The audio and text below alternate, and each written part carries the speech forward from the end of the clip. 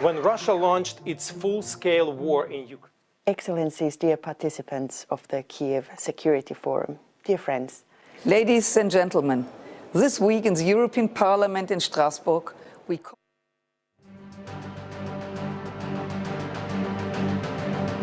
Ladies and gentlemen, this week in the European Parliament in Strasbourg, we commemorated the end of the Second World War in Europe. Excellencies, dear participants of the Kyiv Security Forum, dear friends, it gives me great pleasure to be able to address this very important forum and its audience. This is the Voice of America, the voice of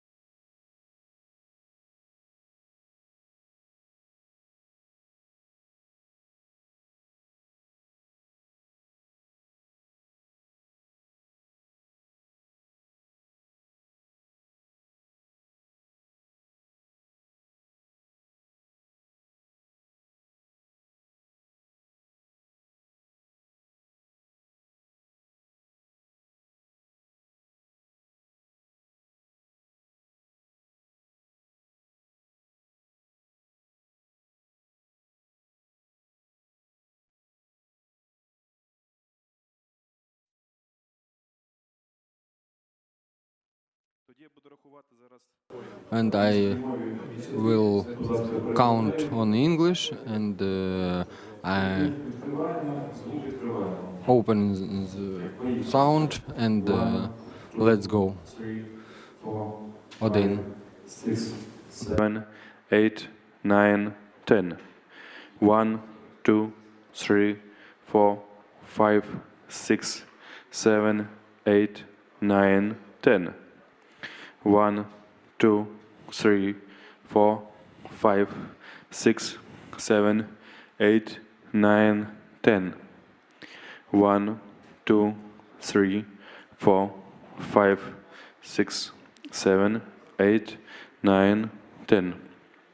1, 2, 3, 4, 5, 6, 7, 8, 9, 10. 1, 2, 3, 4, 5, 6, 7, 8, 9, 10.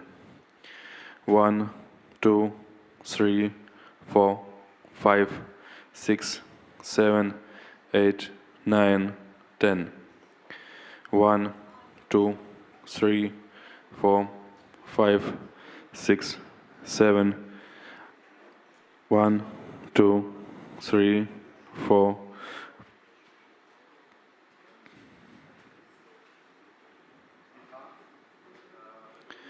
1, 2, 3, 4, 5, 6, 7, 8, 9, 10. 1, 2, 3, 4, 5, 6, 7, 8, 9, 10. 1, 2, 3, 4, 5, 6, 7. А відкрийте, будь ласка, і картинку з плашки. Давайте підемо. Саш, якщо чуєш мене, відкрий, будь ласка. 1, 2, 3, 4, 5, 6, 7, 8, 9, 10. Дякую. 1, thank you. 1, 2, 3, 4, 5, 6, 7, 8, 9, 10. 1, 2, 3, 4, 5, 6, 7, 8, 9, 10. 1, 2, 3, 4, 5, 6, 7, 8, 9, 10. 1, 2, 3, 4, 5, 6, 7, 8, 9, 10.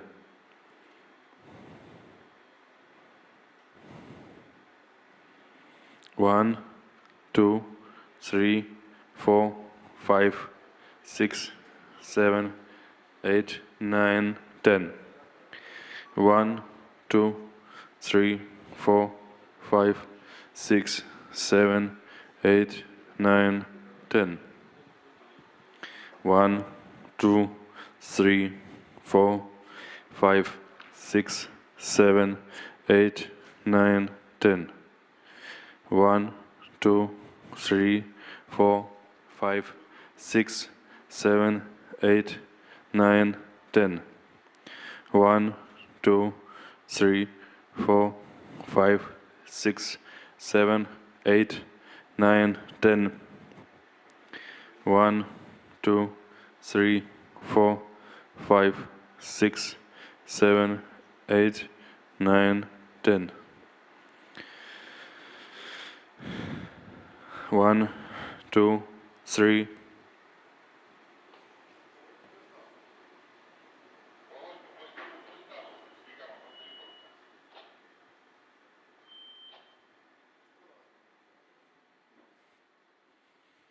Так, тепер я на українській спробую, а ти мене перекладай. 2, 3, 4, 5, 6, 7, 8, 9, 10. 1, 2, 3, 4, 5, 6, 7, 8, 9, 10. 1, 2, 3, 4, 5, 6, 7, 8, 9, 10. 1, 2, 3, 4, 5, 6, 7, 8, 9, 10. 1, 2, 3, 4, 5, 6, 7, 8, 9, 10. Thank you. Thank you to all. Goodbye.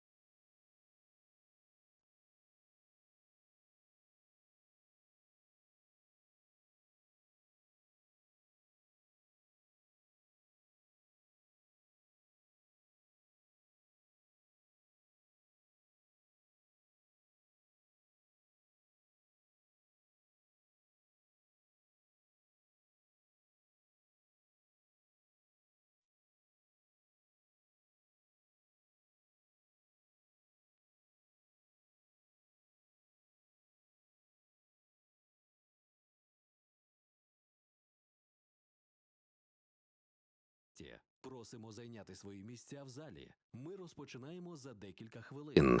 Шановні гості, просимо зайняти свої місця в залі. Ми розпочинаємо за декілька хвилин.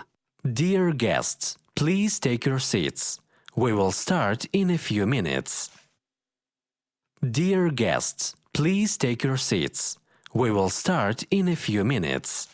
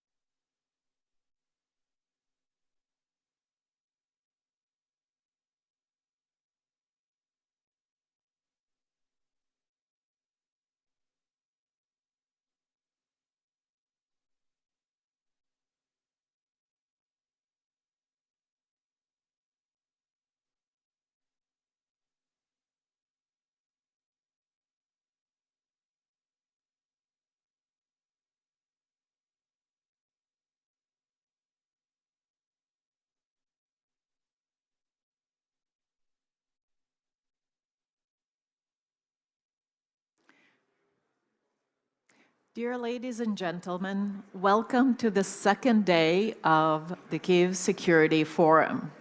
I ask for your kind attention to the screen.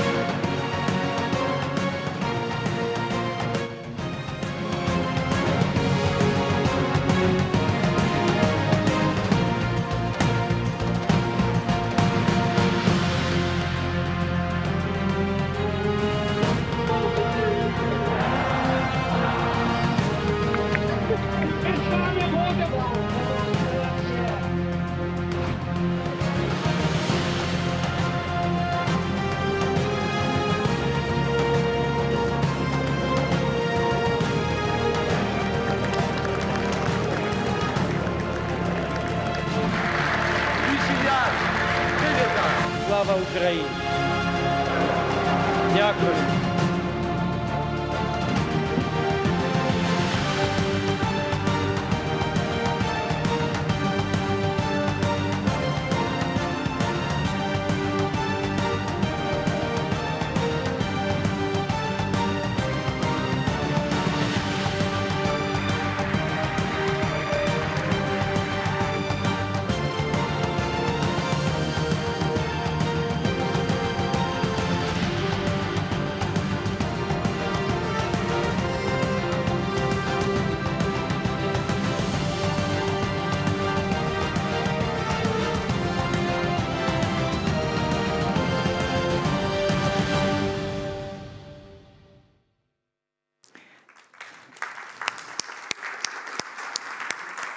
Dear ladies and gentlemen, welcome. Welcome on this 40th anniversary of Europe Day. We celebrate today this amazing European integration project that was a direct answer to the set of events we commemorated yesterday.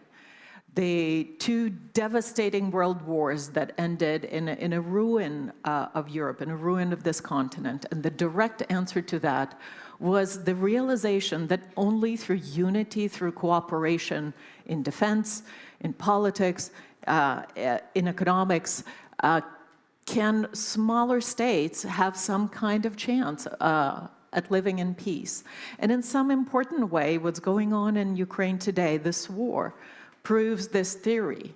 It is no coincidence that a major European war erupted in a place that was not fully integrated into these pan-European and transatlantic security and political structures.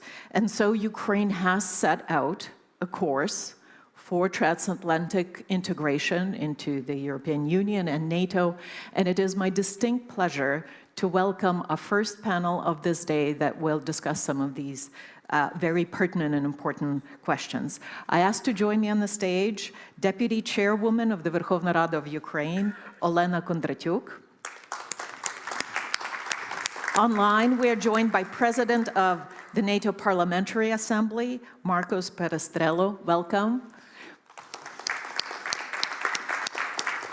Senior Representative and Head of the NATO representation in Ukraine, Mr. Patrick Turner. Please join us. And last but certainly not least, NATO Secretary General Special Representative for Women, Peace and Security and for Human Security, Iran Feline. Okay. So the question that was posed to the panel in general was, how do we deepen the joint defense and uphold democratic unity and empower civil society with a particular emphasis on the participation of women in security and defense to aid us along to conclude the struggle successfully for Ukraine? Пані віце-спікерко, я запрошую вас першою до слова.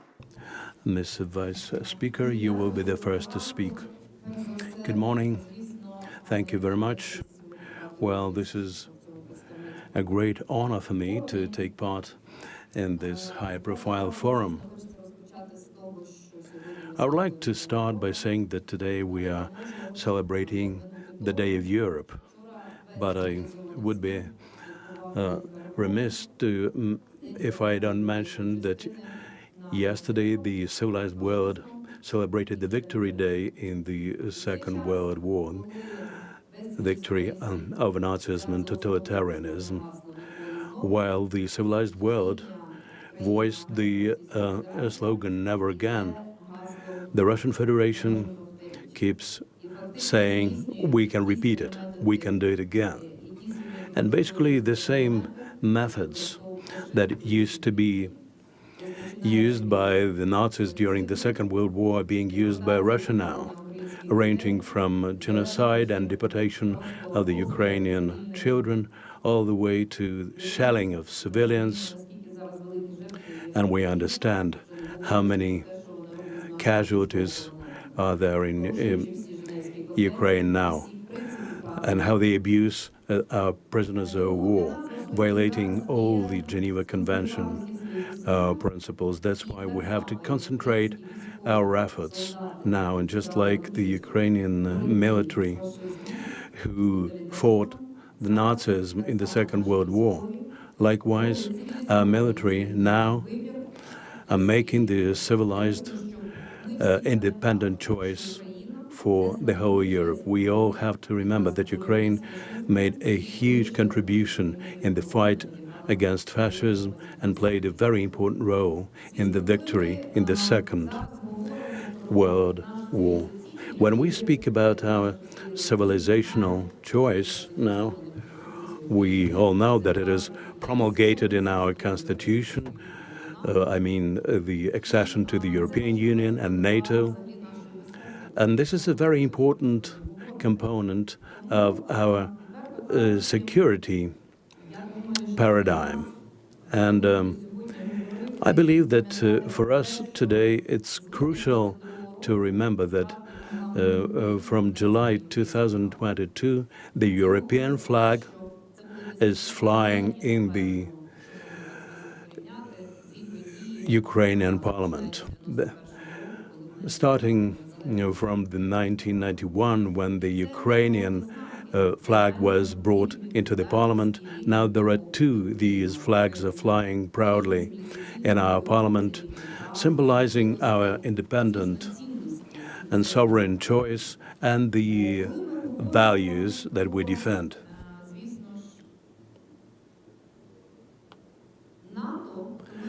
When we speak about NATO, we understand that there is no alternative to NATO if we speak about our security.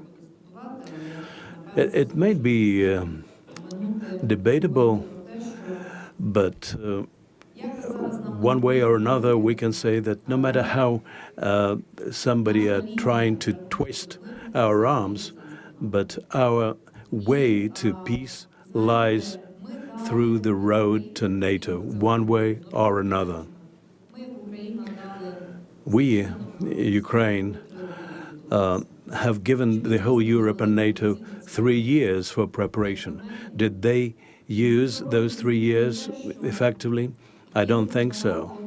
And the last 3 years show us a lot of lost opportunities. If on the first day of the full-scale invasion, the whole world accumulated their efforts against Russia, if on the very first day we were given all the weapons that Ukraine needed at that time, a lot of things would not have happened. Suffice it to mention the Bucharest summit in 2008, when Ukraine had a real chance to embark upon the road of membership to NATO. That would have changed a lot of things if that happened. We understand that without NATO's assistance, we would not be able to carry on the battlefield. That's why I would like, on behalf of myself and the Parliament, to thank all our partners, all the NATO allies who help us to withstand in this terrible war. Thank you. But the way I see it, all those lost opportunities show the weakness of European institutions, apart from other things, and the weakness of the general position of NATO. Why am I saying this? Just because I believe that the way to peace in Ukraine lies through strength. If Hungary is twisting our arms now, the European Union and NATO should understand how they can counter the threat which is occurring now in the European community. A case in point is the picture of Moscow now, who came to attend their parade, and the leaders of the Slovak Republic and Hungary are taking part in the parade of this satanic frenzy of Victory Day in Russia. Europe should understand all the threats to its unity. And when we speak about the actions of the European Union, and this also is related to a fair punishment of the aggressor, and we should say that the what was announced by Kaja Kallas, that there probably would be a tribunal against Russia on the basis of the European Union. I think this is a crucial point which opens up a way for the European Union to pool their efforts in support of Ukraine. As regards NATO per se, I would like to point out two important things. First of all, about the responsibility of NATO. When we speak about responsibility, this is largely about enlargement. And we know that in its history, when NATO wanted to expand its possibilities and opportunities, Sweden and Finland acceded in 1952. Turkey joined NATO when there was a threat of a war with the Soviet Union. And now Russia is trying to test NATO, and I do not exclude that they will try to test Article 5 of NATO. And it is largely depends on the allies how they are going to counteract that. And in this respect, their position towards Ukraine is crucial. Today, I also would like to recall the words of the Secretary General of NATO what he said in Munich. He said that within 3 months, Russia produces more weapons than all countries of NATO produce within a year. And this really is a graphic example of what is going on. And we all understand, I'd like to re-emphasize this, that there's no alternative for us than joining NATO in terms of ensuring our security.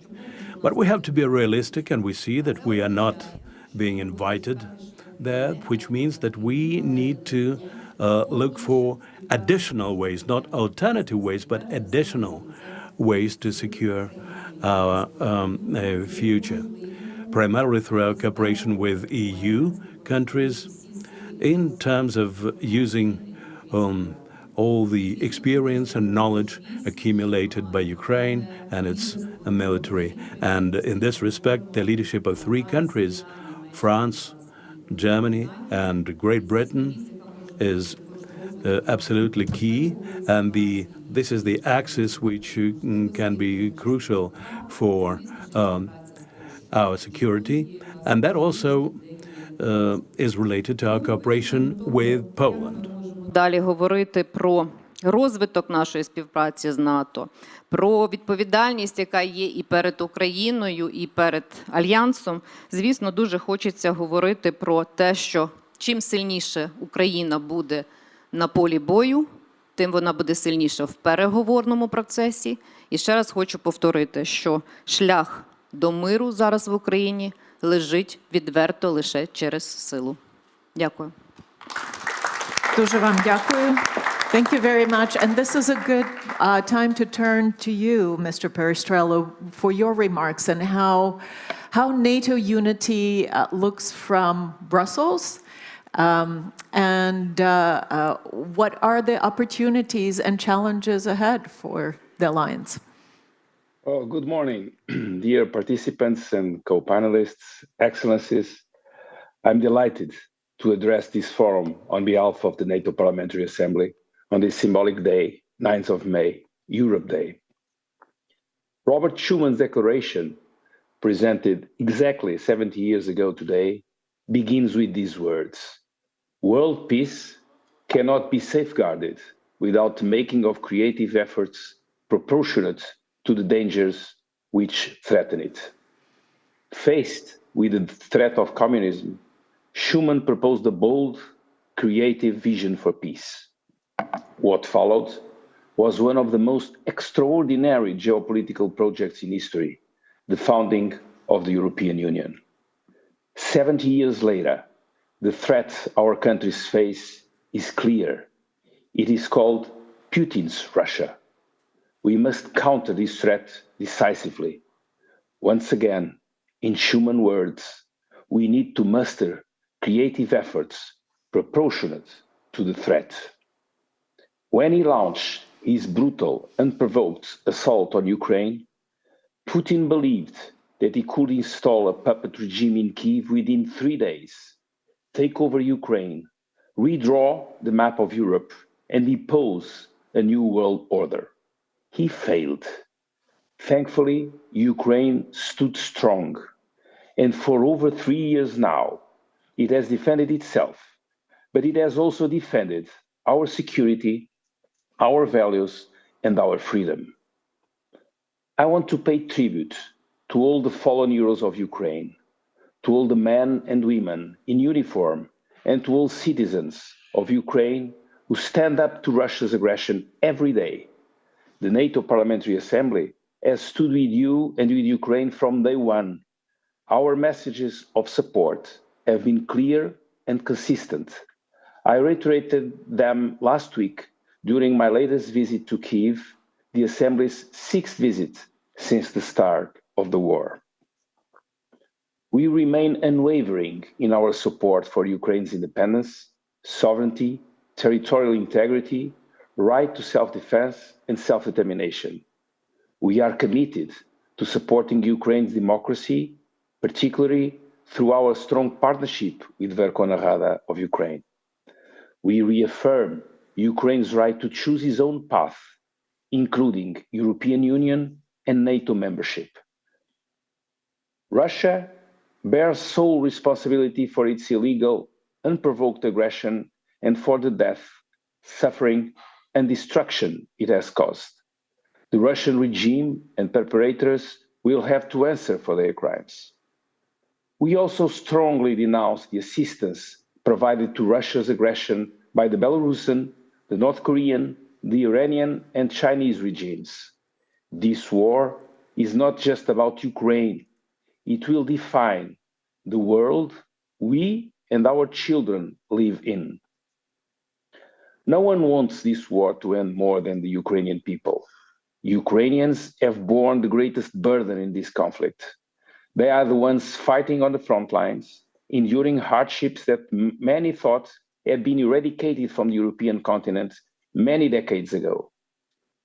We support all efforts to bring the war to an end and to commend Ukraine for demonstrating time and again that it is ready to discuss a just and lasting peace. Although, at the same time, we must remain clear-eyed about the stakes. The outcome of any negotiation regarding Ukraine will set a precedent for global security. Nothing should be decided about Ukraine without Ukraine. Weakness or concessions today could invite further aggressions tomorrow. Peace cannot come at any cost. It cannot be a peace born of surrender. It cannot be a peace born of surrender, for true peace can only exist when it is rooted in freedom and strength. And that is why the only road to peace is through strength. That's why our task and responsibility among NATO countries is clear. First, we must continue to help meet Ukraine's immediate needs, to give Ukraine the resources to defend itself, defend its cities, defend its people. Second, we must ensure that Europe, America, and Ukraine continue to work together towards a ceasefire and towards a just and lasting peace. Transatlantic unity is vital. We must do all we can to bolster it.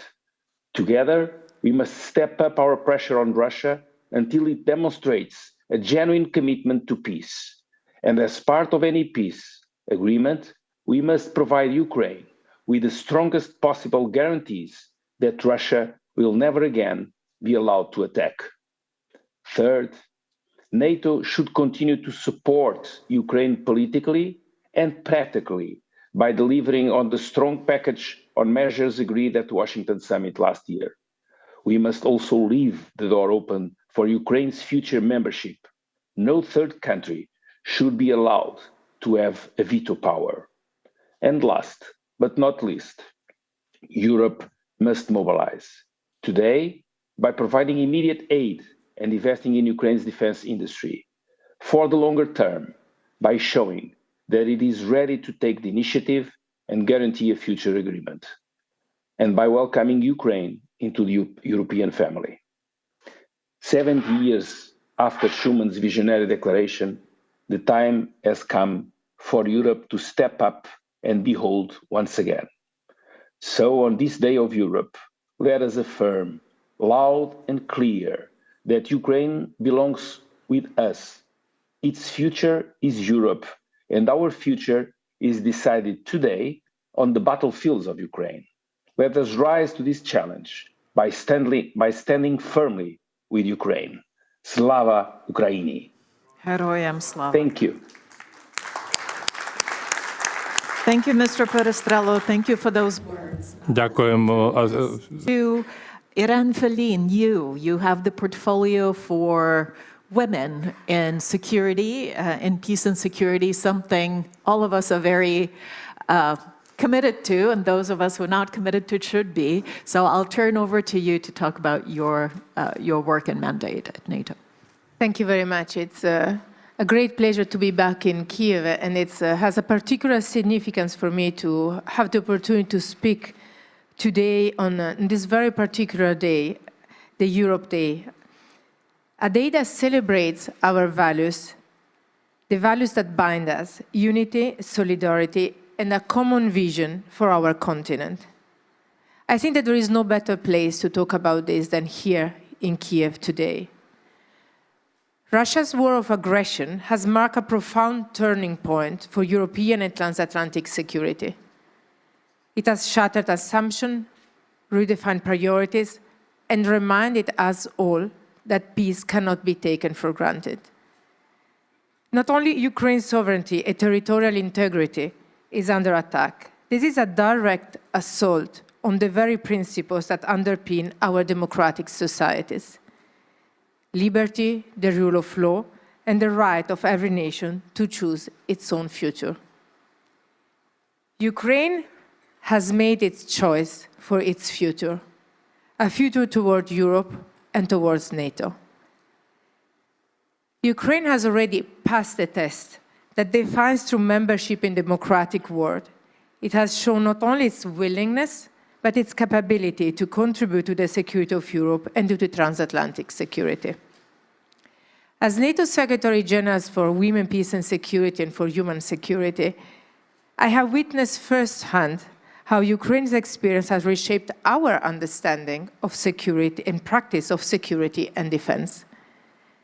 Ukraine has taught us that security today is not only about tanks and troops. It is about the strength of our societies. It is about trust. It is about people, men and women. It is about leadership at every level, about institutions that reflect the society they define. Ukraine's whole society defense efforts has been extraordinary. More than 76,000 women now serve in the national armed forces, with 25,000 directly fighting on the front line. This is really transformational. But if these numbers speak for themselves, numbers alone do not capture the entire story. Women have kept governance functioning, delivered aid, negotiated humanitarian corridors, ensure access to justice and protected civilians. Women's-led organizations have filled the gaps in governance, transparency and social cohesion, all key democratic indicators. This is not a side of the war, story of the war. This is the story. And this is not the only Ukraine's strength. It is our shared lesson. Our alliance is drawing from this experience to be the more resilient, adaptable, and forward-looking NATO. We are integrating these lessons learned in our policies, in our partnership, and our understanding of what makes security truly comprehensive and more effective, of what increases the alliance's resilience and long-term vision. The NATO-Ukraine Council, our interoperability programs, the comprehensive assistance package for Ukraine, and the newly launched joint analysis training and education centers, they are all examples of this integration. Let me repeat this once again.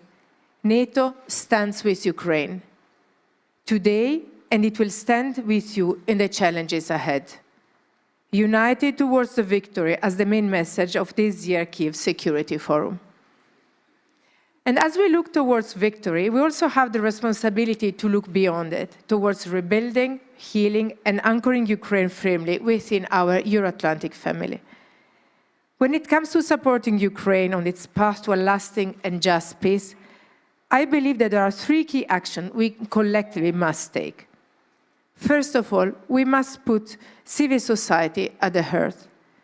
One of the most powerful stories that emerged from this war is the role of ordinary citizens, from the women running evacuation hubs and defending their villages, to the activists documenting atrocity and defending democracy. Under siege, civil society in Ukraine has not only endured the war, it has advanced the very values we stand for: accountability, justice, participation, dignity. And if you are serious about a future of unity and peace, then we must ensure that these voices are heard and empowered.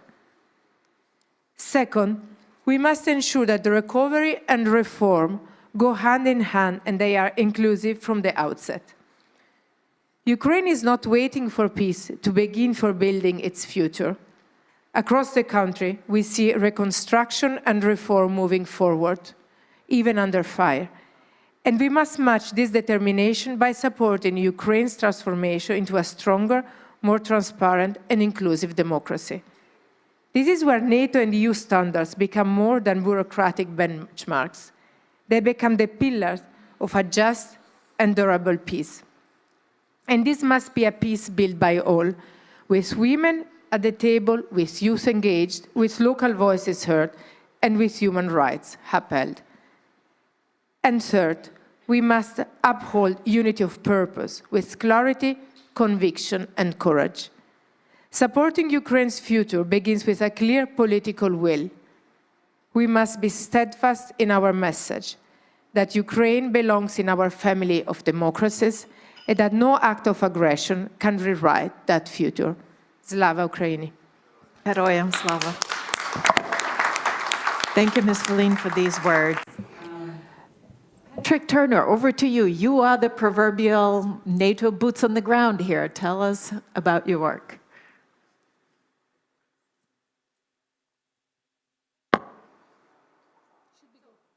Working now? Yes. Perfect.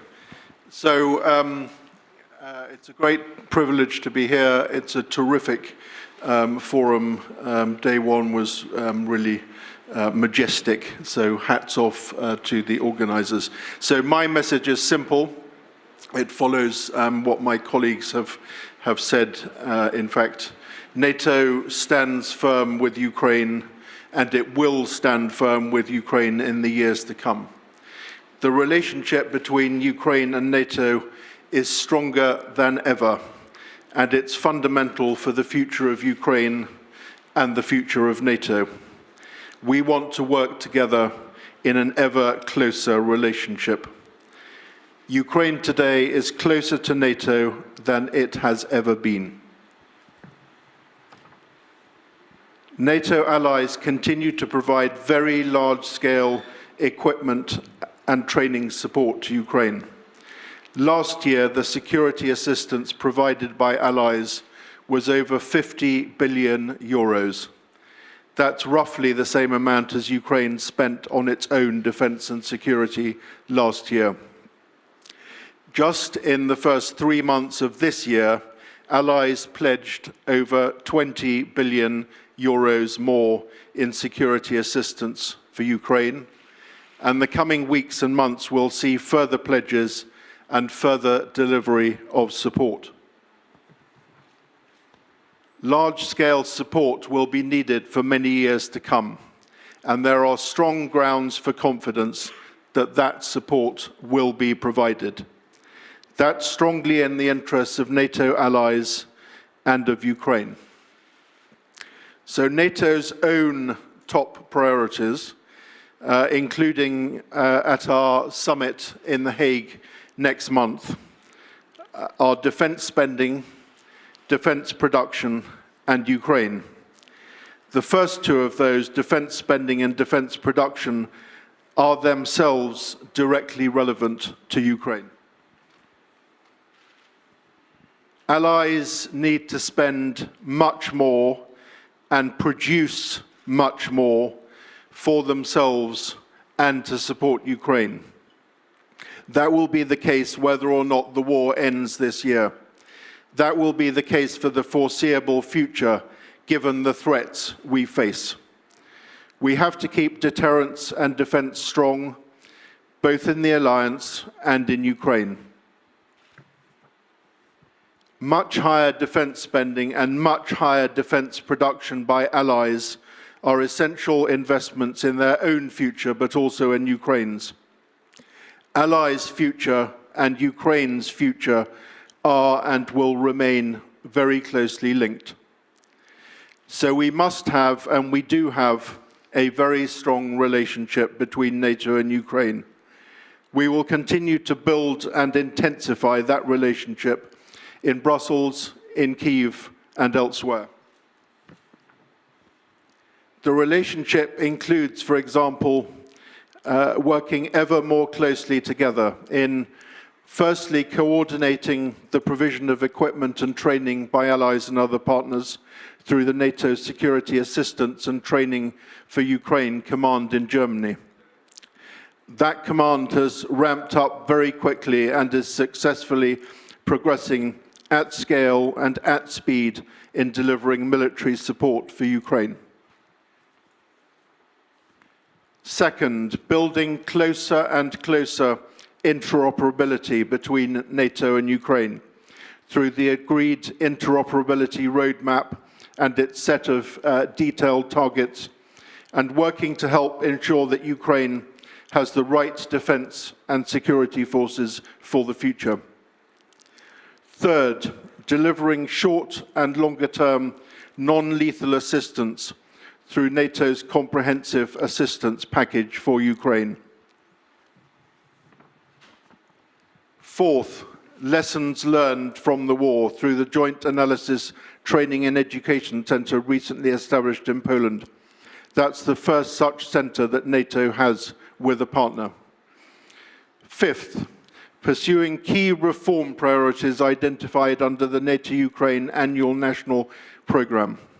And finally, deepening our political relationship and taking decisions together in the NATO-Ukraine Council.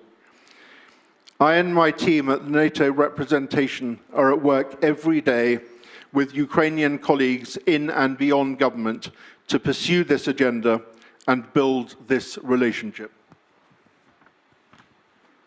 In conclusion, the NATO-Ukraine relationship is critical for Ukraine's future and for ours, and we want to see it go from strength to strength in the years ahead. It must and it will. Slava Ukraini. Heroin Slava. Thank you so much. I will pick up on something Vice Speaker Kondratyuk said, started us off on this panel, and I'll address it to Mr. Perestrello and you, Mr. Turner, but anyone else is welcome to react as well. She did say that Ukraine bought NATO 3 years to prepare, to get, to heed the wake-up call. But it seems that for every wake-up call, there might be a snooze button. I want you to react to that statement. I want you to reflect on some of the missed opportunities, perhaps, over the past 3 years, and what a large organization like NATO, there's a lot of, it's not exactly a nimble type of structure. How does that organization learn and react at the time of crisis? I'll go first to you, Mr. Perestrello. Well, as all organizations, as NATO has its own ways to react. The fundamental for us at the NATO Parliamentary Assembly, I cannot speak for NATO, I can only speak for a NATO Parliamentary Assembly. Maybe Mr. Turner is in a better position to talk in the name of NATO. On the view of the NATO Parliamentary Assembly, it has been clear since day one that we strongly support the path to membership of Ukraine to NATO, and we never stepped aside from that position. It's a clear position, several times reaffirmed by the NATO Parliamentary Assembly. Also from the beginning, the parliamentarians belonging to the NATO Parliamentary Assembly have been wavering on the support of Ukraine and demanding to their countries, to the countries which they represent as parliamentarians, a stronger support in all the areas that Ukraine needs support, on the humanitarian field, on reconstruction, on health, integrating refugees, economic support, financial support, and military support. And in the last months has grown strongly the idea of industrial cooperation, and they were created new programs of partnerships between companies from NATO countries and companies from Ukraine to develop military equipment necessary for Ukraine to stand and fight. And that is how we, in our countries, our members of the NATO Parliamentary Assembly, think that this support will continue. It's the fundamental for us is to keep firmly with the positions we have been advocating since day one, trying to push our governments to a stronger support to Ukraine. And that's the most relevant part of the job that the NATO Parliamentary Assembly has been doing since the invasion day. I would like to remind that the invasion was in February 2022, and members of the of the NATO Parliamentary Assembly visited Ukraine in May of that year, and the relation with the Verkhovna Rada has been since day one very strong, and I would like to mention the importance of the work that has been developed by the Ukrainian parliamentarians, very important to mobilize and keep awake the Western public opinion to the support of Ukraine. Thank you. Thank you so much. I hope to have answered your question. Well, we do very much appreciate the support of the Parliamentary Assembly and all the member states, but let me turn with the same question to you, Mr. Turner. Working? Yep. I would say there is no comparison between the relationship between NATO and Ukraine 3 years ago and now. What I just outlined in my remarks shows the depth and breadth of that relationship. So last year, as I say, 50 billion, over 50 billion euros in security assistance. There was a pledge at last year's NATO summit of at least 40 billion euros that matched the amount that NATO allies had provided in the previous 2 years. So that's the first thing. Secondly, ever closer working together in a whole range of areas. I set them out. But I would also say, and I said it in my remarks, that NATO allies know, despite what they have done in the last 3 years for themselves and for Ukraine, there is a great deal more to be done on defense spending and on defense production, amongst other things, but also on sustaining and deepening the support for Ukraine this year and in the coming years. That will be necessary, whatever happens. So, the NATO summit next month will see ambitious decisions on defense spending. I'm not going to forecast exactly what they're going to be, but you've been seeing figures in the media. You've been listening to what the Secretary General says on defense spending, well north of 3%. But there's no point in more money if it doesn't translate into usable, deployable, ready capability, both for allies and in support of Ukraine. Thank you so much. We unfortunately are coming to the end of time of our panel. So let me just put out this question to the whole panel and ask for a very brief reflections. Yes, Ukraine will become an ally, NATO ally, at some point in the future. There are currently political and other impediments to doing so. That might take time. We all realize that. In the meantime, what can Ukraine and NATO alliance do to bolster not only Ukraine's defense capacity, but deterrence in Ukraine through allied action? And I'll go in the reverse order. I'll start with you, Mr. Turner, and work our way back. So it's the agenda that I set out. It's more defense spending, more capabilities, sustained support for Ukraine, closer working between NATO and Ukraine, we're doing that more interoperability, more detailed work together on the future structure and capabilities of Ukraine's armed forces, and that is very much our intention. And what Ukraine is doing today, what Ukraine will be and will do tomorrow and in the future is absolutely fundamental for security in Europe, for transatlantic security. Working together is an absolute essential for NATO and Ukraine. We're here to stay, the relationship's here to stay, and I hugely salute all that Ukraine has done for itself and for us, and we intend to sustain our support. Thank you. So more defense, deterrence through defense. I'll go to you next.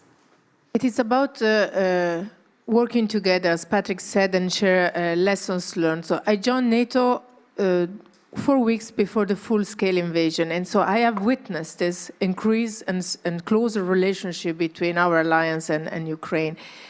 And while we have changing our posture, going to more deterrence and defense, we are also learning from Ukraine. And this applies to what I work on, the women, peace and security. As I said in my initial remarks, we are all witnessing and learning from the incredible participation of women in the armed forces, here fighting together and alongside with men. And in a moment where we have to increase and strengthen our deterrence and defense posture, we talk about mobilization, we talk about generating forces. We cannot do this if we don't tap into the entire pool of talents in our population. And this is something Ukraine is already doing, and where we have to learn a lot in our respective countries. And this applies also to the different ways in which the war is conducted, so the multi-domain operations, and especially when it comes to hybrid, cyber, UAVs. Those are all roles where women have there is a lot of potential for women, and this is an undervalued and underutilized potential. So in our way of setting NATO standards, we here today talking about this, we are already setting new standards, and we are doing this by learning from Ukraine. Excellent, excellent. Mr. Perestrello, I'll go to you for some final remarks. Thank you. Thank you. I would say briefly, ramp up defense spending, increase military support to Ukraine, especially air defense and ammunition, development of a common military industry, developing and increasing interoperability. I think with these steps, keeping the door open for membership, that's the best we can do to increase defense and deterrence in Europe and in Ukraine. To get that, one thing very important that should be reminded, keep and maybe and probably increase sanctions to Russia. Thank you. Пані віце-спікерко, останнє слово за вами. Так, звучить якось двояко, останнє слово за мною, але... Well, it sounds kind of equivocal that mine is the last word. Anyway, having heard what was said by my co-panelists, it looks like we speak the same language, as it seems. But, you know, for Ukraine, time really matters. And we don't have the luxury of much time here, because day in and day out, we are paying with blood. I've recalled Mr. Marcus's speech in Parliament when he was on a visit here, and he said quite aptly that NATO allies were kind of naive because they thought that this war would be improbable. But if this repeats itself, this will look like a total folly on the part of NATO allies. So we have to join our efforts And we all, together with NATO countries, have to appreciate what role is played by Ukraine now, not just in terms of its own security, but in terms of pan-European security. I'd like to repeat that a fair peace in Ukraine can be possible only through strength. I want all our partners and allies to hear this, without forcing the aggressor to pay for what he has done. There will be no lasting peace in Europe. With that, let me thank this excellent panel. Thank you for traveling to Ukraine, to our guests. And Mr. Perestrella, we do hope you can join us in person for the next forum. With that, let me hand over to Mr. Lubkivsky here.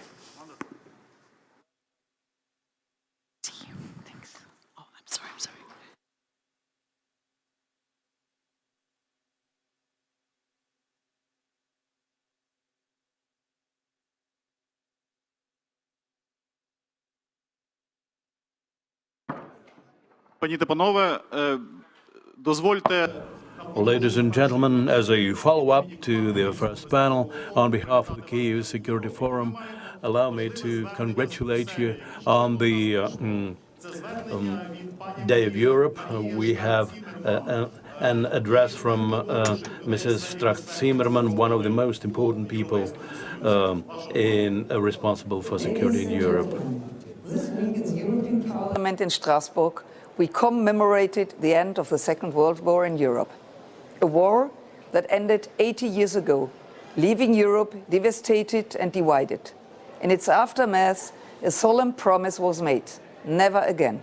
Never again would war be the means to settle disputes. Never again would borders be changed by force. Never again would sovereignty be trampled by aggression. Out of that commitment, a new vision for Europe was born. One grounded in cooperation, the rule of law, and the mutual respect. A vision that found its political expression 5 years later in the Schuman Declaration.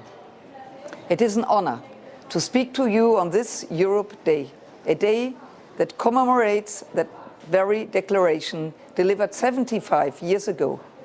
On May 9th, 1950, Robert Schuman proposed the bold idea that nations which share resources and sovereignty will never go to war with one another. It was a vision born from the ashes of conflict, grounded in a simple belief: peace is not a given. It must be built, protected, and renewed every day. 70 years later, that vision faces its most serious challenge in a generation. The Russian invasion of Ukraine, it's not only a brutal war of aggression, but also a direct attack on the very principles that the European project was built upon. Peace through cooperation, security through unity, and the rule of law instead of the rule of force. Ukraine, with immense courage, resilience, and sacrifice, is not only defending its own future, but also defending Europe's. Since 2022, the European Union and its members have committed over 50 billion euros in military assistance alongside humanitarian, financial and political support. Under the European Peace Facility, European states have worked together to ensure Ukraine has the tools to resist and to win. But our commitment must go further by integrating Ukraine's defense industrial and technological base into the European defense ecosystem. This is not just about procurement, it's about joint development, innovation and building a defense industry that is resilient, modern and interoperable with NATO and EU standards. Ukraine brings battle-tested technologies, skilled engineers and a strategic urgency that Europe must learn from, not only support. We must also keep the door to EU membership not only open, but move a step forward. Accession is not a gift. It is a recognition of shared values and a shared future. The reforms Ukraine is undertaking during war are nothing short of remarkable. Europe must match that courage with political will. The Schuman Declaration reminds us Europe is not a finished project. It grows through crisis, evolves through solidarity, and deepens through commitment. A stronger Europe, defense based on strategic autonomy, industrial cooperation, and shared values, it's now essential. But let us never forget, our most powerful weapons are not just tanks or sanctions. They are unity, fairness, and purpose.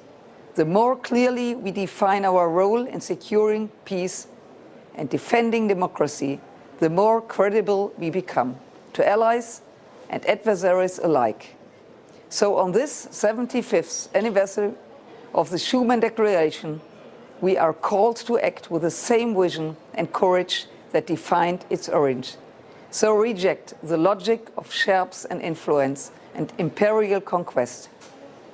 To stand not behind Ukraine, but alongside it politically, militarily, economically, and morally. Because a free, independent, and safe Ukraine is not just a hope. It's essential for Europe's peace, security, and identity. Slava Ukraini. Thank you very much.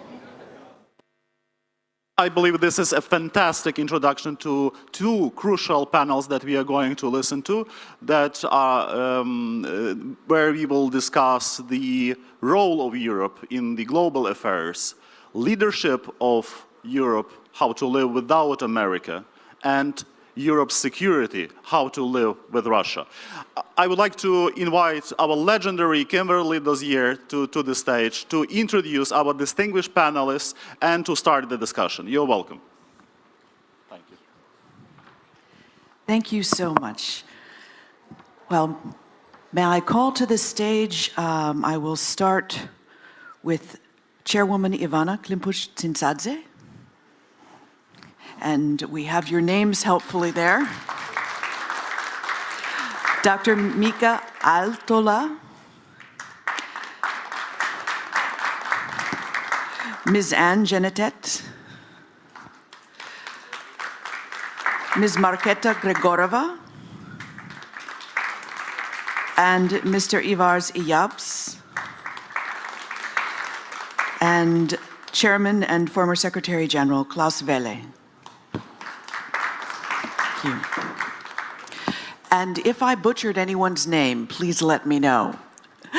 So we are here to discuss Europe's strategic autonomy or progress towards that, replacing what used to be a Pax Americana of US leadership. So I want to start with my usual lightning round question. I have warned them that I would give them a provocative question that they have not heard in advance. So I'm going to key off the previous panel with the mention of Article 5. Mika, do you trust the Trump administration to honor Article 5 if Finland is attacked by Russia? Thank you for the question, and thank you for the honor of being in here. And also I'm very grateful for Ukraine's fight. I know it fights for its own sovereignty, but in doing so, it provides for European security. Answering your question, if you ask the Finns, I think the latest poll numbers showed that 70% of them do not trust that Trump administration would actually unconditionally help Finns. But that was the starting point when we joined NATO. The idea was that you cannot lock history, that you actually can do well when it comes to your own defense, build up your defense, and Finland is doing so, just decided to go over the 3% limit that I have been advocating for years. So if you take care of yourself and you are located in a very strategically important place, you are going to have friends that have your survival in their interest. Look at the neighborhood, Norway, Sweden, Baltic states, Germany. UK usually has been geostrategically wise enough to understand Finnish locatedness. And if we are lucky, the Americans will also rise up to the occasion. So it's bound to be dependent on the context. Right now, US is withdrawing as it did before the two world wars because it has so many commitments to different corners of the world. Its risks are increasing, so it's natural that it withdraws to a position where it feels safer. But at the end, it will realize that it's not isolated, that these things are going to affect also the interest of the US. So ultimately, I trust that the Americans will provide help. The main point that I took away from what you just explained is that 70% of Finns don't trust the US to do what they've promised to do, and that Finland will get help from Washington, D.C.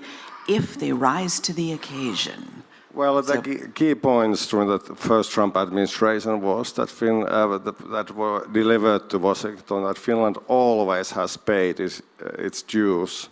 It has always taken care of its defense, and it will always be a friend of US. And that worked back then, and I'm sure that that key message works right now. Trump believes in sovereignty, and nations that are proud taking care of their own security.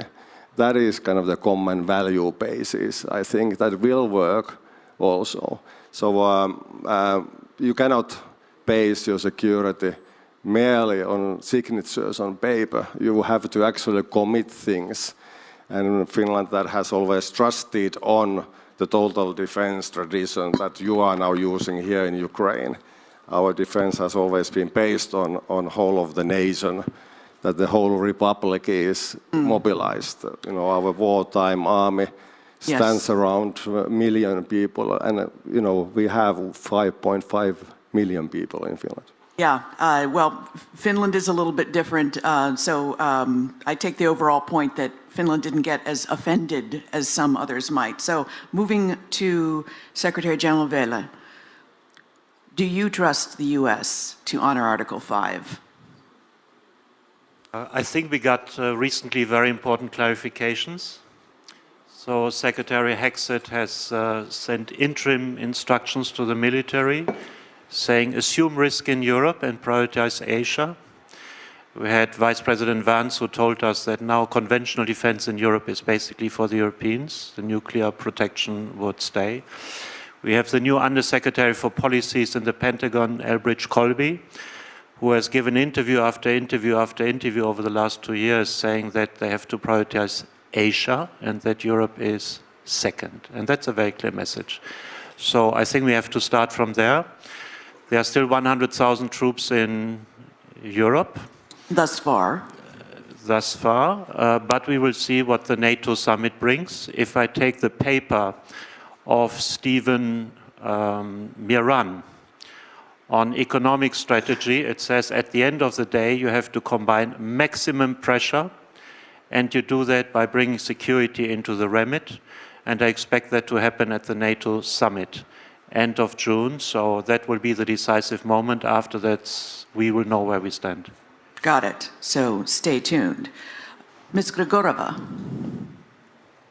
Same question, yes. Thank you very much. I'm very glad that Finland thinks that fulfilling its end of obligations would be enough, but I don't tend to be that optimistic, especially when taking into account what has been already said by the current Trump's administration on this topic, because they themselves would actually breach the Article 5 were they to force Greenland into their own possession. And I do think that Mr. Trump was quite clear on not really shy away from such an option if for some unknown reason, Denmark would not give it up on its own volition. So if they claim that they would be themselves willing to breach it, then how are we supposed to trust them to protect us? So yeah, this I think starts the conversation well. Absolutely, especially since the last Trump administration, what we would tell each other in Washington, D.C. was take him seriously but not literally. And what we seem to be finding this time around is take him both seriously and literally, because it feels like a new, more extreme administration, at least to us in D.C. So, Ms. Genitet, Emmanuel Macron has been picking up the banner of leadership and trying to encourage Europe to come along. He has made some disparaging remarks about NATO in the past. What would France do? Do you think the US can be counted on to honor Article 5? Thank you very much. Very good question. And I first want to thank the organizers of this forum. It's an honor and privilege to be here. And I'm here as a member of the French Parliament and clearly aligned with the foreign policy of President Emmanuel Macron. I'm from his own political party. The question for us is not as should we trust Mr. Trump or not. We have to act as if we cannot trust him. We have no choice. We have no choice, and it is to act as if you cannot trust him. We have to act as if we cannot trust him. We have no choice, and as the question of this panel says, Europe clearly has to stand up. And as Europeans, I have two messages. We have to stand up on our unity. And yesterday it was saying with the opening of this forum, we have to unite again. Clearly, this is a message for European allies. And the second message is we have to stand strong on our values. And one maybe of the most powerful value that is sometimes even contested within Europe is the fact that what we call the Brussels effect. We can create norms, standards, rules, regulations, and this is probably the most powerful extraterritorial weapon that we do have. And we have to build on that, and if we do not do so, what message will we carry on? It means that our values would be negotiable. I do not want that. It cannot be. So as of now, Europe has no choice. Either we rise or we vanish. And with us, we have Ukraine now, because Ukraine is an ally, is a European ally, and we consider things happening to Europe. We have to include Ukraine with us. So all together with Ukraine, we rise or we vanish, and we think that Ukrainian heroes deserve that we raise. Rise or we vanish. Thank you. So, Mr. Iyabs, Latvia has many people who still remember Soviet times. Yes, sure. Do you think you can trust the U.S. if Putin traverses your border? Say, does something like borderization that they're doing in Georgia? Okay. Well, first of all, let me thank the organizers for the opportunity of being here with a full admiration of what Ukrainian troops are doing, defending all of us, defending the whole Europe from that bloody aggressor, namely Russian Federation and Putin. Answering your question, I think, first of all, we are right now in the middle of reformatting or reframing the transatlantic relationship. I don't think that we have any clear signals coming in from that side of the Atlantic Ocean, because they are mixed. I mean, and I think that the previous speakers have already noted that there are different signals. And of course, we are worried about what has been said about Greenland as a NATO country and the rules-based international order in general. But the other side, at least from my perspective, which is largely a Baltic perspective, we still see our transatlantic partner, meaning the US, as an important and very fundamental part of European security. And we have done basically everything to be trusted partners on our side. I'm not talking about that the Baltic countries are increasing our defense and expenditure already now up until 5% and probably even to the north. But we have already, of course, as many European countries, our soldiers have lost their lives fighting on NATO missions. And I think this is also a sacrifice to be noted, because this is also the strength. Yeah.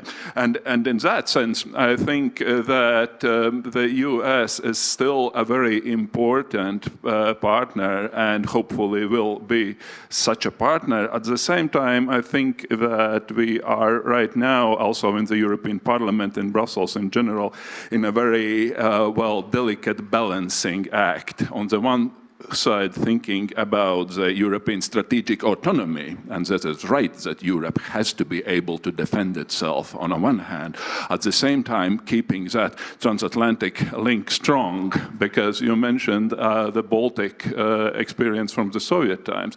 Let's recognize the fact that the US was the country who sustained that non-recognition policy for our countries, which really is extremely helpful for us when we were regaining our independence 35 years ago. Thank you very much. But was it a different USA that extended that non-recognition? That's what we're arguing back in DC. And on to Minister Klimpush-Tsintsadze, Chairwoman. Apologies, I gave you a promotion. I used to be Deputy Prime Minister, so that's why it's in my head. Okay. So, listening to all of this and being in a position where you need U.S. support, do you trust the White House to sustain Ukraine's war effort?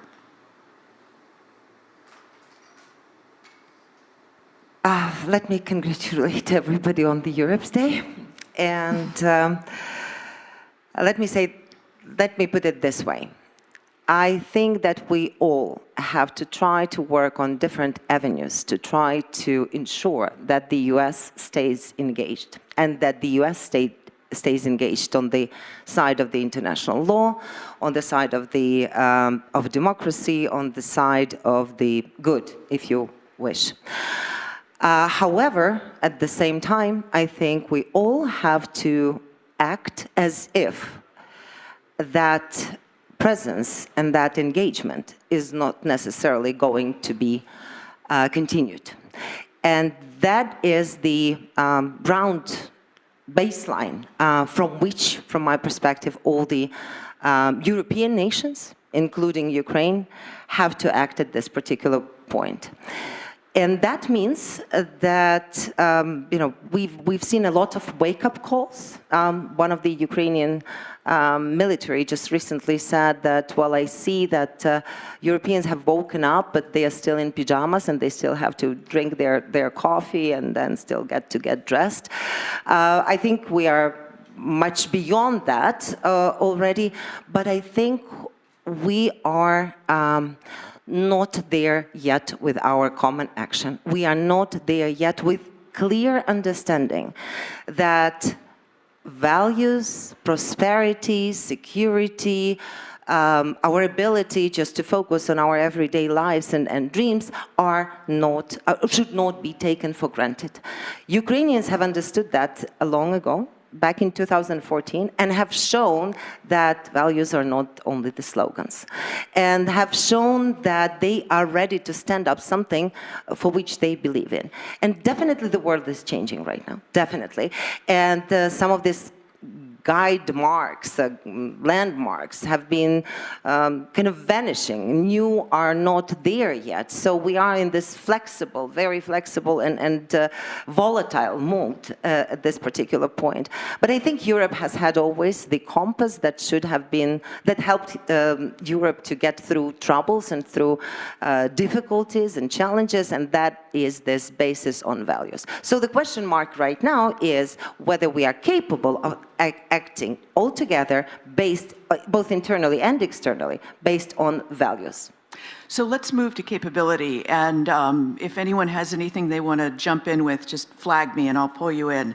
But I had a senior official at this conference guesstimate for me that it would take Europe 5 to 10 years to ramp up production to replace US military support for the defense of Ukraine or for the defense of Europe writ large. Because even if you throw a whole bunch of money at it the first year, you're going to get what you got in Iraq and Afghanistan, where they couldn't spend the money fast enough and they spend it on the wrong things because it takes time to build up. Yet, various European intelligence agencies have estimated that Russia can reset in 2 to 3 years and be ready to invade another country in addition to Ukraine. So those numbers are disturbing. There's a big gap between Europe's readiness to stand without the US and the potential threat that you face. Mika, you wanted to jump in. And sorry, I know Mika from the Finnish Institute of International Affairs when he was the head, so it's hard not to use your old title. Yes. Well, there's only 1 millimeter away from being extremely policy-relevant researcher into being politician, so that happened to me. But yes, the prognosis is that Russia is in war with the West, as was said yesterday. So we are only seeing the first episode, horrible episode here in Ukraine, and we have to build the deterrence. And you say that there's this gap, that it takes so many years. We should have started sooner, shouldn't we? Then we would have those. Our deterrence wouldn't only be potential, it would be actual. So we have to start today, so that in a few years we will then have something. And we have to remember that Russia is still relatively weak compared to, for example, Soviet Union. And Russia is not a chess player. It is mostly concentrated on street fighting and particular types of destabilization operations in different European countries currently. We have seen those cable cutting, assassinations, sabotage operations. That's what they are going to start doing. And of course, we have to, on the meanwhile, keep our politics in order. Because the biggest problem is that you cannot fight wars or have deterrence. You cannot defend yourself if the politics is not in order. That was the key point of Clausewitz when he said that war is continuation of politics by other means. He meant that politics has to be in right order. Look what happened to US in Vietnam. They won all the battles, but they lost the war because politics fell apart from underneath the war. Same happened in Afghanistan. So we have to have the political will, and currently it's not perhaps 100% there. So it has to be more ad hoc, it has to be coalition-based, and it has to be centered on Ukraine, because you are part of the coalition of willing. European defense is being built here in Ukraine. Zelensky, when he said that, was right.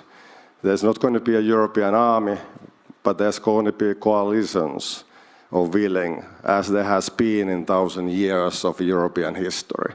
When the hardships hit us, very difficult times hit us, we usually pulled it together by those countries who were willing to take part in operations in distant corners of Europe. And Trump and J.D. Vance's derisive comments about Europe must surely help build that coalition of the willing.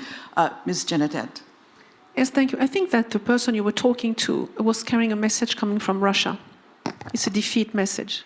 How can you tell that Europe needs 5 to 10 years and Russia 2 to 3 years? Initially, we said that Russia needed 3 days to invade Ukraine. Well, 3 years from now. From then. So I don't believe that. When you go into figures, the defense budget of Russia is about 100 billion of US dollars, almost. When the total defense budget, including United Kingdom for Europe, is about 350 billions of US dollars.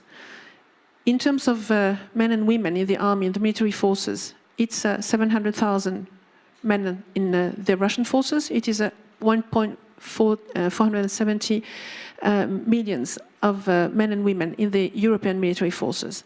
So, as Ambassador Carpenter said yesterday in the previous panel with the Atlantic Council, in Europe, we have the force, we have the money, we have the talents, we have the patents, we have the rule of law, we have everything to be a superpower. But now we need cooperation and we need to be united, and we don't need 5 to 10 years.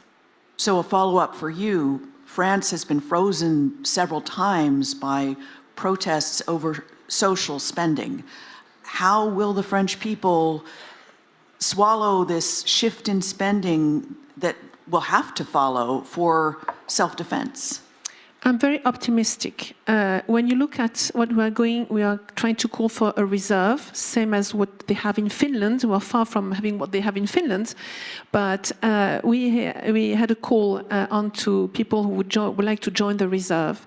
And we had, just for the first trimester of the first quarter of 2025, 12,000 answers, when last year was less than 2,000 for the whole year of 2024. This shows that French citizens, despite the problem of social spending, we intend to clearly be united and move on to be part of the reserve. And the moral forces in France are growing, which is a very good and optimistic sign.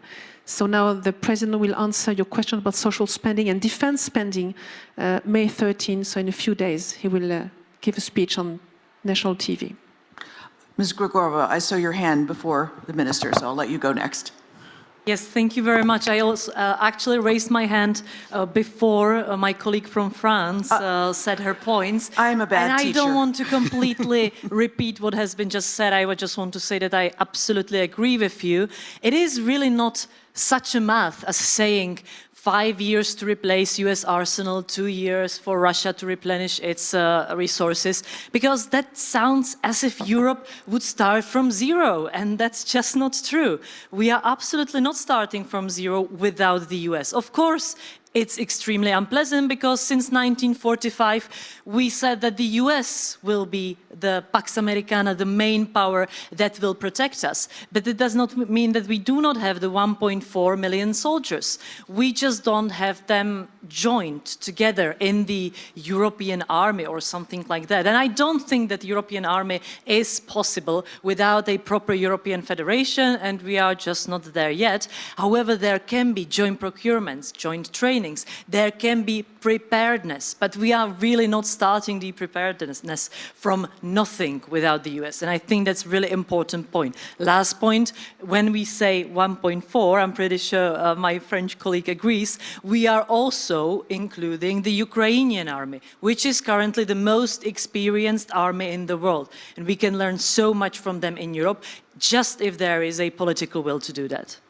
And Mr. Eryabs, I know that you've been waiting patiently, and y'all don't have to wait for me. You can also jump in on each other's points. So I welcome cacophony.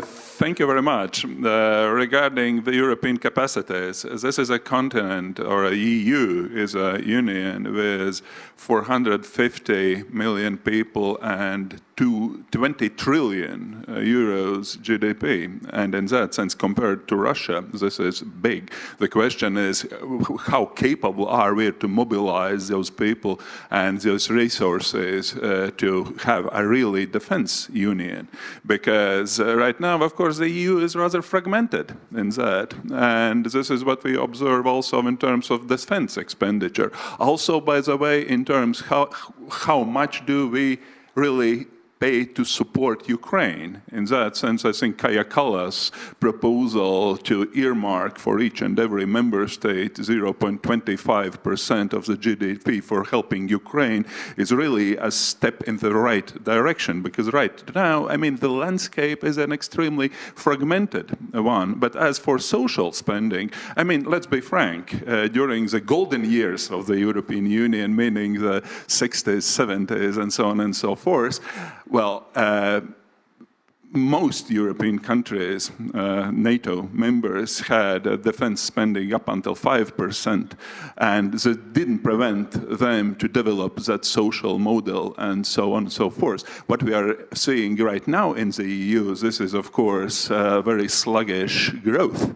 Economic growth, meaning in terms of productivity, in terms of energy prices, and so on and so forth. And this is where also I think the defense industry comes comes into the play, especially when we really think about integrating Ukrainian defense industry and military industry in the European framework, which to my mind is really one of the most important tasks. We have already started working in that direction in the European Parliament when adopting this European Defense Industrial Program, which also includes the money, and the part of it goes for the Ukrainian defense industry. But let's be frank, the most expenditure in terms of defense still comes from the member states and not from the Brussels. Thank you.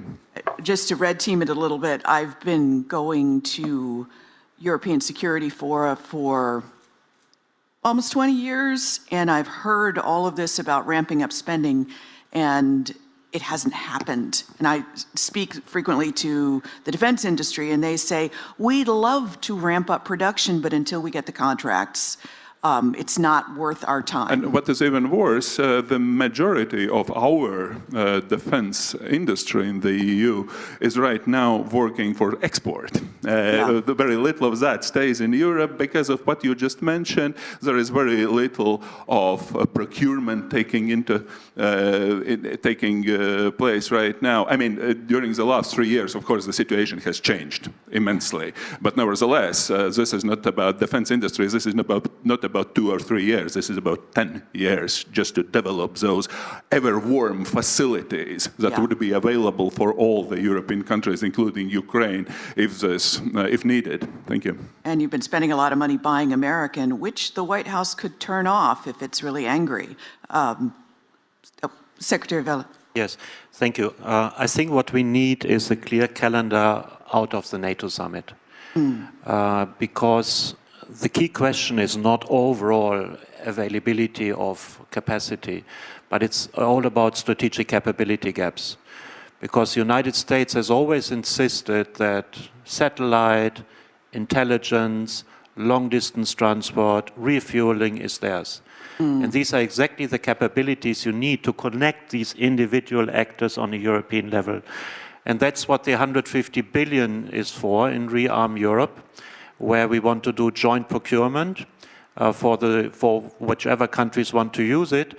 But there's a special mention that this should be focused on those strategic capability gaps.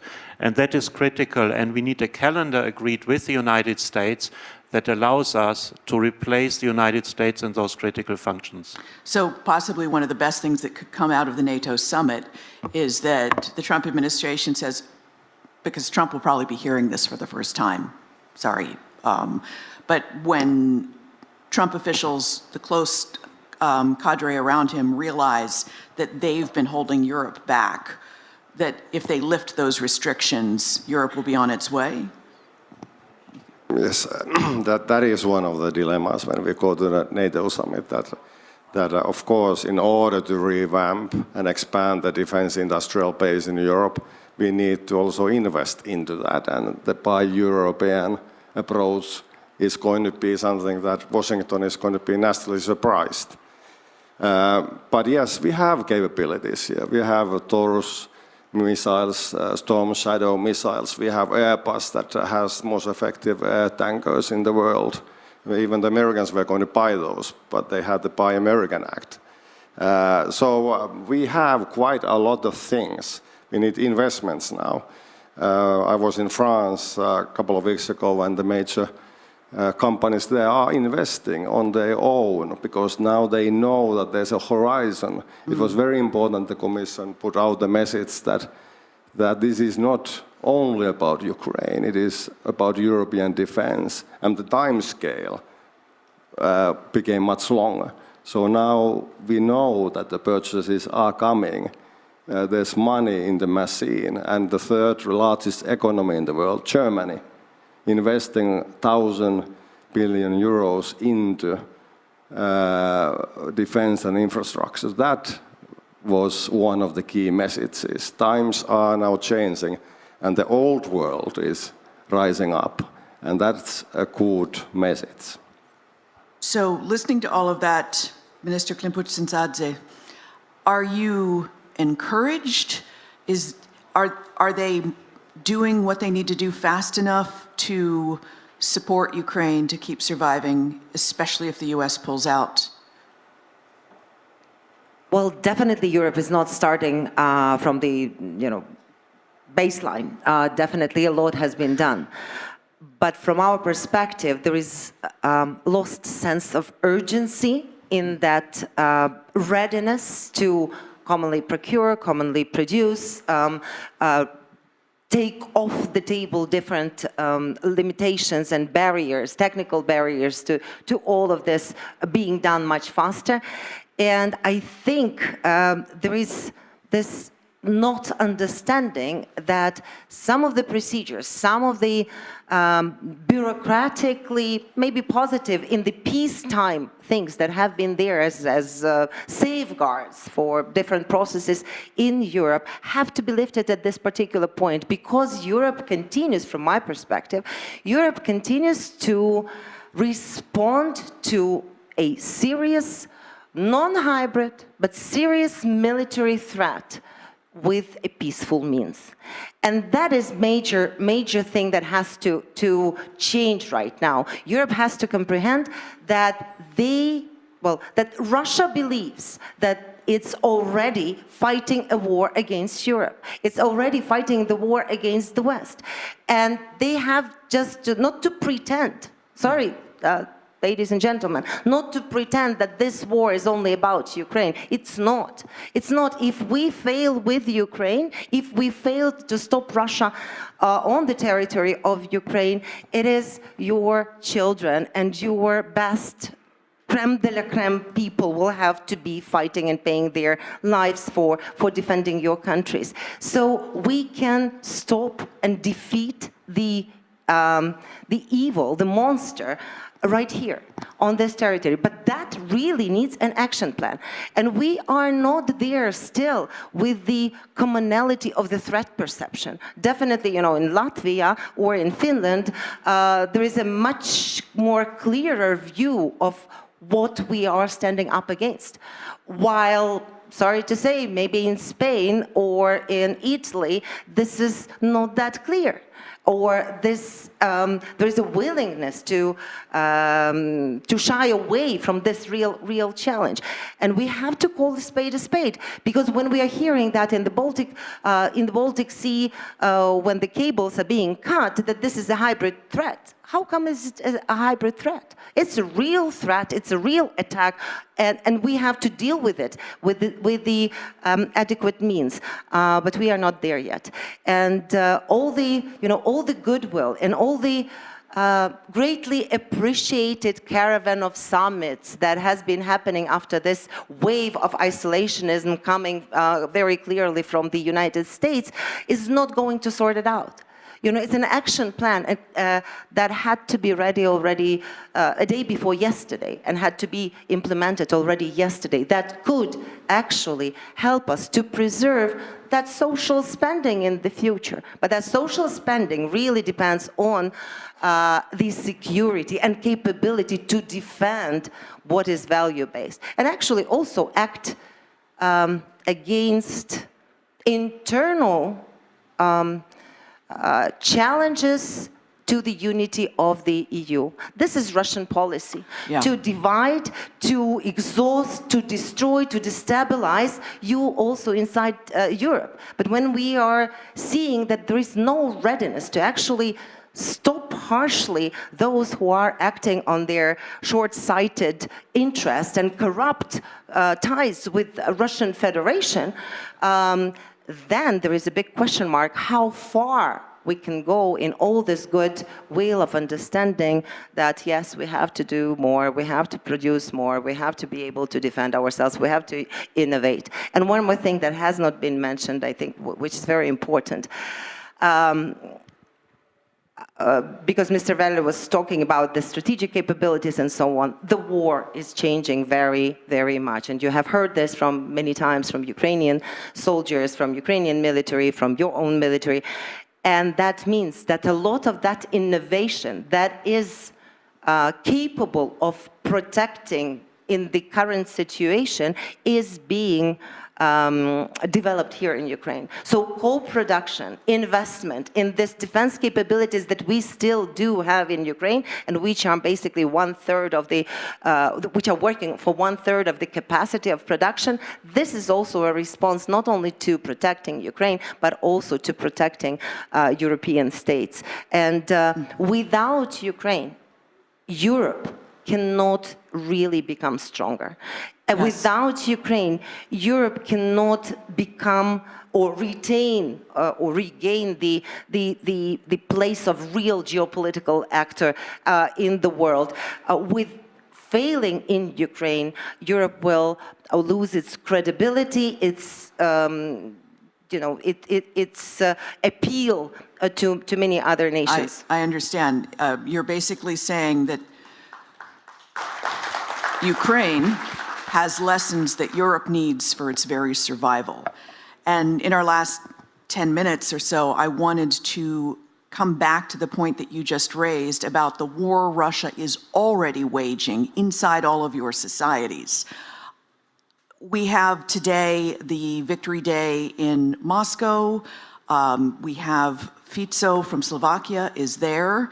Serbia is not an EU member. They're also there. I mean, this represents sort of the thin end of the wedge, that there are populations within certain European countries, just as you have populations inside the United States right now that spout Russian disinformation and reject the message of their democratically elected governments. What do you do to fight that enemy within? Yeah, well, I'm a coordinator in the Democratic Shield Committee, and we think about that quite a lot. Of course, there are different political families present there, so we see kind of the spectrum of opinions in Europe. I firmly believe that Russia is doing what it can in order to kind of do reverse color revolutions, because the Russian belief is that those were not authentic expressions of people, they were machined, and Russia has learned to machine political parties, help candidates, relatively cheap operations with old means, buying votes with newer means, using TikTok and other social media platforms to promote and enhance certain candidates. And the candidates are happy because they get, well, basically a campaign machine for free. We saw what happened with the Romanian presidential first round last fall. That's one of the key points. We should also recognize that Putin, as an intelligence operator from Eastern Germany, he knew the manual back then, and it included supporting terror also in West Germany and Western Europe. So that bridge between right-wing, left-wing, and Islamist terror in Europe and Russia, that should be looked much deeper into, because Russia doesn't have any obstacles of doing that. It is fighting a war against West by all means possible. Its values aren't holding it back. Yes, there's no value-based. That, for Russia, a successful terror attack somewhere in Germany before elections actually makes quite a lot of sense. So why shouldn't they support and facilitate those types of operations? And we are kind of behind the curve because we are still naively thinking that kind of the soft power will fix the problems. It won't. We should have more active defense and shield, active operations. But what Russia sees is weakening West right now. So Russia and China are celebrating in Moscow. They see victory that is approaching. And why should they right now sees what has been working for them? We should understand. And seems to be working in the United States. Mr. Iyab, you wanted, and I'm going to have to ask everyone to stay brief I mean, you've got a Russian-speaking population inside Latvia. Yes, how do you fight we know it from the first-hand experience. What does it mean to have an immense Russian propaganda working in our country in order to destabilize our democratic institutions? I think that all the Baltic countries know that. But in terms of recipe for the future, I think that from my perspective, there are two things that should be mentioned. First of all, start dealing with social networks, because we all know that the EU has adopted certain kind of legislation regarding the misuse of freedom of speech, but it still works very problematically, I would say. For example, all those Russian TV channels that are transmitting propaganda, for example, they have been banned as sanctioned entities from the TV, but they are still very much in the social networks. And the second thing, of course, we have to think about not just defensive capacities, but also offensive capacities. And this is where we have a lot to learn from what Ukrainian colleagues are doing, because you have been in times of war very active in that, and I have to say also very successful. So there is also a lot to learn from the Ukrainian experience. Thank you. Again, that's having to convince your own population that it's okay to clip some of those freedoms of speech to protect the population. But Mr. Vella, Secretary Vella, you've got a rising AfD in your part of Europe. How do you, with that internal opposition, change people's minds? Yeah, and what's the most worrying is that there is a US vice president who is recommending to vote for this party, plus Elon Musk. I mean, that's the real shocking element in all of this. Seems Russian disinformation has worked in one part of the world. I mean, I recommend to everybody to read again the book of Catherine Belton, Putin's People, where she said that the KGB started to plan in the second half of the 80s how to survive without the Soviet Union. And they moved an equivalent of 25% of the value of Gazprom to the West for influence operations.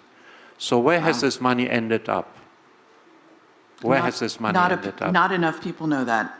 And not enough people have, like, the program in Finland where you train kids how to spot disinformation.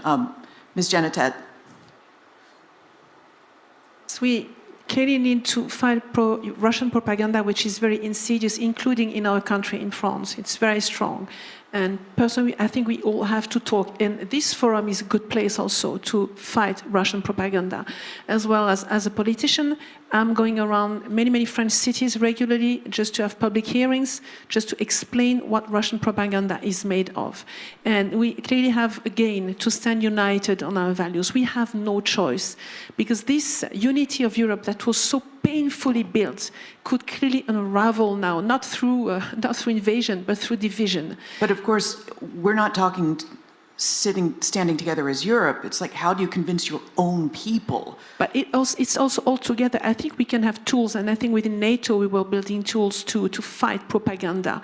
And it's also, we can do one by one, each on our side, but again, to fight this Russian propaganda, we have to be together. And I want also to highlight there is a cyber defense that we are building in Europe, which is NIS2. It's a norm, once again, but it should be ratified shortly, and I hope France will do it shortly. We are late on schedule, but all European countries should ratify this NIS2 standard cybersecurity weapon, and this will be very important for us to fight Russian propaganda. But again, history will not wait for those countries who hesitate. Yeah. We have to fight propaganda. And I'm glad you brought up cybersecurity, because attribution is an important part of calling out disinformation. I'm going to finish with our host panelists from our host country, but Ms. Grigorova.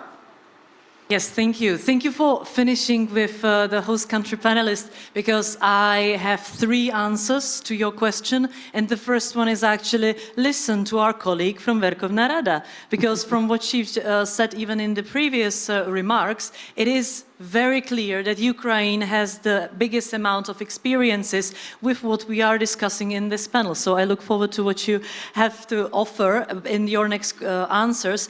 The second, or the two other points. The first one is, I do think that we need to stop keeping the fight against disinformation and foreign interference elitist.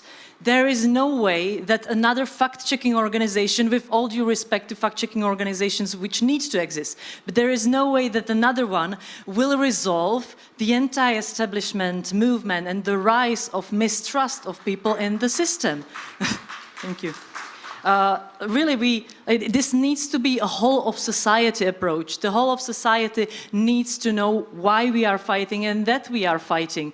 We know that, currently mostly liberal Democrats from larger cities or university students are the ones realizing the danger or fact-checking. But we've seen in Estonian elves, for instance, that they included, by making it an online part-time job, pensioners or people who are on maternity leave. And currently it became something that the stratas, the society parts, which are usually not really part of any fighting disinformation, became a part of it. So I think, elitizing it is very important. And second thing, also very radical opinion, anti-establishment movements thrive when the system does not work.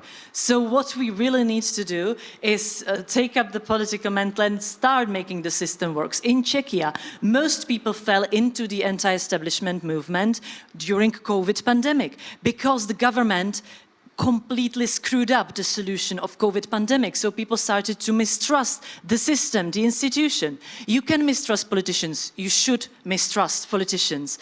But if you mistrust the system, then that's when democracy dissolves and ends. So I really do think that politicians should realize it, stop using disinformation for their own benefit, because then they will lose the institutions in which they are happily sitting right now. Thank you. And what I really took away from that was the idea of gamify spotting and fighting disinformation, and also governments learning to say that they don't know when they don't know something, because what happened a lot with COVID was people would make declarations that this is the only way to do things, new research would come out, they would have to change their minds, and it undermined the original message. So with that, Minister, we come back to you. It was, I think, the beginning of 2018 when we banned in Ukraine Russian networks of Kontakte and Odnoklassnik, or maybe it's 2017, I might be mistaken.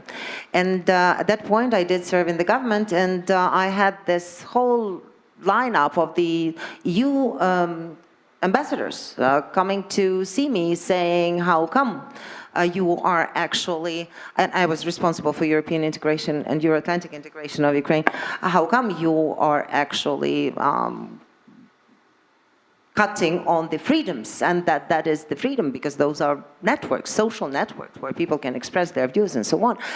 We have had a real serious data that actually showed how those networks were working against national interest of Ukraine, how they were threatening our national security. But that required a lot of work, a lot of data gathering, and a lot of argumentation.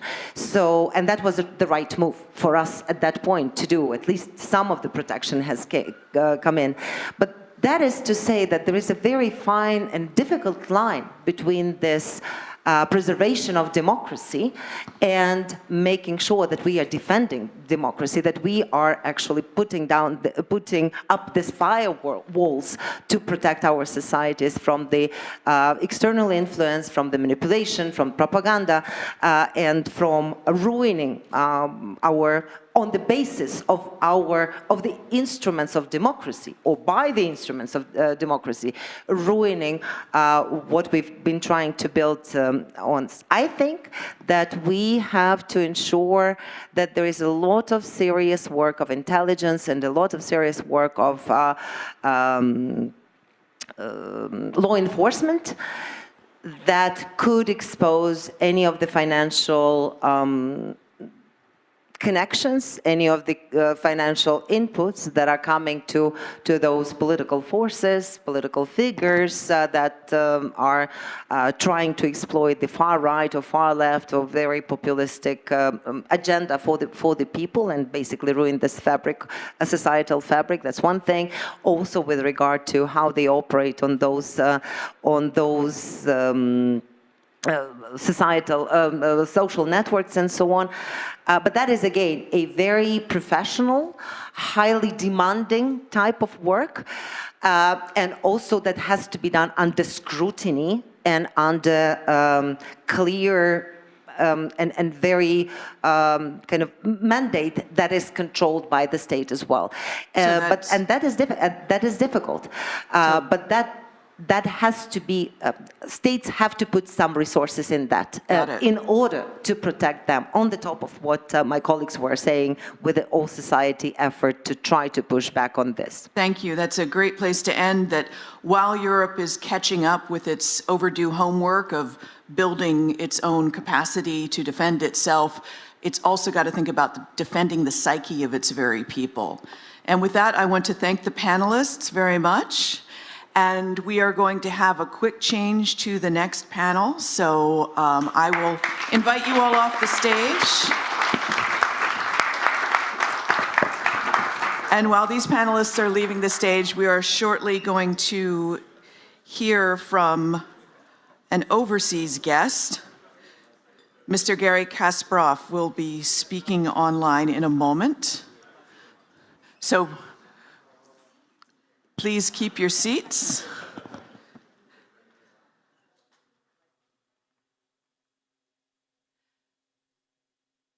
Danilov, would you like me to, shall we listen to the video and then I'll call up the guests, or shall I call up the guests? Oh, there's no... There is online.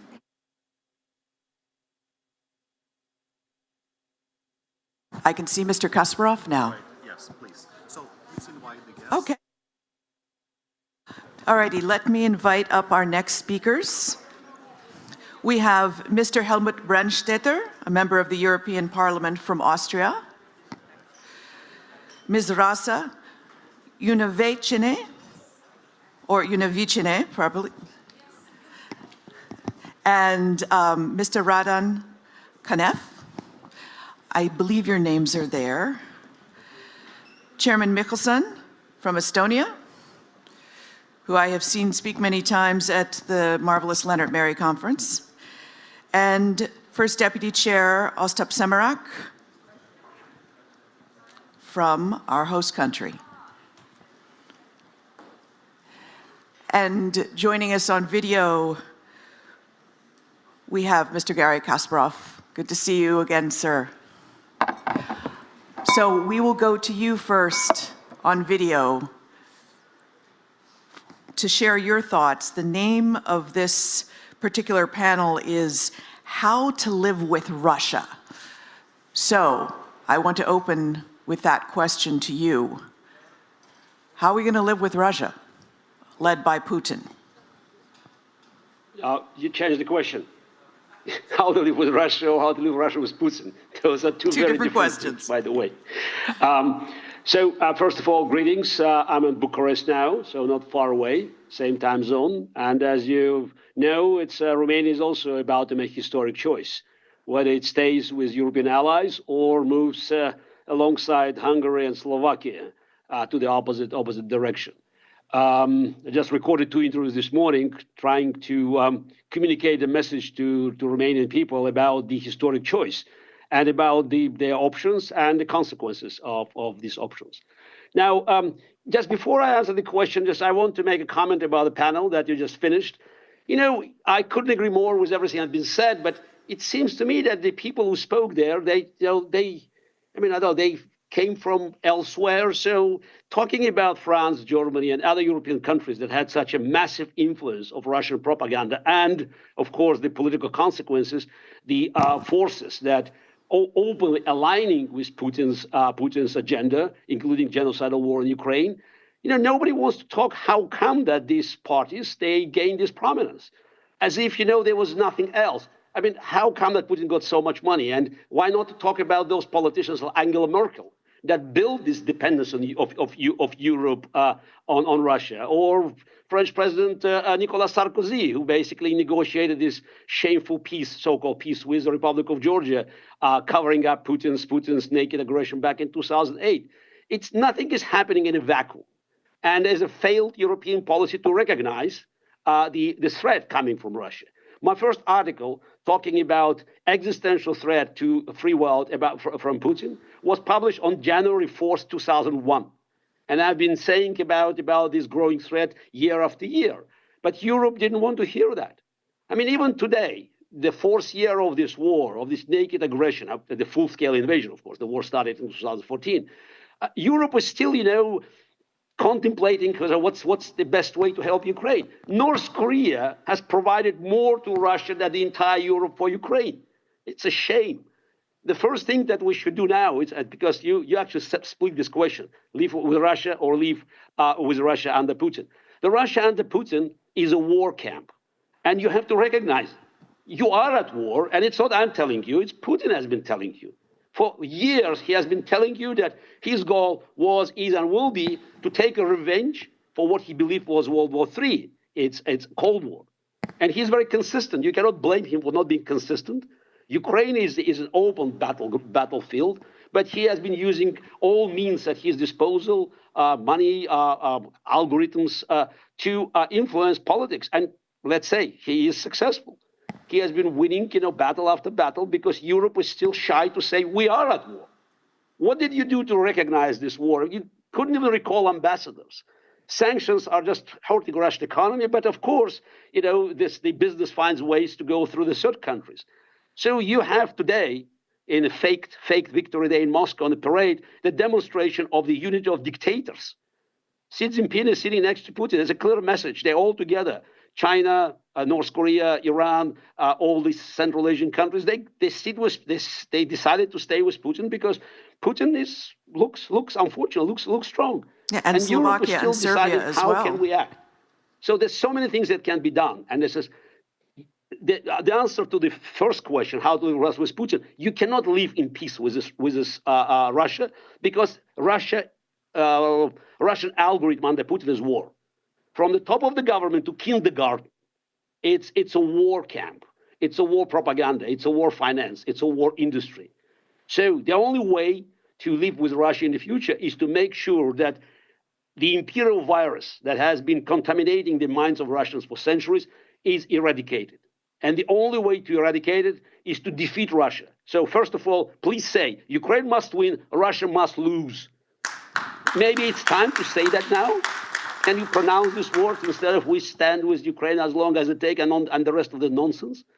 Because nothing will offer Russia, my country, a chance to re-enter the family of civilized nations, but this eradication of imperial minds. And empire must die in their minds, and the only way to do that is to make sure Russia loses. And I see only one way to have this shocking experience. It's for Russian public. It's Ukrainian flag raised again in Sevastopol. Anything short of that will not offer Russia a chance. And make sure, if Putin wants to destroy the free world, the goal is to eliminate the regime which is posing the greatest threat to not only to Europe, but to the world. It's a cancer. You don't negotiate with cancer, you cut it off. Europe failed to deal with Hungary. Then you had Slovakia. You may have Czech Republic now. And of course, you have political forces like AfD in Germany or Sarah Wagenknecht, don't forget far left. You have France and other countries where the pro-Putin force is gaining ground. Even in 2022, 2 months after, or the next 2 months after this full-scale invasion, more than, I think, 52 or 53% of French voters in the first ballot presidential elections voted for openly pro-Putin parties in France. So this threat is real, and I think it's time to recognize it and to offer a chance for Russia to recover. I'm not sure Russia can recover in this current geographical borders, because the country is in terrible shape, and of course China is waiting, patiently waiting for the moment where they can recover its what they call lost territories in the 19th century.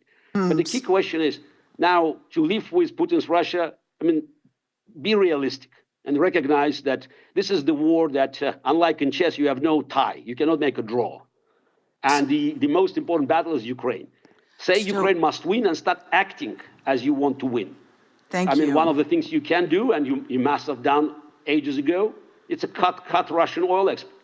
So 60% of Russian oil export comes from the northern. We'll dig into that. I want to go to Ms. Yuknevichina.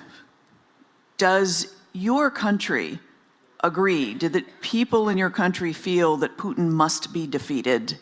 And are they ready to spend and volunteer towards that end? Of course, no doubts, not maybe 100%, but at least 80%, I'm sure they want to.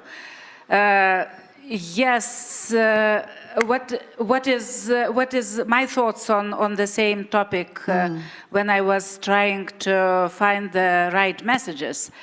What should be done about Russia? Very clear answer. To defeat Kremlin regime in this war and not to be afraid to defeat. The democratic world is much stronger than Putin's Russia, much, much stronger. And sorry to say this, but we could have already won if the aid to Ukraine had been sufficient when the Ukrainians pushed the Russians out of Kherson and Kharkiv. That was the crucial moment. But then there was a fear of Putin's blackmail and fear to defeat Putin, fear to defeat, to crush this terrible regime in the Western capitals. Who's responsible for that failure? I mean that those who have resources, military resources, be it across both sides of Atlantic. And this naturally second message that follows from this, what I already said, is that our main problem today is maybe not Russia, but ourselves. Why? Because we do not have a clear, unified strategy towards Russia. You are asking me what is our opinion in Baltics on Russia or Finland, but we are only maybe most powerful saying that we need strategy, and strategy with no fear to defeat Putin's regime, not only to help Ukraine to win, which is also some question mark in some capitals, but not to afraid to defeat this terrible regime, because many are feared to have such a strategy, and the answer to the question how to live with Russia. Well, wait, do you say that they're afraid to defeat Russia because of the revenge? Because they are afraid that Russia will be, you know, they will have problems with defeated Russia if it will collapse, if maybe it will be some problems, territory problems, or something like this. I am witnessing that the same approach was when we Lithuanians declared our independence in 1990. Look, in few months, in 1990, Vytautas Landsbergis, our head of state at that time, received a letter from Margaret Thatcher, Helmut Kohl, and President of France, Mitterrand. The letter was very polite, but the essence of that letter was, please, guys, don't shake the boat. And the essence of the letter was that maybe you can do something not to destroy Soviet Union in between the lines. And that was what we were not listening to. We did that, and today we are here. We didn't disappear from the map. And the same is the same with Russia. We are providing with military support, of course, is huge, but not enough to defeat Russia. Some people even today think that it's possible to be back to business as usual, to make this peace deal, and then Russia will become like a country we can cooperate with it. It's tragic mistake. It's tragic mistake which can be, I mean, vital for many Europeans. So Russia is like a street bandit, a mafia. So the war strategy against it is to cooperate with that bandit. And for me, it's very clear. As medical doctor, I can say to you, it's the same as to refuse surgery for cancer.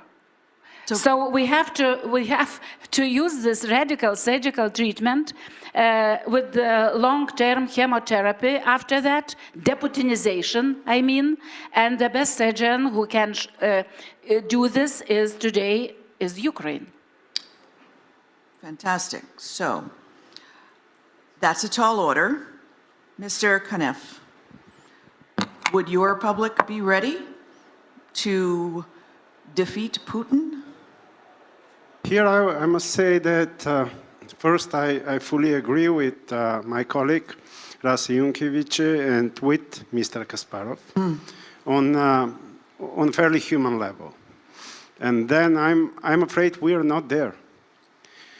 Because politically, we as Europe are at the present moment only able, in the best case scenario, to resist. And my answer is that's what we need to do. We need to effectively resist, and question is, resist what? We obviously have the full-fledged Russian aggression against a European country, against Ukraine. And then on the other hand, we have the present US administration's policy that we cannot overlook. And here, I must say I have a definition I haven't heard for the last couple of days. Maybe because I've been grown in Bulgaria in the 90s, so I have a very fair view on business practice that's not so common anymore, not even in New York City. And it's called protection racket. And all the elements of the behavior of the Trump administration and his inner circle have all the requisites of what we call protection racket against Europe. And first problem we need to solve is, are we going to yield? Are we going to bow to it? Or we're going to resist? And I see a number of European countries eager to yield. Unfortunately, mine seems to be one of them, not very clearly, not the way Hungary or Slovakia does it, but in a frankly hesitant way, trying to play a political double game, which is certainly not an effective approach.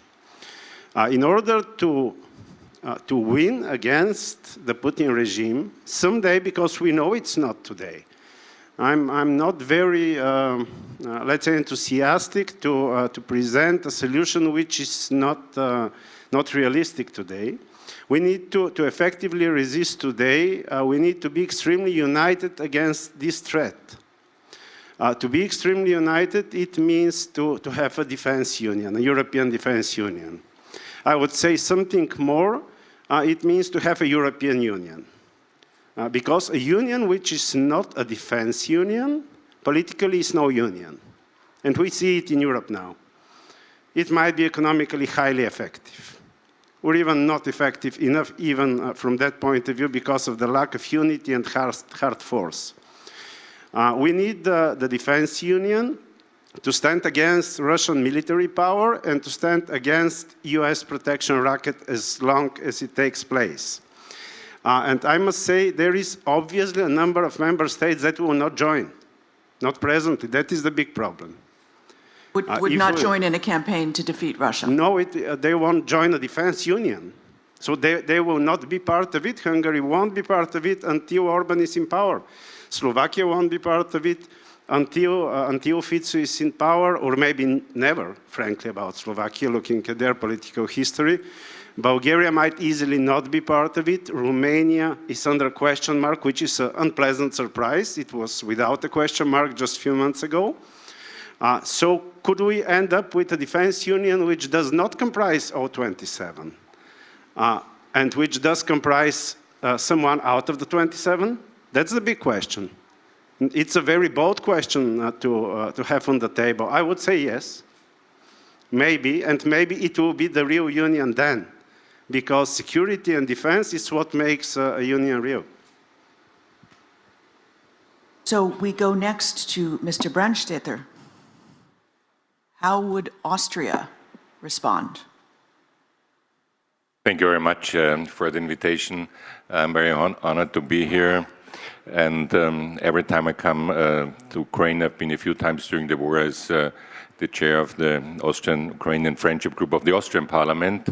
I really see what a resilience and what a great people and what you're doing here for all of us in Europe. And I want to stress this point. And I can tell you, as you know, Austria is a neutral country, but I've been also once with the president of our parliament from the Conservative Party in Kyiv, and he was speaking in the parliament, and he said, we will support Ukraine as long as it takes. And this government and the huge majority in the parliament will support Ukraine.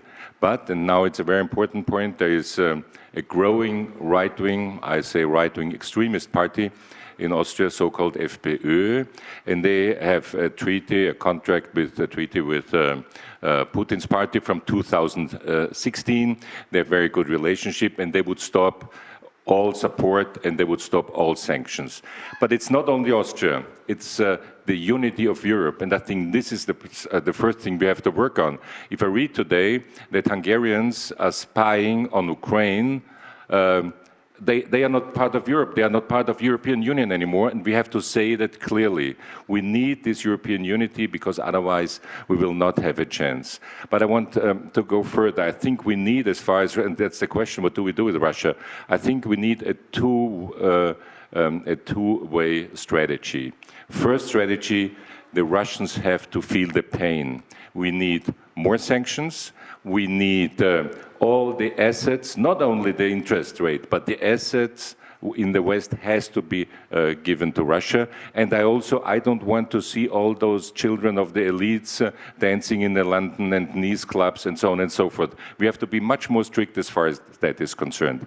And which also is very important, and Mr. Kasparov said, Putin is very successful as far as disinformation is concerned. And here I must say, also in Austria. But we have now in the European Parliament this Commission for Democracy Shield, and we're working very hard, and I think we will be very good at that. But that's not enough. So my second step of the strategy would be we also have to inform the Russian people. And don't call me naive. I know how difficult it is. And I know how many Russians don't care. And I know it's very difficult. And I also know that Putin says there's only one Russian people, there are no individuals. But let's not believe. There are also individuals. There are very different groups in the Russian society. There are many people living outside Russia anymore. And I really think it's the task of the European Union. It's the task of the European Commission. And I said it to Mrs. Virkkunen and a few other commissioners, and I will not get tired to repeating it. We have to have a strategy to inform the Russian people that they are lied on every day, that all what they got told in television, whatever, that's all lies, and to explain them what's really happening. So I think it's going to be difficult. It's going to be a very long time strategy.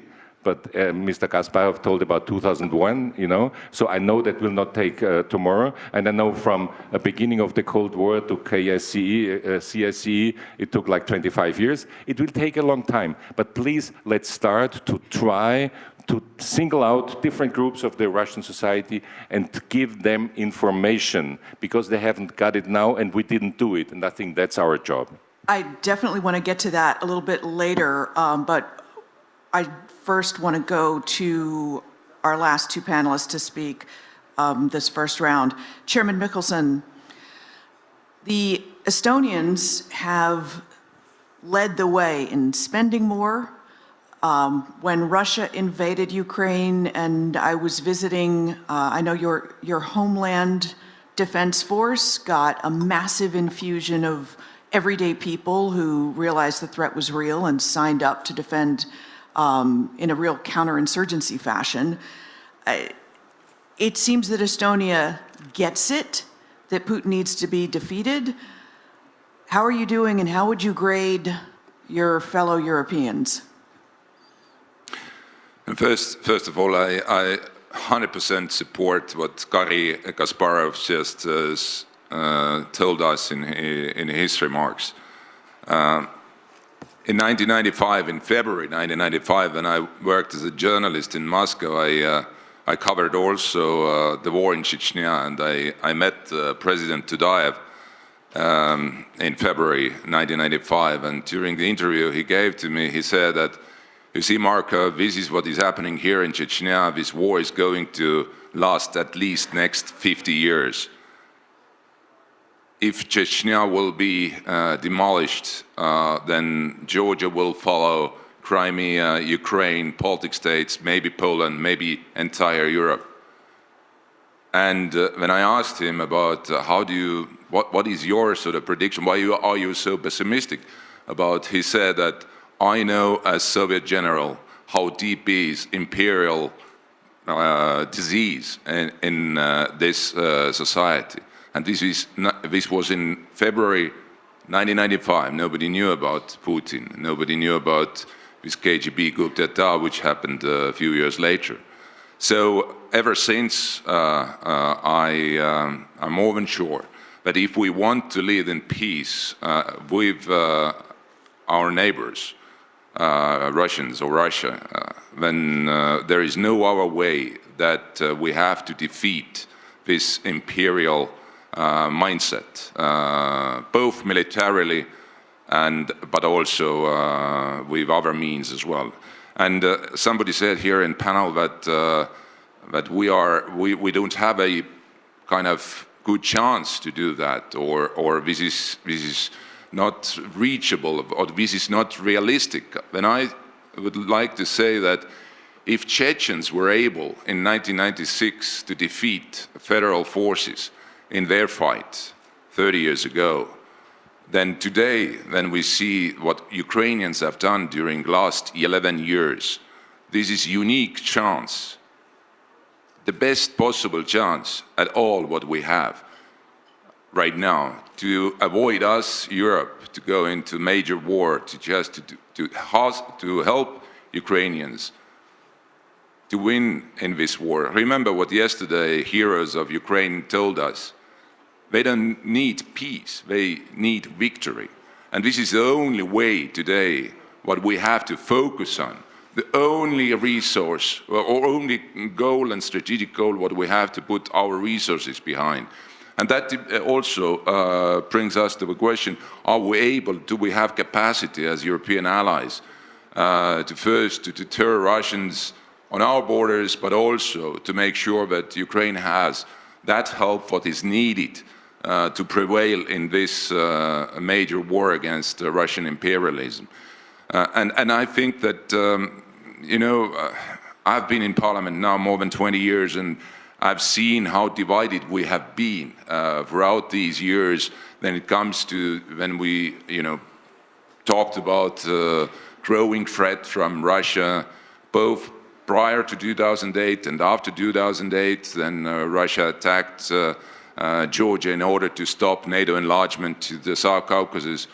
And, you know, now we hear time to time, and okay, we had to listen to you earlier on, and so, but what I see today, yeah, our allies and partners, they tell us that, yes, we had to listen to you, but when we ask, do you listen right now? Do you hear our concerns at the moment? Then I don't think that the fair answer is yes, we hear. Because if Kaja Kallas, High Representative of the EU, who today is with foreign ministers in Lviv at this particular moment, celebrating Europe's Day in Ukraine, when she first visited as a High Representative Kyiv, she said about that we have to stay with Ukraine until victory. And she was later on criticized by anonymous diplomats in Europe that, oh, how come she used the word victory? We haven't agreed upon that this word can be used by European top officials. And you know, if we have this, it tells us that we don't have strategy. Russia has a strategy to defeat, to destroy Ukraine, to defeat NATO, to destroy NATO. What kind of strategy we have today, when fourth year of massive war is going on in middle of Europe, which is not war against Ukraine only, but this is war against the West. And today, if we see what Xi and Putin declared together in Moscow, and we have to be very, very alarmed that they are very strongly aligned against us. And if we don't have a strategy, which is number one goal in that strategy should be to help Ukraine to win in this war, and Russian regime must be defeated in this war of aggression, what they started, then we have a huge trouble ahead. I hear what you're saying, that since Europe isn't consistently saying no and forcefully, Russia hears a yes, because Russia will always take unopposed space as open and available. So, Chairman Semerak, you have heard good things from all the panelists, I'm sure all the right things, but how would you grade how Europe is actually doing in executing its opposition to Russia and helping Ukraine physically fight the Russian invasion? Thank you. I would like to start with my greetings to Harry Kasparov, that we met with him first time in December 2011 on Bolotnaya Street.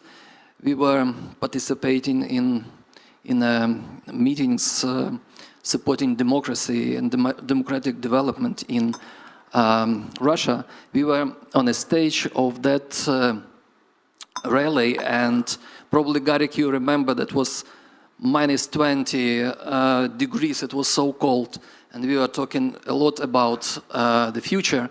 And I was there as well to support not only the movement, democratic movements, as a member of Ukrainian parliament, but as well to support my friend Boris Nemtsov, who is unfortunately shot. On that stage, as well, Navalny was. Now he is died, and Garrick unfortunately cannot be in Russia, in Moscow, because of the politically motivated persecutions. And I'm fully supporting his words about the task to defeat regime and to defeat today's Russia. I remember words, and I fully agreed with the words that Boris Nemtsov told me, that only when Russian and Ukrainian governments will be serving in both our countries, will be democratic governments, that is the only chance for the peaceful life and for the cooperation of our two countries. And that is not only about Ukraine and Russia, that's about Europe. If we will look in the latest 35 post-Soviet history, Ukraine-Russian relations, today's war, that is not the first one. The first crisis, so-called Crimea crisis, happened in 1991, and it was during 3 years, and finished by the dividing of the Black Sea fleet. Then we have to remember territorial conflict on Tuzla Island. Then gas wars, 2005, then 2008, 09, 2013, then annexation of Crimea in 2014 and Donetsk and Lugansk. But unfortunately, plans were absolutely with a bigger scale. Mentioned Nemtsov when he was first deputy prime minister, and that was in a period of Yeltsin presidency. He told me that he, together with Chubais, presented to President of Russian Federation Yeltsin the plan of the so-called plan of the economic annexation of Crimea, and it was in 1997, 1998.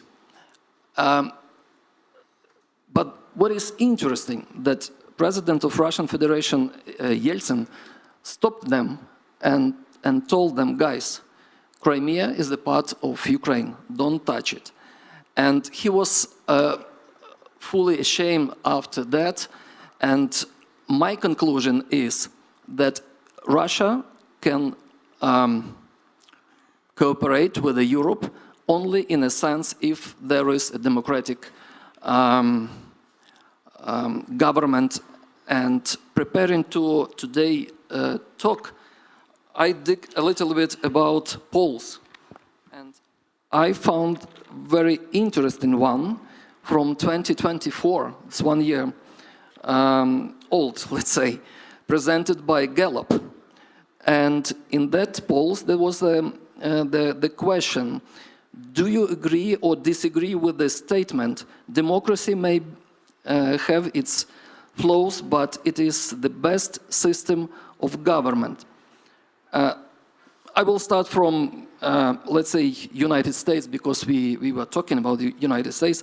So the positive answer was 69% and negative 11%. Middle East, 59% positive and 22 negative. Okay, a lot of different regions, but let's say about Russia, 22% positive, 22, and 13 against, and 65 they were as well against, because they were not willing to answer. And what does it mean? That means that unfortunately we cannot talk about good Russians or bad Russians.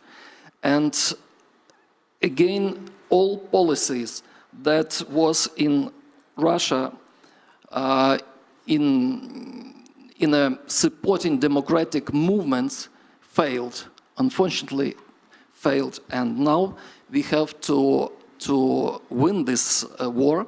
We have to build, for the moment, to dig a big canyon between democratic world and this undemocratic Russia.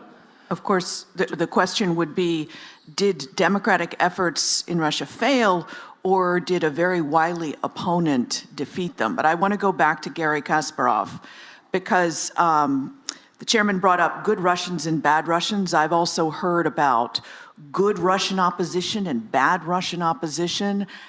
How do you weaponize the opposition to defeat Putin? Or how do you pull the Russian people away from Putin and away from the beliefs that he's inculcated in them? If Russian history is any guide, the only way to force reforms in Russia is to inflict a major defeat, geopolitical and military. For the last 200 years, there was the same algorithm. Any victory, whether Napoleonic War or World War II, led to the strengthening of the regime and abandoning of the reforms. Any defeat, whether it was Crimean War in the middle of the 19th century, or Russo-Japanese War, or Cold War in Afghanistan, led to reforms. That's it. And also stop, just talking about misinformed Russian population. I mean, it's enough of this nonsense. So yes, we had probably 15 to 20% of Russians who opposed the war on moral grounds. That's probably coincided with the polls and with early polling. And we saw some demonstrations in February, early March 2022. Not big, but it's probably reflected this 15%, which is, by the way, pretty big number. Even 10% of Russians is 14 million people. But now people have to live with this harsh reality. I'm not here to find any excuses for those who are working in Russia and helping Putin's military war machine. But just tell me, you have Europeans, did you offer these people a chance? More than 1 million Russians, by some estimation 3 million Russians, left in 2022. They moved to Kazakhstan, to Uzbekistan, Kyrgyzstan, Armenia, Georgia, anywhere they could go without a visa. By the way, most of these people had to go back, and they're working now for Russian drones, Russian missiles. Did you offer them a plan? I've been working with Michael Khodorkovsky. We came up with a declaration, so-called Berlin Declaration, back in May 2022, that, among other things, contained 3 key elements that Russians had to accept to move from Russia to the free world. War is a criminal, regime is illegitimate, Crimea is Ukraine. When you sign such a declaration, you will have a chance to apply for residence elsewhere. Gary, let me see if Europe and America had a Gary, I need to understand strategy. something before you go on. Are you saying the only way for Russians to embrace democracy is to leave Russia and to be taken in by European countries? No, it's they're two different things. First, Okay. we're talking about how to win the war. Okay. This is the. I mean, expecting Russians to do something is like expecting Germans to rise in 1943 or 1944. Just again, stop. Selling illusions. People, by the way, in Russia, they can get the information. But let's talk about this. You want to talk about 50% of Russians who may still be opposing the war. Where can they go? So this is, what do you offer them? I mean, the rise against Putin, come on. Also, the war is profitable.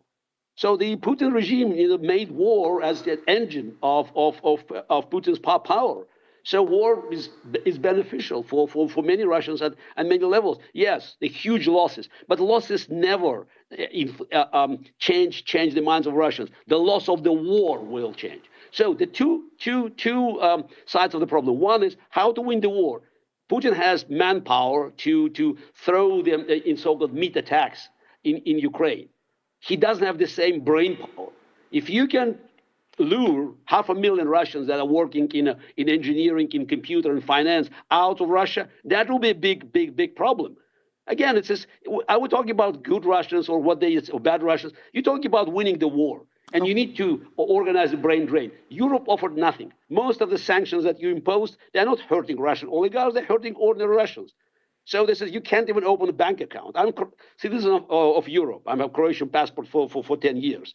So the reason, by the way, the computer doesn't recognize me as a Russian, because in my passport it says Azerbaijan. I was born in Baku in Azerbaijan. So the machine doesn't know I'm a Russian, even with my Croatian passport. So, but the key question is do not go beyond the end of the war, speaking about a future of Russia. As for the days when Russia hopefully will lose the war, Ukraine will win, I can tell you, majority of my compatriots are not going to embrace democracy because they believe in it. The only way to force them in the right direction is to make them understand. The choice is becoming Chinese colony, a satellite of China, or making all the concessions, territorial concessions, sending war criminals to Hague, and to be accepted back in Europe. It so sounds it's not like a choice by heart. It sounds like what democracy, you're but the saying is that the Russian people will abandon Putin because they turn on losers. So Yes, if Putin that's is it. defeated, but that doesn't necessarily mean that after Putin is defeated, that the Russian people will embrace democracy or the European way of doing things. But they will have to make a choice, and I think choosing between China's resource colony and part of Europe, I think they will take the latter because that's more profitable. So it's democracy in Russia can win only by default. I see what when you're. the other choices are really bad. Got it. I see what. But to reach this point, we have to make sure that all Russians that are willing now to leave Russia, they will have this opportunity. Okay, so you have homework from Gary that you've got to welcome and encourage a brain drain from Russia. You've got to attack Russians' gas profits, and you've got to enable Ukraine to win so that, and then you've got to be ready when Putin eventually falls to woo the Russians. I want to, with our less than 15 minutes left, ask what happens to these efforts if the Trump administration decides in the next 6 months to follow through with its outline of restarting diplomatic and economic ties with Russia. Our lady at the end, please. Okay. Thank you. Look, it's exactly the same, I think, question which was previously commented by Garry Kasparov, and you asked me now. And I will start saying that history matters. Why? According to my knowledge, it's about 80% of Germans in 1945 still trusted, still believed in Hitler. In 1945. And what happened only when he was defeated, and only after decades of denazification process, Germany today is very different and very good example, by the way, for Russia. Of course, maybe it would be more difficult with Russia to deal the same way because it was longer than Nazism or fascism operated in Germany. This country never ever had democracy, different regimes, only totalitarian regimes. But nevertheless, look what happened in Eastern Germany during the last European Parliament election. What happened? Look to the map. It's exactly like division, the same division, Western Germany and Eastern Germany, when we look to the outcome of the election. Why? Some experts say, and I think it's true, that because Eastern Germans didn't went through denazification, and I mean didn't went through detotalitarianization. They don't have this experience, and that's why many people in other countries, they faced this Soviet totalitarian regime. I think Romania also is the same example. So, answering to your question on Trump, I think it would be, I already mentioned, didn't mentioning Washington, D.C. It would be historical mistake. Historical mistake. What if they will do this, what they are doing? Again, history matters. Imagine the same deal with Hitler. And we had in history, 1938 is exactly the same historical mistake. Chamberlain and others, when the imagination was that the deal was for peace, but the deal was for even bigger war and even more bloody war. So I am sure 100%, please, dear Americans, God bless America, especially after yesterday's events.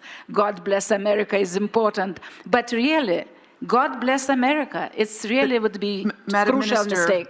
Madam Minister, I just have to do a follow-up. If you were sitting across from Pete Hegseth in your previous role as defense minister, God bless America wouldn't be enough to change his mind. What would you tell him? The same what I was telling you now, exactly the same examples, and saying that it's really crucial, huge mistake, and what will happen? It will be much more costly for the United States to liberate some countries like Baltic countries or other countries as it happened after 1938. So it's exactly the same scenario. And of course, I understand that it's very difficult to go out from their promises. And now they are in Washington, D.C. I see that this administration, they are like hostages of this populism which prevailed before the election. And this war against Biden, against others, sometimes happens with us politicians, that hatred becomes like a main ideology. But that's what you've got to work with, unfortunately. Yes, so of course. you're going to have to, I have to tell you, historical examples tend not to work with Trump officials, so you're going to have to come up with some other way. Okay. Mr. Brandstatter, you wanted to jump in. Yes. First of all, Trump will have trade deals with Europe. We have to be very strong. We are stronger, 450 million. He needs us. So I would tell him, if you want to have a trade deal with us, you will not have to trade deal with Russia. That's very simple. By the way, the same goes for Ukraine. If he wants the deal for the rare earth, you can do it with us, but not with Russia. And unity. If we stand together, we are way stronger than Trump, number one. Number two, because gas was mentioned, we will reduce, and by 2027, no more gas from, you probably don't believe it, but I'm sure we're going to make that. And the next thing, prepare.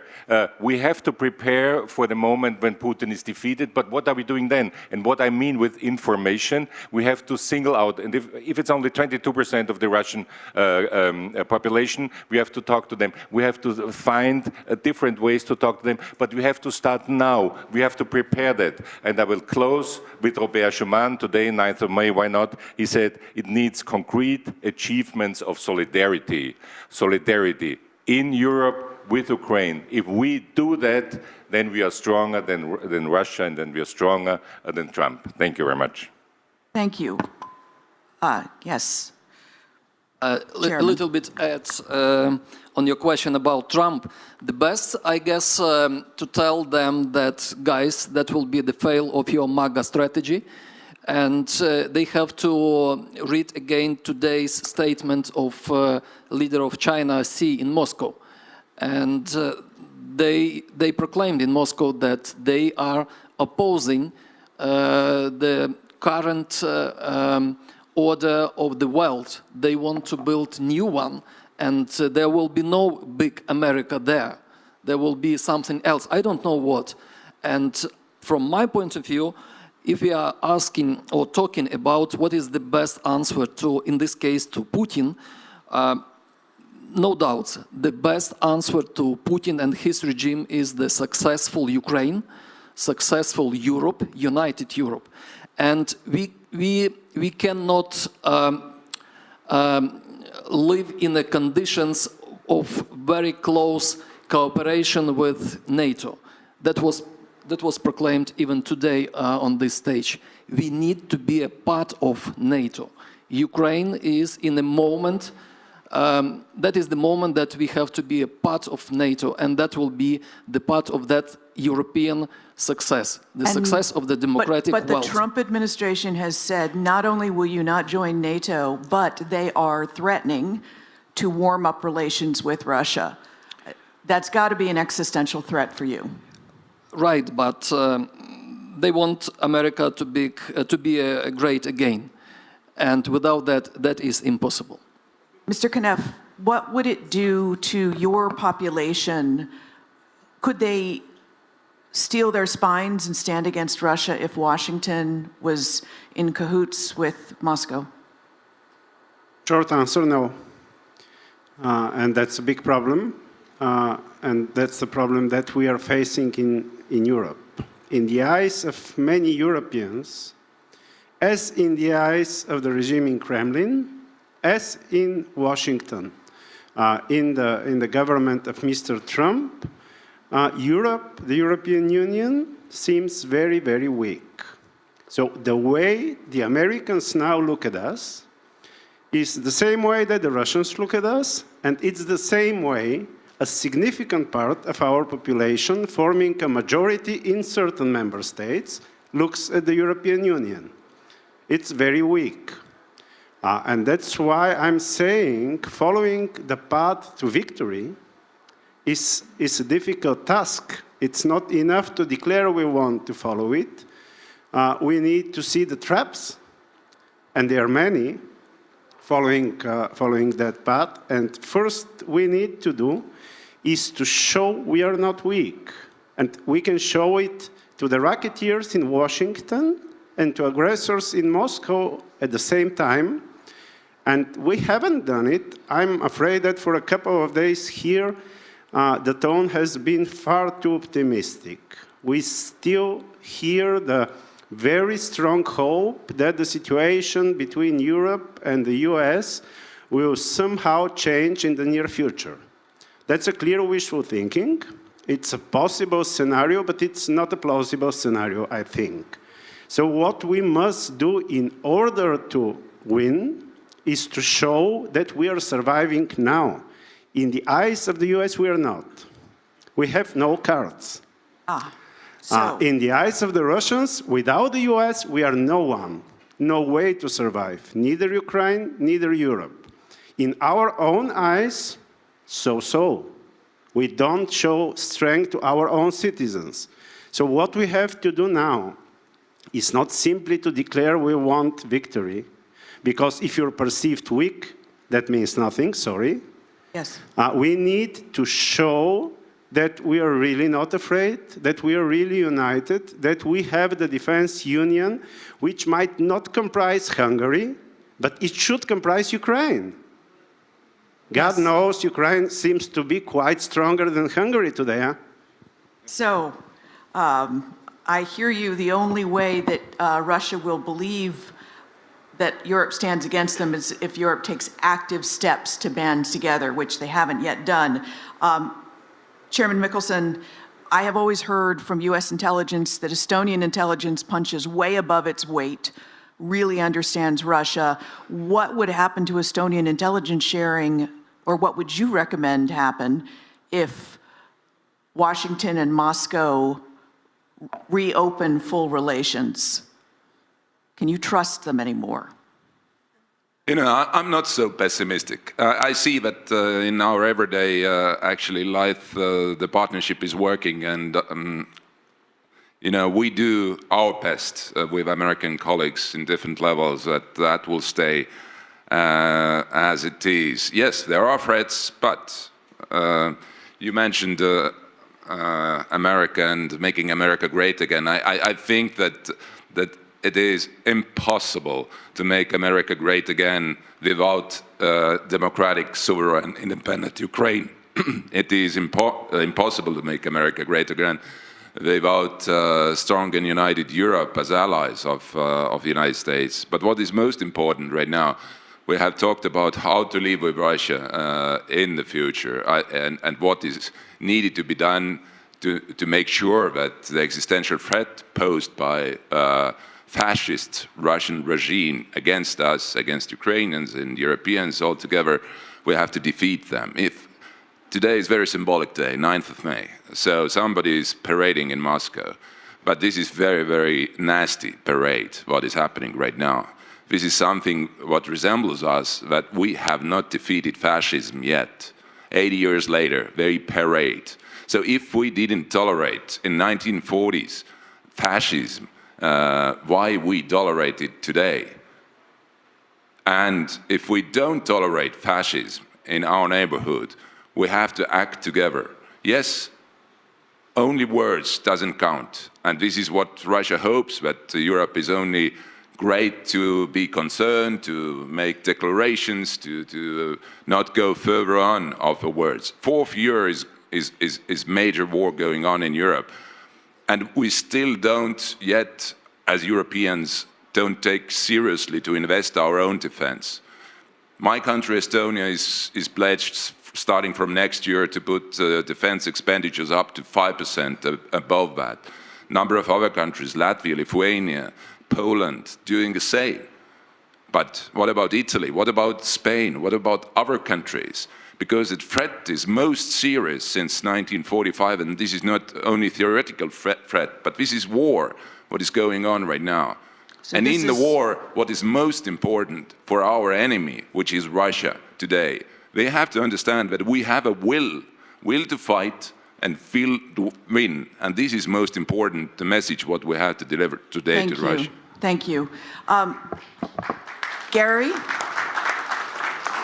I'm going to give you a minute over our panel time to say to this room, what do you need from everyone in this room and on this panel to defeat Putin? First, be realistic. And by the way, I wouldn't be so pessimistic about the United States. Donald Trump accumulates a lot of power, but he still relies on GOP support in the House and in the Senate.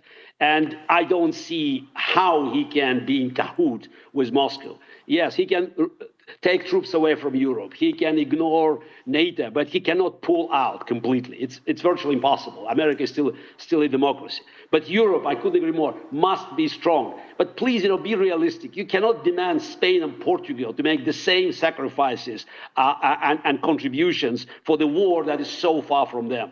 And also, please don't talk about NATO. NATO is dead. To win, you need to start building something that will have real impact. And it's about those European countries that close to the threat, understand it, have a genetic memory. And again, remember, Europe has more people than the United States. GDP is about the same. Potential is there. And you have to send a message that you're serious, you want Ukraine to win, because the way I see it, and many of my colleagues in Russian opposition, it's victory for Ukraine first, freedom for Russia, hopefully then. Thank you so much. Mr. Kasparov, panelists in the room, I thank you. And audience, I invite you to head to lunch.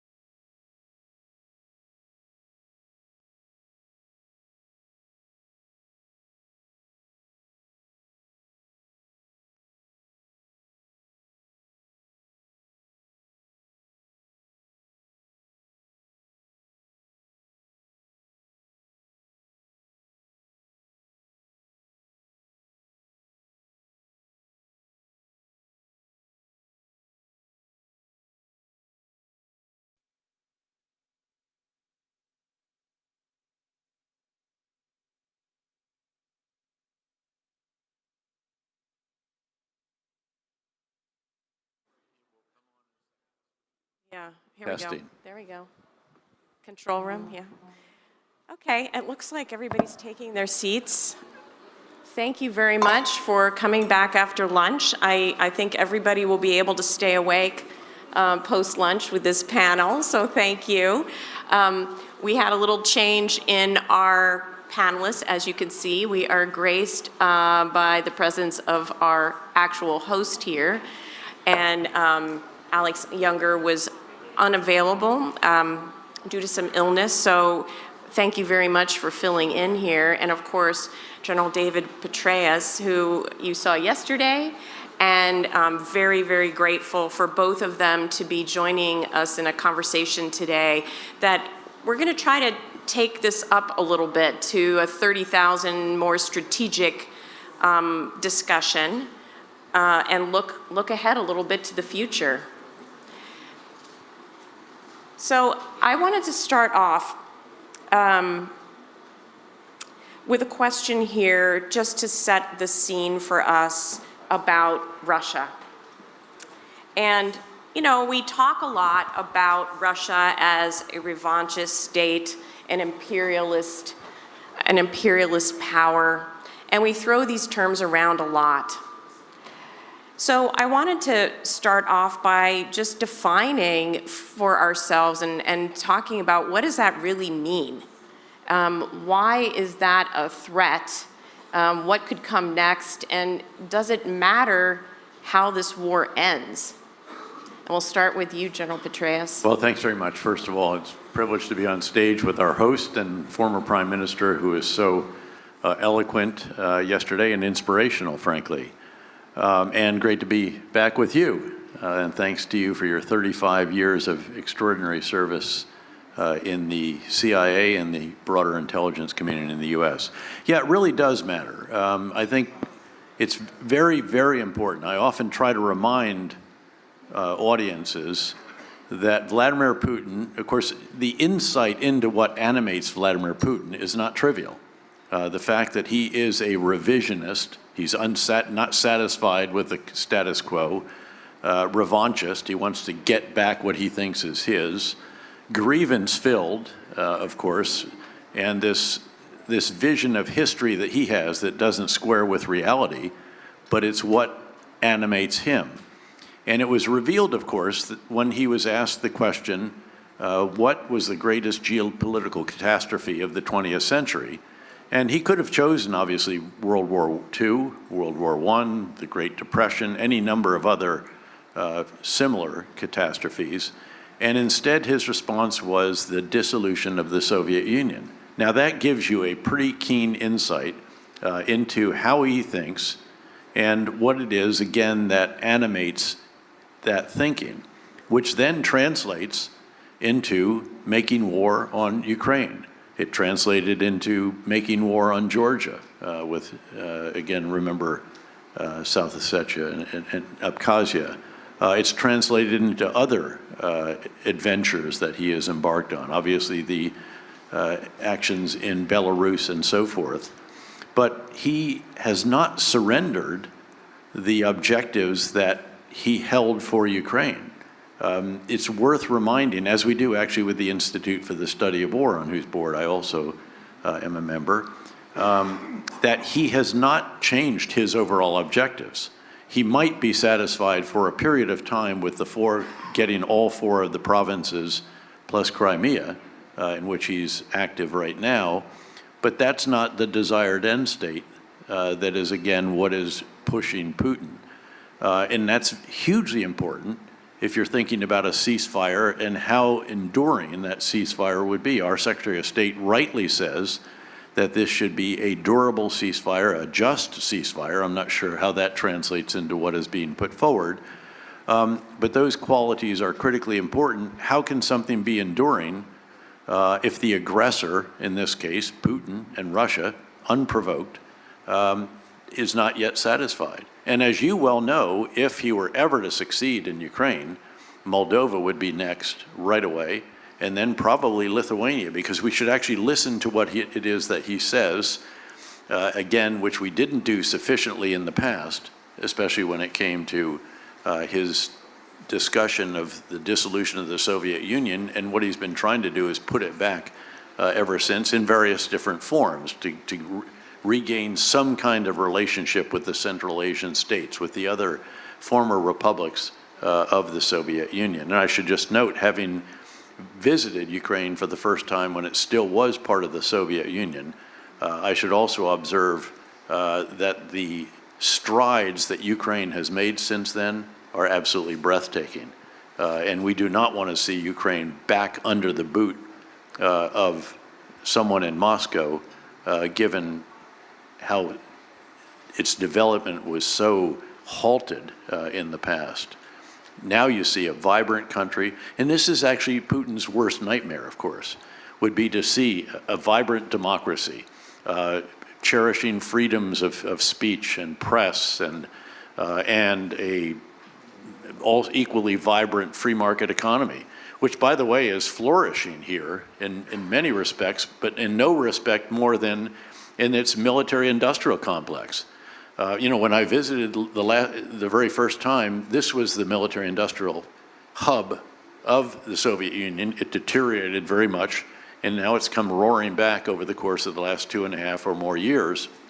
And that's extraordinary. We were today, by the way, with one of the leaders of Brave One. Now, Brave One is a Ukraine government-funded entity, gets only about 25 or 30 million a year, but it uses that to give grants to startups and to help build an ecosystem, the Silicon Valley of, again, unmanned systems. It now, just last week, I think it was, it now has the Amazon of defense production companies. You can go onto the system, that the military system, the software platform, and then you get access to the Brave One listing of all the different items that you can actually buy online now. If you need these components or this particular drone or this unmanned vehicle, it has thousands of items for sale there, and the delivery time is not quite 24 hours as with Amazon, but it's 3 to 6 days. Again, think about that. And that's what Putin is competing with. They have the central planned model, of course, and here you have 1,500. They're beyond startups now, but they're all producing the bleeding edge technology in the world of unmanned systems. So again, that would all be stamped out by the central model of Putin, and all of these extraordinary strides that Ukraine has made since my horrible night in the Ukraine hotel up there on the hill, which was not the Intercontinental, I can tell you for sure. There were even people knocking on my door during the evening asking if perhaps I wanted some company. I mean, it's a great place. It took a little while, I know, but they're back with us after lunch. There you go. I'll turn to you then and try to get back to that original question about this idea of a revanchist Putin. And, you know, what does that mean for the years ahead in terms of how this war ends? Well, first, I am lucky to participate in this panel. I am the only non-CIA guy at this particular panel, and it had to be MI6 director.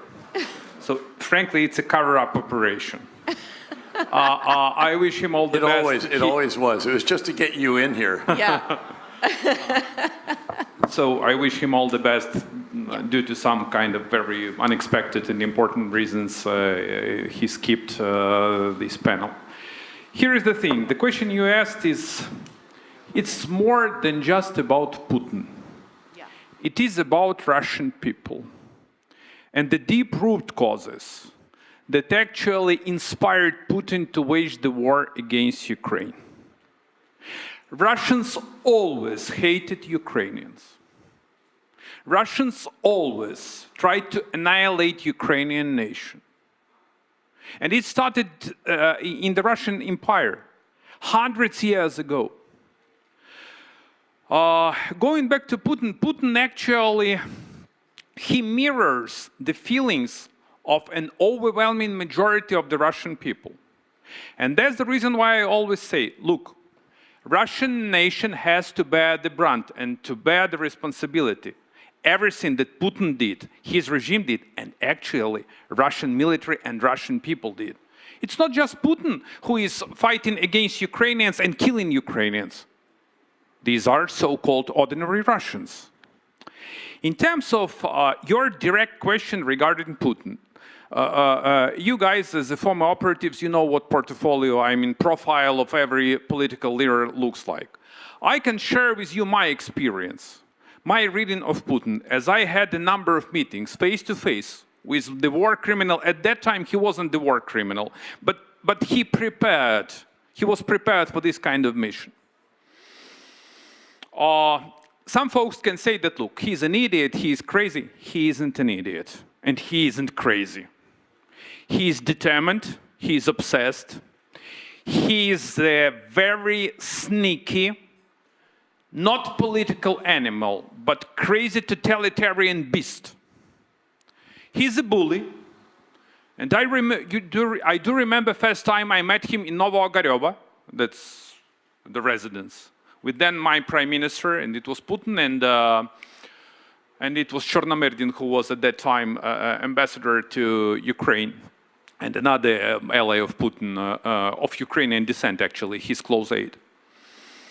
And you know how he acts? First, he conducts a sniff test. If you lean back, okay, because he's gonna bully you, he's gonna attack you.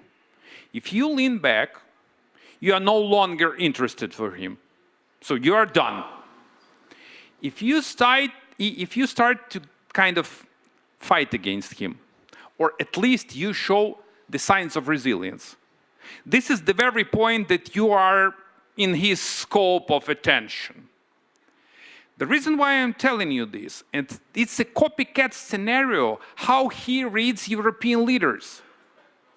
It is the same how he reads the action of every single president or the head of the government of the free world.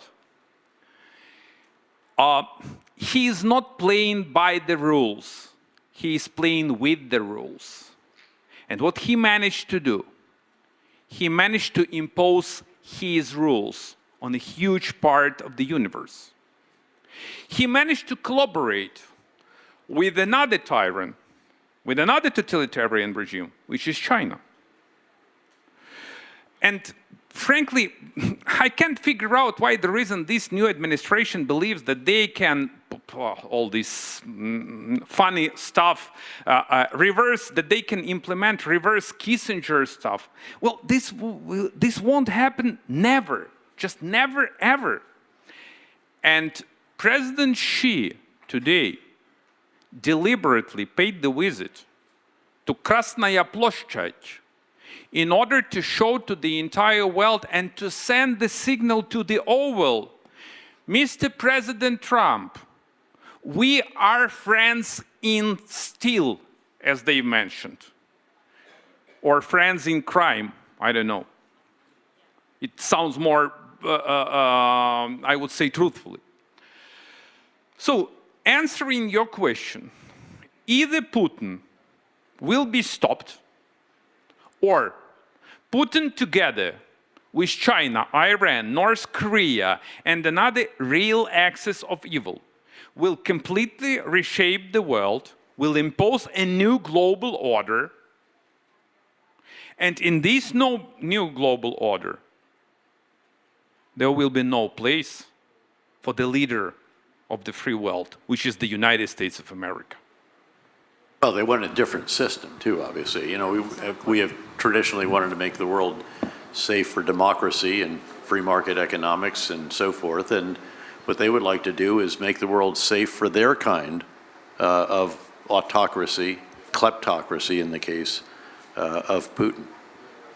Exactly, and one of the things that they said in this joint statement, to pick up on where you left off there, is that they were going to cooperate decisively to counter Washington's course of dual containment of Russia and China.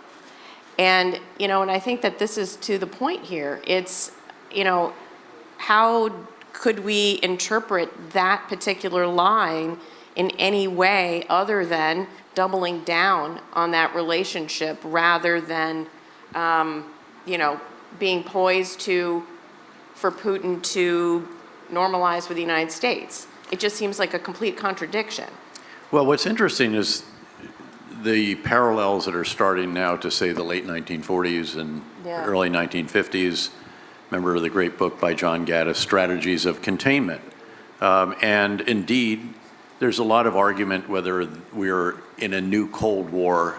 Normally that's having to do with the US and China. And there are strong arguments for that. And then there's some major differences. Obviously, when it came to the US and Western relationship with the Soviet Union and the Warsaw Pact, there was very little economic exchange and so forth and trade, whereas, of course, with the US and China, at least before the imposition of the 145% tariffs, which basically disconnect our economies, but that'll be resolved over time. China's our number 3 trading partner. They're also the other large economy of the world. And so it does make you start to think back to what was it that we did. Again, you also remember the great book by Dean Acheson, President of the Creation. It's one of those kind of moments, I think, that we are seeing very, very clearly this new axis of evil or authoritarians or aggressors or whatever it may be. All 4 are working together. Iran is a bit more on the ropes right now than it has been for many, many years because of the loss of Hezbollah. Hamas very much degraded very significantly. Their own air defense is degraded, and they're very much on notice when it comes to their nuclear program. North Korea, the Hermit Kingdom, but they're providing millions of artillery rounds. They're providing soldiers now whose distinguishing feature is that they will blindly rush into combat. There's not great training, great equipment, great kit, and so forth, but they are fierce in an offensive. And then, of course, you have China, which was quite wary initially of being called out for helping Russia, but has very clearly been violating sanctions by providing all kinds of components that enable the Russian war economy to revive in a very substantial fashion. But so those 4 are working together, and again, I think it's time to pull Gaddis off the shelf, time to pull, again, recall how George Kennan contributed to the intellectual discussion at the time that resulted in the very successful strategy of containment, albeit many decades later, and with a substantial face-off between NATO and the Warsaw Pact. And there could be, again, the kind of architecture reemerging that facilitates that kind of approach, given the reality that we face today. And I will remind you what we often used to say to each other, that when you're in the CIA, you learn how to deal with the world the way it is, not the way you'd like it to be. And the way it is right now is that all 4 of these powers are working together to achieve very nefarious ends. And they are also, of course, stoking forces of illiberalism, including in democracies in Europe. And we should be very worried about the potential in Romania, the reality of Hungary, and some of these others. Well, I want to stick to this theme of this being a global issue. I remember, last year before, Prime Minister Kishida of Japan at the time said, today's Ukraine could be happening in Asia, could be the tomorrow problem for us. And Japan just promised to provide some overhead imagery, SAR, for Ukraine, because they see that there is some skin in the game here. So back to your point, Arseniy, about the whole idea of how these countries are working together, how would you describe this idea of it's not just about Ukraine, that this is a global issue, to President Trump and the people in the administration who are saying, we've got to forget about Europe, that's someone else's problem, we need to look to Asia? Frankly, I desperately tried to explain to the Oval Office, but my guess is that they are not listening to me. Me either. Well, but at least it is so obvious, okay? There are a number of issues. The first one that we already indicated, there is no way, just no way, to split unity between China and Russia. No way, period. The second one is, this is not the first US administration who tries to reset Russia's US policy. You do remember this funny reset or reload button the Secretary of State Clinton pressed. It was funny, okay? At Munich in 2009. Right, with Lavrov, yes. Another war criminal, yep. Contemporary Ribbentrop. So, and this is the vicious cycle. You guys always do the same with the same result. I don't want to quote Churchill, but he was right. So the time will come when this administration is to realize that there is no way to get along with Putin. Because, look, you are still a vibrant democracy, and you will be a vibrant democracy. I hope so. You are facing midterms, and that's not only the Orwell or the West Wing who defines an entire US policy. It means that you have still the Senate, the House, you have a political establishment, and look, you need to fight for your strengths. Otherwise, you will be deposed out of this monument of the leader of the free world. What happens if Ukraine fails? This would definitely trigger a domino effect all over the world. And we couldn't even imagine what would it happen if Ukraine failed in 3 days or 3 months, as everyone predicted. I can't even imagine the implications, the dreadful implications of this. My gut feeling is that it was clear that if Putin had to be successful in conducting his war against Ukraine in the short run, his military, I don't know, would probably occupy even some EU member states. I don't want to exaggerate, but for sure that Ukraine already stopped imperial ambitions of both Putin and his close allies. So that's the reason. There is a zero chance probability, in my humble opinion, that Ukraine is to fail. Ukraine is to survive, and we will preserve the Ukrainian nation, the Ukrainian state, and Ukrainian independence. And the time will come, look, the time will come when Ukraine is to restore its territorial integrity. Similar happened with Germany. Similar happened to Baltic states, correct? Yep. So similar happened in Europe. There is no longer occupation forces in the Eastern Europe. So the same kind of righteous destiny Ukraine is to face. But in order to get to this result, first, we are out of time, and second, we need to undertake very strong actions. I really admire all these amazing political slogans, diplomatic stuff, you know, meetings, summits, that's great. But the thing is that Putin, he doesn't give a shit about this. Sorry to be blunt. What he cares about very strong actions. If you guys deploy your military boots on the ground, that's the language he understands. If you send more military, more ammo, more missiles to Ukraine, that's the language he understands. If you impose secondary sanctions and go after this bastard, that's the language he understands. And only after this, we can bring him to negotiate in so-called table. But for him, it won't be negotiations. For him, this would be an off-ramp how to surrender, but at least how to pretend that he hasn't surrendered. And let's hope that tomorrow,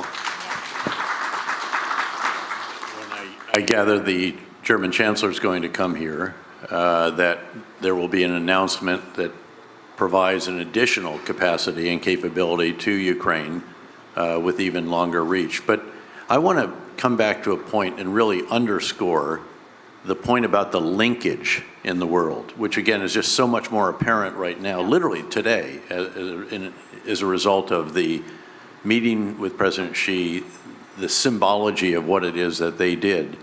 We had Andrew Roberts and I wrote a book, Conflict, the Evolution of Warfare from 1945 to Ukraine, and we repeatedly emphasized in the book that what a country does in one part of the world reverberates in other parts. That is particularly true when you have the kind of linkage that we see, again, between Russia and China, most significantly, but also North Korea and Iran.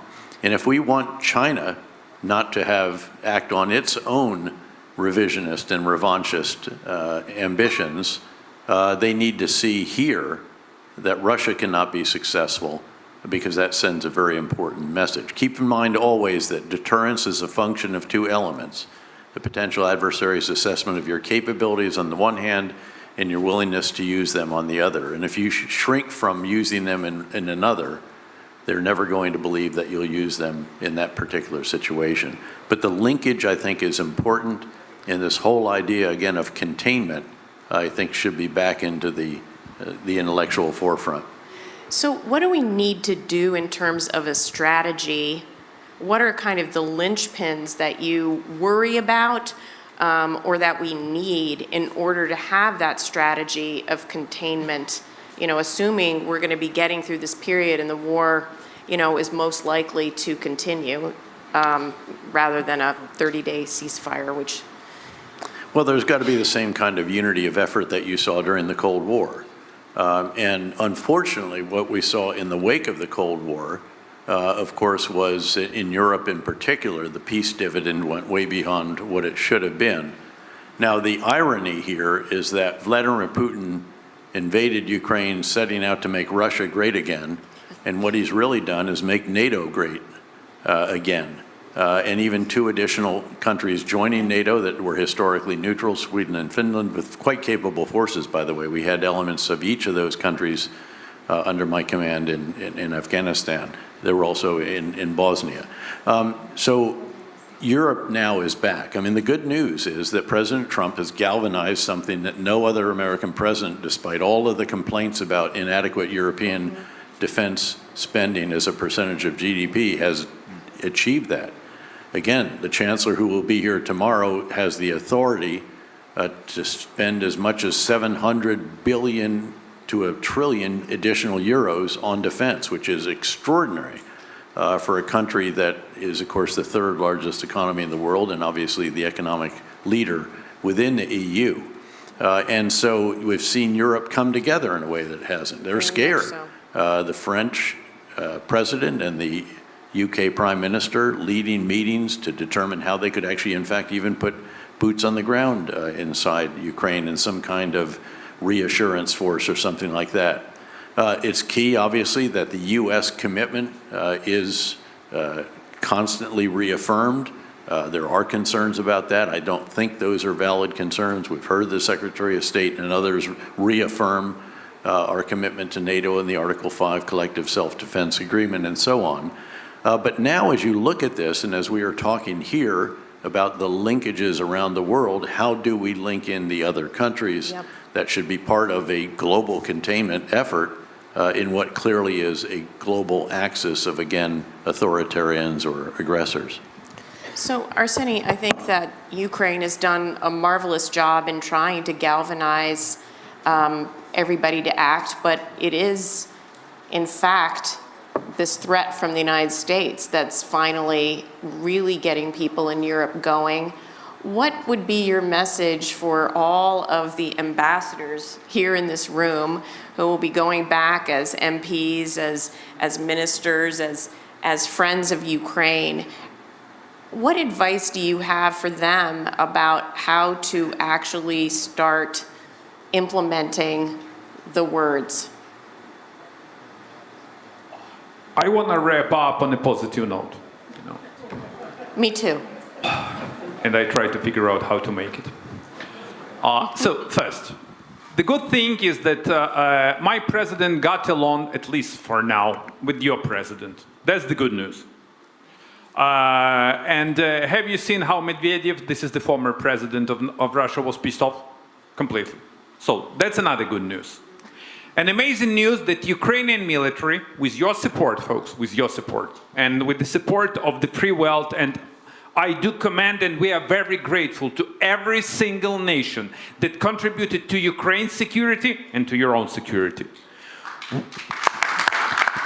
We severely degraded Russian military. And you guys are, as a seasoned, both smart and seasoned people, you are well aware of what am I talking about. So it's gonna take a lot of time for Putin to reconstruct his military. There are different estimates, from 3 to 5 to 10 years, God knows how many, but he is not able to attack NATO, neither today, nor tomorrow, nor in a year. It's crystal clear. So his intelligence has been completely compromised. That's another important issue. His losses are staggering, just staggering. Around 1 million of those who killed and wounded. His economy is in a dire state. And I believe he is even scared. He is scared of this ceasefire or any kind of off-ramp for himself. Because he managed to put his country on the foot war, on the war foot. And if the war stops, this could create a huge challenge for his rule, for his tenure, and for him personally as the president. So the thing, my message, the answer to the question you've raised is very simple. We need to act urgently. He believes that he can outlast us. No. We can and we will outperform and win against Putin if we circle the wagon and if we show very strong political will. Strong political, not the coalition of willing, but coalition of strong political will. We have to deliver and to act as quickly as possible. Yeah. You know, yesterday in your opening remarks, you captured, I think, the situation of Ukraine very vividly and eloquently. You said that Ukraine is bruised but not broken, tired but not exhausted. And I think that's a very accurate depiction. So the resilience, yep, there's a degree of war weariness here that wasn't the case, obviously, in the first year or so. Yes, enormous sacrifice and loss and hardship and damage and destruction. But the determination is still absolutely rock solid. And I think that is the key. That's the foundation on which the eventually successful campaign will be conducted. I want to thank both of you. I just think it's really important for all of us to be beating back this wrongful talking point out there that Russia is winning. They are not winning. No. And if all of our countries could have the confidence and the chutzpah of the Ukrainians and just to believe in ourselves and our capacity, this came up in a couple panels today, that, you know, we actually, as Western nations, free nations, we're incredibly strong. And we have so much more than our adversaries do. And the first thing that we have is we have friends. They don't have that. So thank you, my friends. Thank you. Thank you.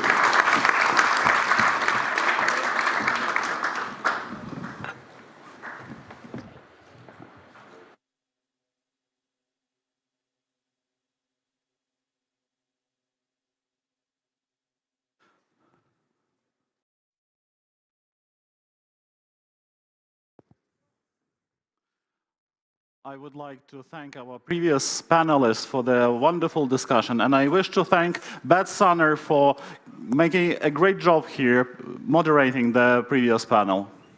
Ladies and gentlemen, that's my great honor, and I'm happy to be here and delighted to moderate the following panel, which is of extreme significance to Ukraine and to the Kyiv Security Forum. But before that, пані панове, хотів би сказати про те, що не хотілося б забути. I would like to say what we wouldn't like to forget. Our Kyiv Security Forum is moving forward, and I would like to thank the fantastic team of interpreters working with us. I want to thank you. You are doing a fantastically important job, and we very highly value the quality and higher class of your translation. Thank you. So let's begin. Let me invite to the stage our distinguished panelists, distinguished guests from Nordic and Baltic countries. So I'm happy to invite to the stage Dr. Mika Aaltola, now a member of the European Parliament from Finland, and he is a leading strategist whose voice has guided Finland's entry into NATO and helped reframe European threat perceptions. Mika, you're welcome. I wish to invite Rasa Juknevičienė, member of the European Parliament and former Lithuanian Minister of Defense, who has long been a resolute advocate for transatlantic unity and military preparedness. I wish to invite Minister and Ambassador Linas Linkevičius, currently a Lithuanian ambassador to Sweden, who has served as foreign minister through key moments of regional realignment and remains a tireless defender of Ukraine and European security. And now I invite Marko Mihkelson, chairman of the Foreign Affairs Committee of Estonia's parliament, who is one of the most outspoken defenders of Ukraine and a key architect of Estonia's foreign policy. Ladies and gentlemen, thank you for being with us. You have already spoken at the Kyiv Security Forum, but there is some special thinking behind today's panel, which is dedicated to the issues of the Nordic-Baltic security issues. And this thinking is twofold. First of all, by doing so, we would like to show that the Kyiv Security Forum has this kind of regional thinking and understanding of the developments all around Ukraine. And we start the project of this regional dimension panels and analysis from your part of Europe. And in our plans to continue doing so, looking eastward, looking to the south, and looking to our neighbors all around Ukraine. But there is also yet another, even more important reason behind this panel. This panel is to thank you. The reason is to thank you, because Nordic and Baltic nations did their best, more than best, to help Ukraine, to help Europe, to defend the values. And I would like to ask our audience to salute the distinguished panelists and their nations for supporting Ukraine. We will never forget this. So this panel brings together some of the most strategic voices from the Nordic-Baltic region, Europe's true northern shield against Russian aggression. From Kyiv to the Arctic, your nations have shown that commitment, not size, commitment defines leadership. We meet at a time when Russian hybrid and conventional threats remain relentless, and when the strategic future of the Arctic, the Baltics, Ukraine is being shaped sometimes with chilling signals. Just days ago, United States President Donald Trump said he would not rule out using force to take Greenland. A statement that may seem surreal, unbelievable, but speaks volumes about the unpredictability of global power projections in the high north. Dmitry Medvedev, already mentioned here, notorious Dmitry Medvedev, has issued explicit threats toward Finland and Sweden recently. He stated that these countries are now potential targets for Moscow and could face retaliatory strikes, including use of nuclear weapons. So let's begin from that. And my first question goes to Minister Linkevičius. Mr. Minister, yesterday, if I'm not mistaken, Russia and China signed a new declaration. They called themselves Friends of Steel. Some Stalinism sounds in that declaration. But that's a clear wartime signal being sent to Europe, being sent to the West, being sent to Ukraine. China clearly stated that they support Russia. They support the narrative of Putin. This is on one hand. On another hand, Sergei Lavrov makes a foreword to the book which states there is no Lithuanian nation. From Ukrainian experience, we know that very well what does it mean. So how would you react to the fact that there is a new language between Russia and China, and there is a clear threat to Lithuania? You're welcome. Yeah, thank you. First, I would not overreact because it's not nothing especially new, nothing especially unexpected. If I would mention, let's say, 3 years ago, they also signed declaration, no limits partnership, you remember, so it's also rhetorics. Now it was also a statement, it's not agreement. There were some words which were really well received by Russia because, as you said, Russian narrative to address root causes of the conflict. But again, we can read this root causes in different way. We can read this root causes because of Putin's neo-imperialistic thinking. Others can read otherwise. So I'm not saying that's something terribly new, but what is definitely stable, that China is a trade partner for Russia #1. I would say it's lifesaver of Russian economy. It's big supporter of their military machine, but it's not the same from China's point of view. Russia is not #1, even something like #10 probably as trade partner. So they will balance, Chinese will balance between their interest to keep Russia undefeated, and on the other hand, to make Russia weakened. It's also not very bad for China. So beyond rhetorics, there are some national interests which are even not less important. So yes, yet another statement. They needed to fix something because meeting in Moscow to sign something, but it's not something which should make us discover something terribly new. I see. So you have this kind of calm reaction. Yeah. But don't you find that there is a clear threat which still remains, and further actions of Russia may endanger your security? I'm not saying that this is not dangerous. I'm just trying to say that this is nothing new after signing. It was same before. Interests remain the same. Economic interests, strategic interests. China is growing power with their own, so to say, agenda, which is not expansionist with regard to our territories. But by the way, if they have some claims, it's Russian territory. Also maybe not declared, but this is looking at the map quite clear. So China, this is a big player, growing, expanding, and it should be taken into account, which is taken into account. What is most important for us now, I would say without elaboration, this thought that for Euro-Atlantic community, to make sure that we would try to address these challenges all together, not leaving each other alone facing this. Because when we are saying that, let's say, Chinese threat, it's more American business, and Americans can say that Russia is more European business, it should be our joint challenge, and that's very important to make sure that that would happen, because sometimes really this idea is not so clear because of known reasons. So that I would say the biggest challenge now, to make sure that we will remain as strong Euro-Atlantic unity, because our division would be dream of our opponents and enemies, and to do that would be really too big failure, too big pleasure. Right. It's an important remark that you made. And here, if I may, I would like to ask you to give us some more general assessment of the situation in the north. How would you, as a former foreign minister and a strategist and today's ambassador to Sweden, how would you assess the general security situation in your part of Europe? Just to have this in a nutshell.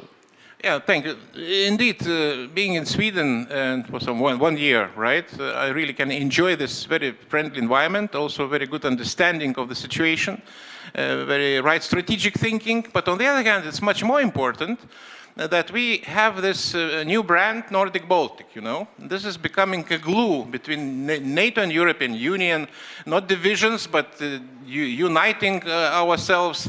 And this is also some kind of center of attraction for others. You know, due to the current, so to say, reality, we are facing problems, let's admit. In international organizations, in NATO, in European Union, we cannot reach consensus for obvious reasons. Now we are talking, we're here and proud to be in Kyiv during European Day, because where we should be otherwise. So it's a country which is really paying big price for European values, and if we are celebrating Schuman Declaration, the best place to celebrate Kyiv.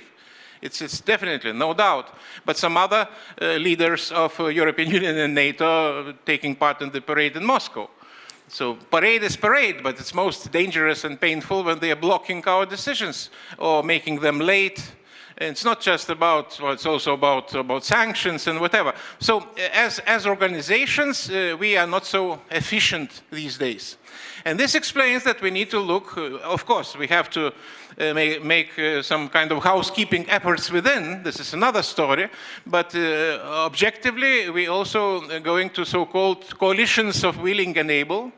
And that's the case. And this core of one of the coalitions of willing and able is Nordic and Baltic format, objectively like that. And others getting closer. During the presidency in European Union, Poland visibly get it closer to this format as well. Also, this another very good interaction between Nordic Baltic and Weimar. Because difficult to imagine any progress in Europe without France, Germany, and that's also the reason why we are happy to be together.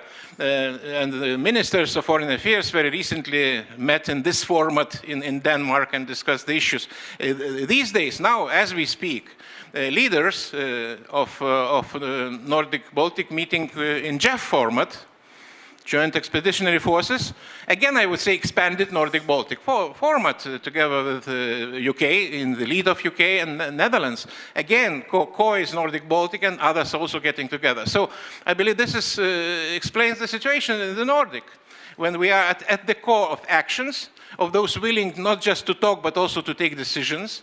And implement these decisions. Now it's just the reality, and I believe this is explains that we will not replace organizations which are important for us, being NATO and European Union, no, but we have to do something because the situation is enforcing us to do something, given the fact that we are stuck in the decision-making process because of the veto of some countries.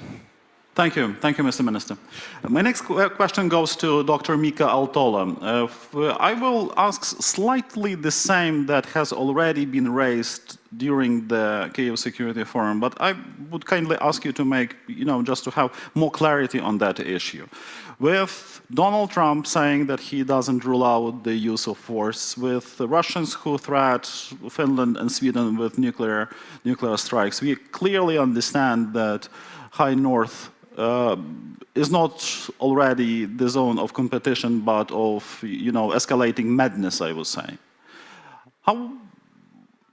What do you do to get prepared to any kind of escalation that may arise in that part of Europe?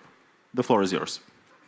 Thank you, and thank you for reminding us of the Nordic-Baltic support for Ukraine.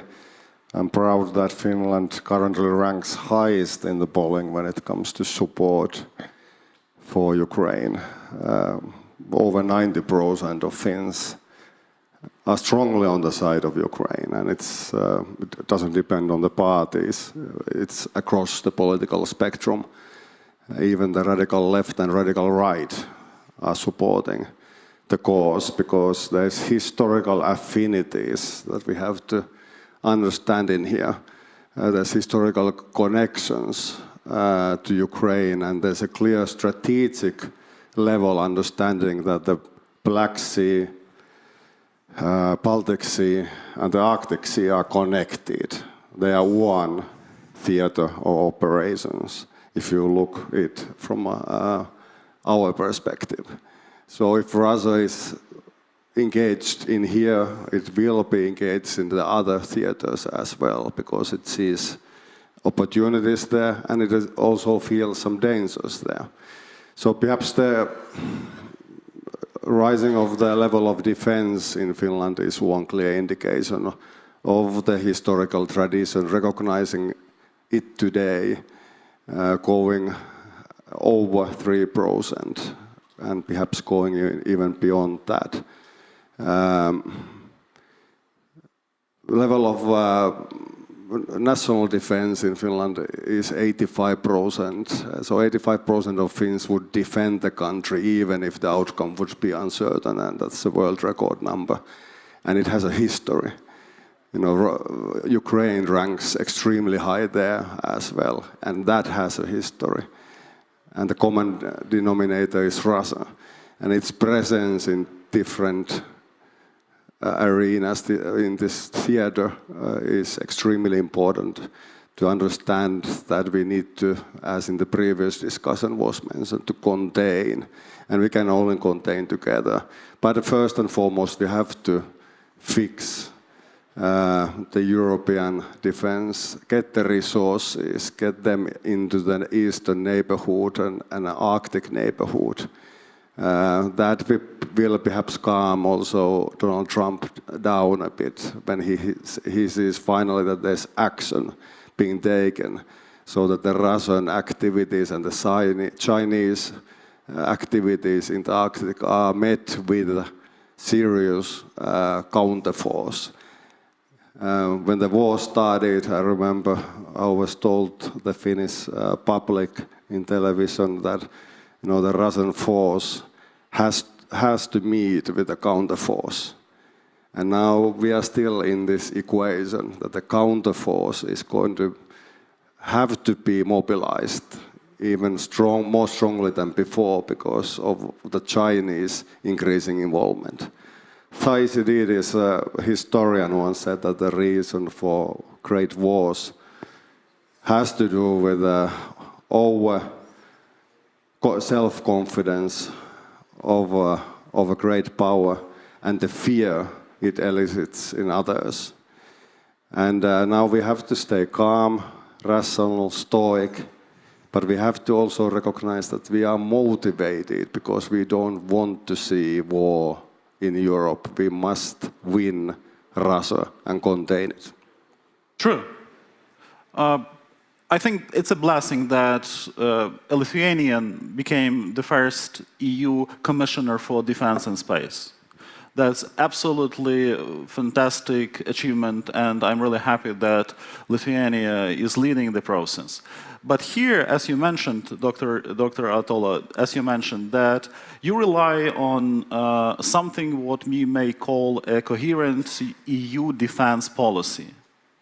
Is it an illusion or it's something real? How do you convince the rest of Europe that you are in danger? Well, the understanding is there. Of course, if you go to Iberian Peninsula or to Italy, it's not that strongly motivating and mobilizing. But they understand on abstract level, on a rational level, what is going on. So there is solidarity that is coming. And then there's the other side of the coin. It's the business. It is kind of a re-industrialization of defense in Europe. When Germany is investing 1,000 billion euros, it means that there's business opportunities. It means that those who are not so motivated out of geostrategic considerations are going to be otherwise motivated. So there's multiple sources of motivation. EU has resources. It can unleash resources and allow the member states of NATO to fulfill the Article 3, to be able to defend themselves and engage in collective defense. So EU plays a part there, but it's part of the equation. So now when we are talking about 150 billion and 800 billion being invested into defense, we are talking about that connection with NATO, member states being able to carry out the collective defense responsibilities and also their own national defense responsibilities. And it's extremely important for a country like Finland because our coffins are empty when it comes to economy, that we are able to be more unrestricted when it comes to borrowing funding for defense. So weapons are needed, and also part of that funding through common activities goes into Ukrainian military industrial base. Thank you. My next question goes to Marco Mikkelson. Marco, you know, I would like to continue this topic. Do you actually believe in some kind of regional dimension of security, regional unions, regional alliances? This is something which is being speculated here in Ukraine since, and this is quite natural and understandable because people try to figure out any other form of ensuring our own security, if not NATO, for instance. So, in your opinion, is there any chance that there is some kind of stronger regional, alliance that may contribute to your security, including Ukraine? And do you have this? Do you share this kind of thinking? You're welcome. Yeah, thank you, and obviously thank you for acknowledging this support what our countries has given to Ukraine and will give further on. And to be honest, actually, it's a big thing to be among very good neighbors, and this what we have formed, the Nordic Baltic nations, all relatively small, very democratic, successful societies, in many ways up in the rankings in the world, and most importantly, we have a happiest nation, Finland, among us. You know, how can be bad to be in that company?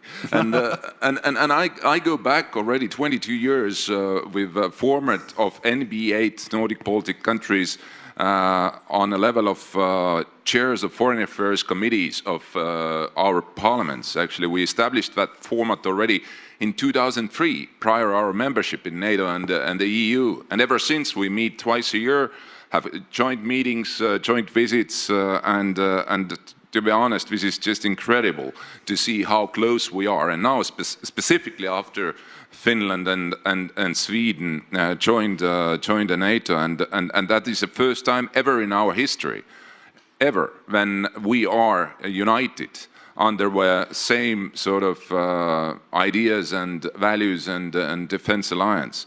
And that is something you asked about, do we believe into regional sort of cooperation? Obviously, yes. That has made us stronger. That has given each of us more the kind of feeling that we are not alone. You know, Estonians and also Latvians, Lithuanians, we learned very hard lesson, very tragic lesson during World War II. Prior to World War II, we were neutral countries. We weren't able to manage to create alliance against the possible threat from Soviet Empire. And ever since we regained our independence in '91, the very simple understood mantra for all of us is that never alone again.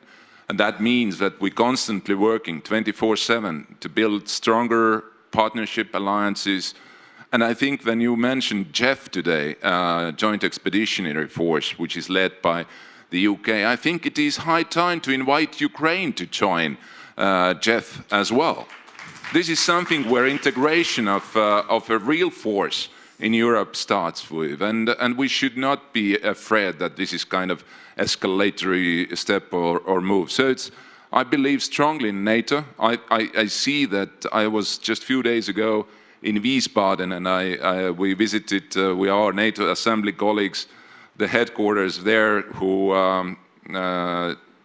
more than 30 countries, including also New Zealanders and others, work to support Ukraine day by day in terms of trainings and logistics and so on and so forth. And I think that that political will, which is absent yet as much as we would like to see behind of Ukraine today from the West, exactly the Nordic Baltic countries can be one of those who are not getting tired until we have victory here in Ukraine.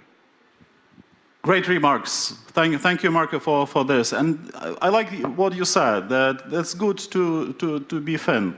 That's good to belong to the Finnish nation. It's good to be among good neighbors. But also, it's yet another question that should be asked here. And this question goes to Minister Yushkevich. And I cannot but mention this.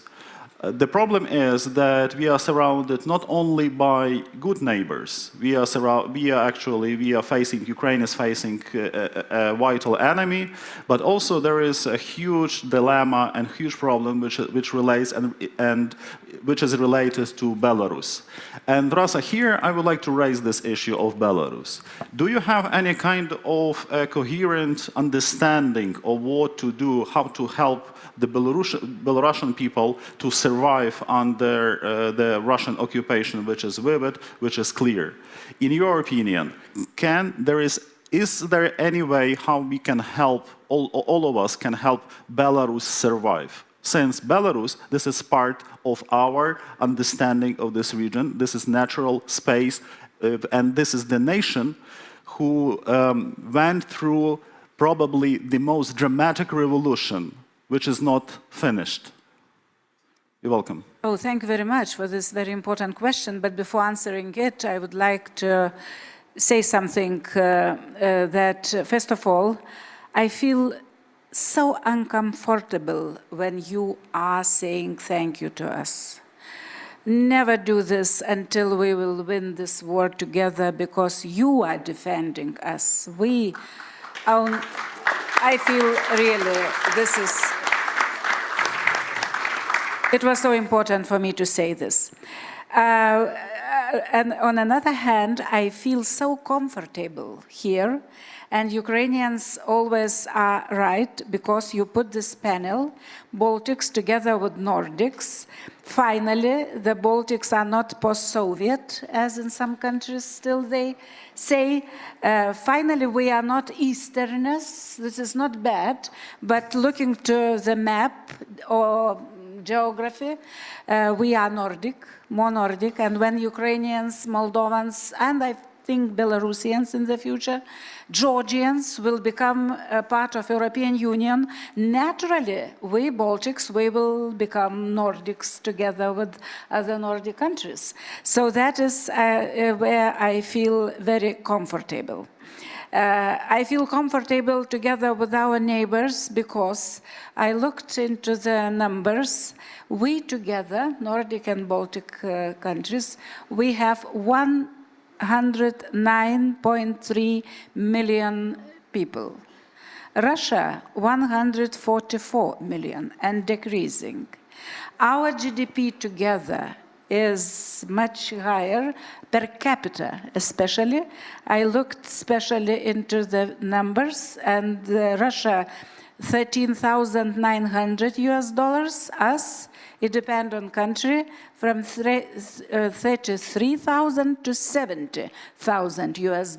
So it's something, Nordic, Baltic. It's not like, you know, small countries somewhere in the north. And now on Belarus. Yeah, really, thank you for this question, because I work a lot and I am strong believer that Belarus is a European nation, first. In Lithuania, there are some, I know people are here as well, we are fighting with so-called historical issues when some Belarusians, they are trying to say that they are real Lithuanians, Latvians who were part of Lithuanian Great Dutch, you know, when we were together here, but you Lithuanians were at the time not real Lithuanians.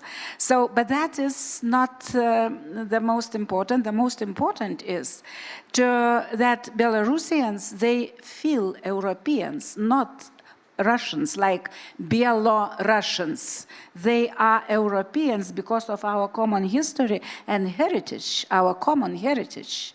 Even our main sign, like Vytis in Lithuanian, Pagonia in Belarus, with different tail, up and down, but I am always giving an example of Nordic countries, especially Scandinavian part of Nordic countries, when they share the same signs, the same flags, more or less, or the same history, but now they can live together with almost the same or very similar signs. So here, how I see Belarus, or maybe those people live there.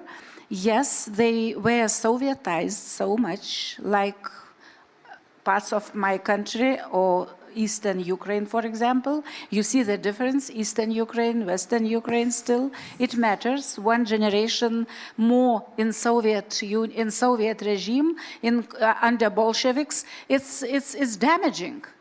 I don't know if we would fail our battle for independence in 1918, 1920, if we will not fail as it happened in Belarus, Ukraine at that time, Georgia, other countries, I think we would be in a very similar situation as Eastern Ukraine or other parts of that land. So, about the future.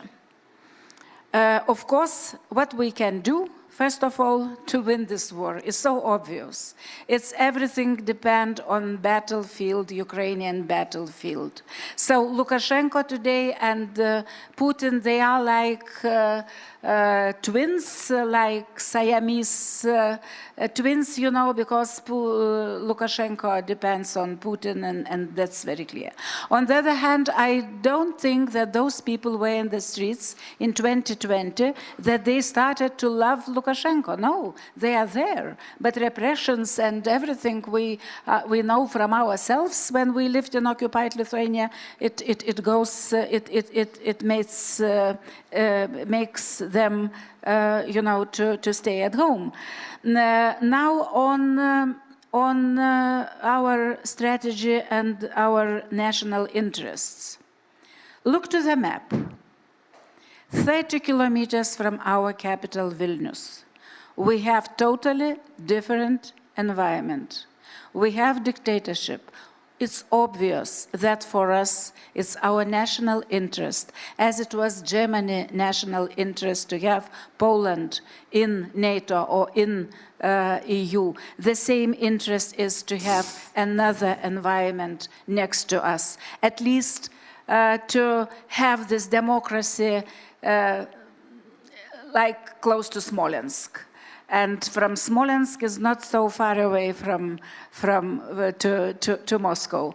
And it's not because I want to change somehow Moscow, it's not my business here, but I do believe that we have to help our Belarusian opposition, people from Belarus, to keep going at least, while we will achieve our goals, and our Ukrainians will achieve their goals in this front line. And we support this. Svetlana Tsikhanovskaya residence is in Vilnius. I always am proud when she is coming to European Parliament directly from Vilnius. And of course, Russia and Lukashenko KGB, they are trying to do everything their best to have us fighting.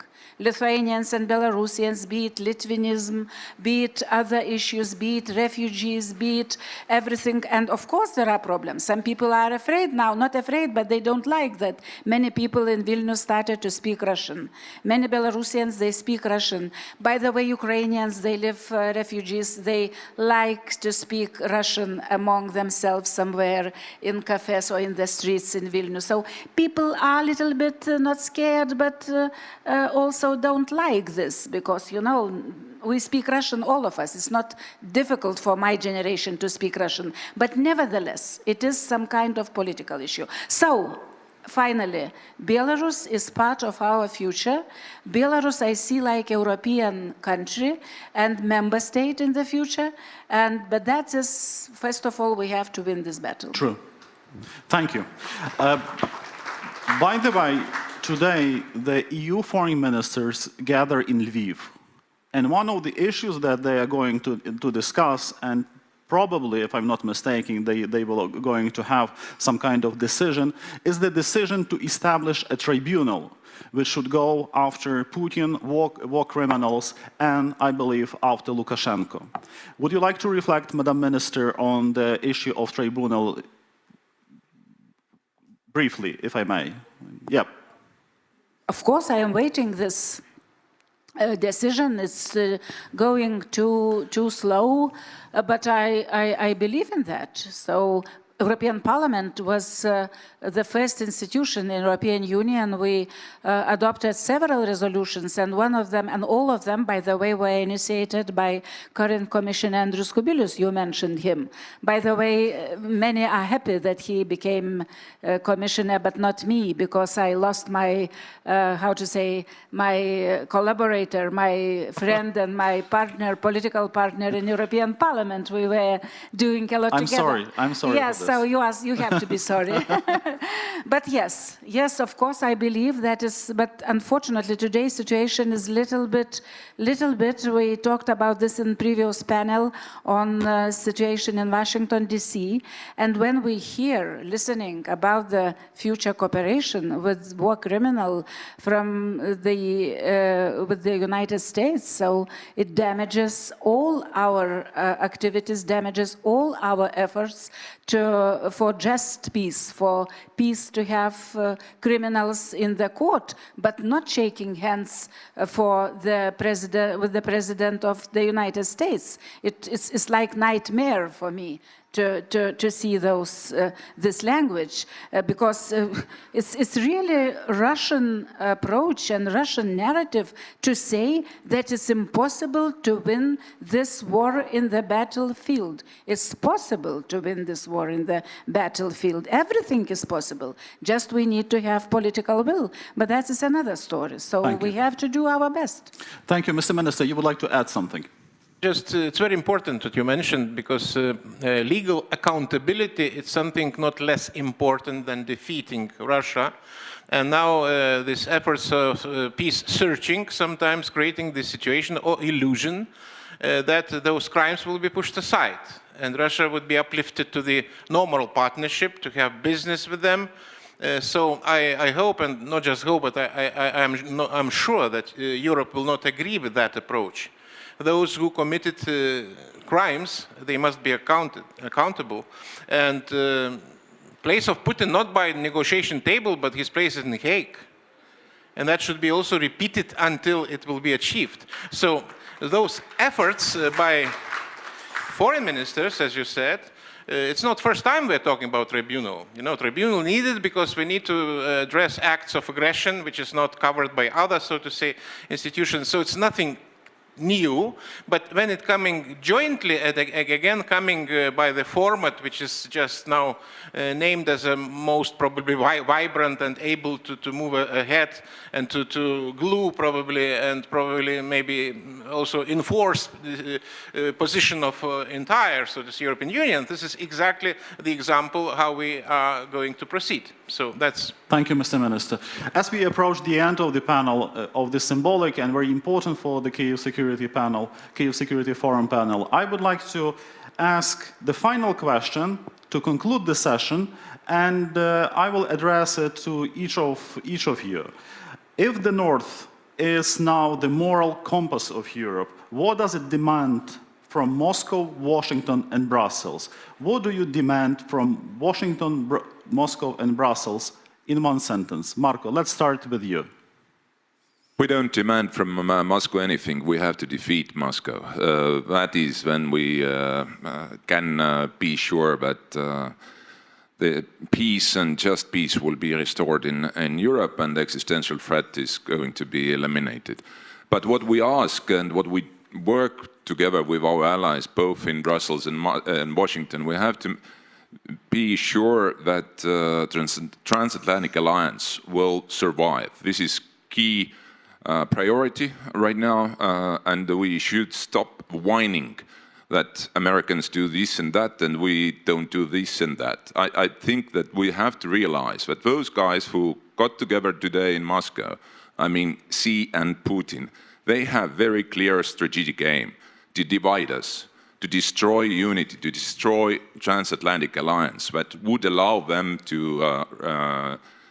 then make a new kind of foundations for a new world order, which obviously will not be in our interest. So it's what is, from our side, what is most important is to have a positive agenda, to know that there is no alternative to victory of us, and we have to make sure that the alliance will grow stronger.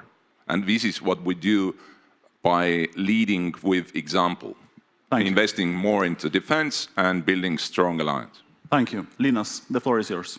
Just maybe to add the same, that our task now to keep united, to preserve our values, and to transform all these statements and diplomatic niceties into the action and start to implement. That's very important. And at the same time, to preserve as much as possible transatlantic unity, because it's also under threat.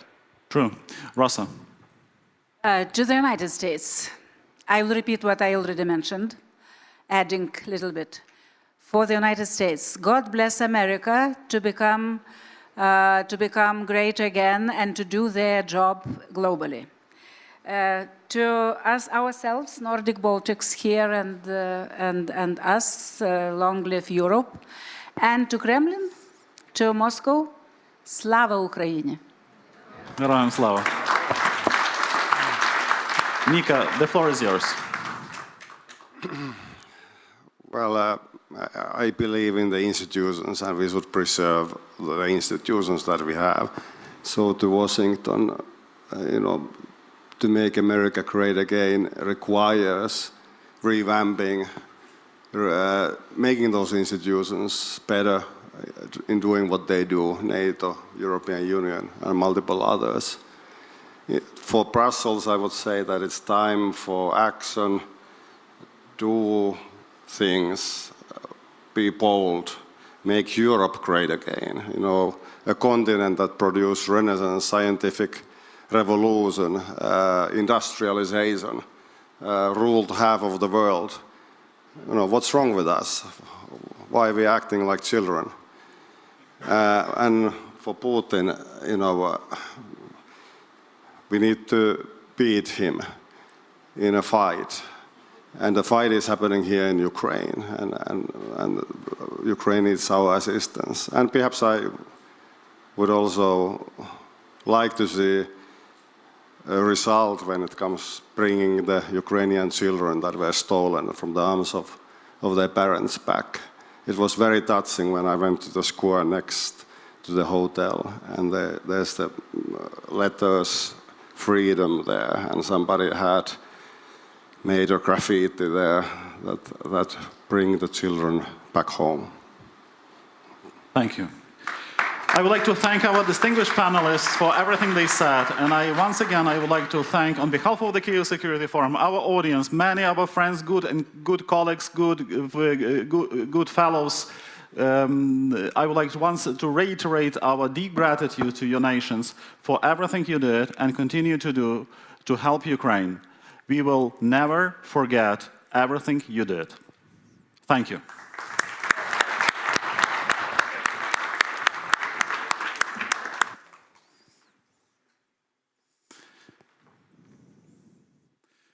Пані та панове. Our technical team advisors actually helped me to remind you that I also have the privilege to announce the video message from the Minister of Foreign Affairs of Finland. You're welcome. Excellencies, dear participants of the Kyiv Security Forum, dear friends, it gives me great pleasure to be able to address this very important forum and its audience. Unfortunately, I'm not able to be physically together with you in Kyiv, but next time. Dear Ukrainians, rest assured, Finland stands firmly with Ukraine. Since the beginning of Russia's full-scale invasion, Finland has provided political, humanitarian, economic and military support, and we will continue to do so for as long as needed. History has also taught us that international cooperation for peace is not a choice, but a necessity. For us and for the whole of Europe, this is not only about solidarity, This is about defending the foundations of our rules-based order and the principles that our democracy lays on. Moreover, this is about the values we share: freedom, human rights, and the right for each country to decide for their own future. These are also the values Finland was built on and which guided us through tough times. Dear friends, day after day, Ukraine has shown its real willingness and commitment for peace. Unlike Russia, that has shown no readiness for a ceasefire nor for peace, quite the opposite. With deep sorrow and sadness, I have followed the reports of Russia's continuous offensives and air attacks.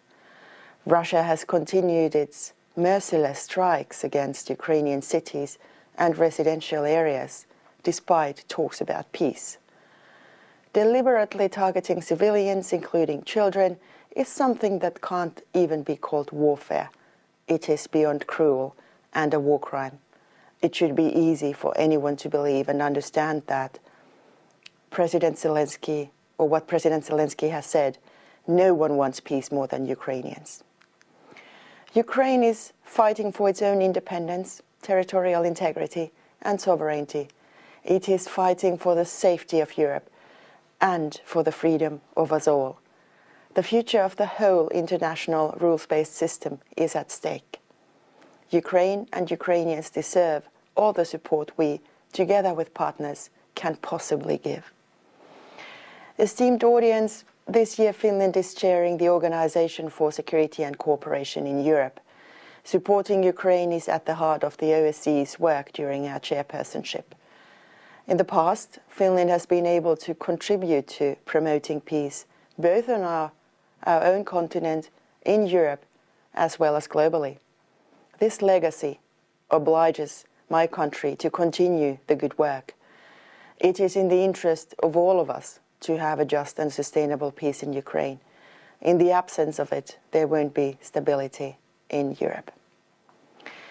Today, as we celebrate Europe Day, it is good to remember that the people of Ukraine have clearly expressed their desire to be part of Europe, which they are. The future of Europe and its people is within the European family. Ukraine has Finland's full support on its EU path. Thank you so very much.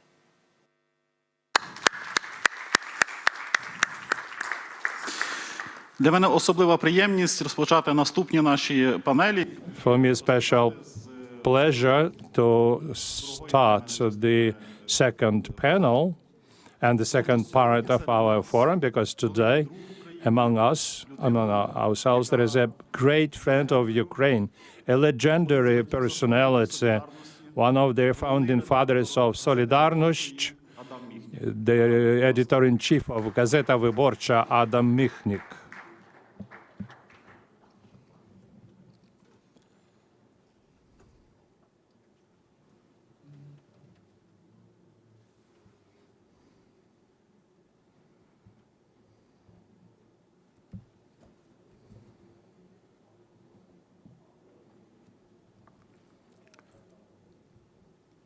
Дорогий Адаме, для нас велика честь, що ви приїхали до Києва. І це справді жест і мужності, і... Dear Adam, for us it's a great honor that you came here, and the support and attention are very important for Ukraine. And for me, you are a voice of a consciousness of Poland. And I would like to hear from you that thoughts coming from deep inside Poland. The floor is yours. I don't want to overestimate. I'm not just consciousness. I'm just a regular Warsaw hooligan. I would like to thank you for invitation. For me, it's a great honor to be at this time in Kyiv and to hear some words from Polish commentator. I think that Ukraine today, not only for Poland, but for the whole Europe and world, is an example of heroism, example of resistance against Russian Putin's aggression.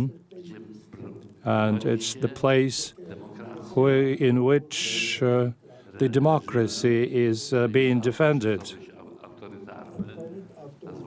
against authoritarian regime, totalitarian regime. And I would like to say that this bandit policy of Vladimir Putin and various interpretations of it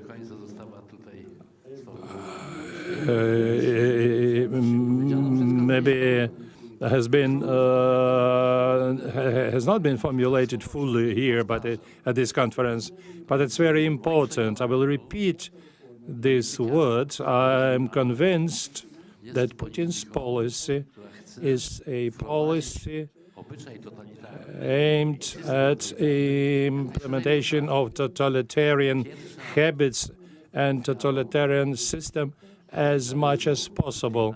And the first victim of Putin's totalitarianism has become Russia, which is very characteristic that before Putin went against other countries, Georgia or Ukraine, first he exterminated civil society in Russia.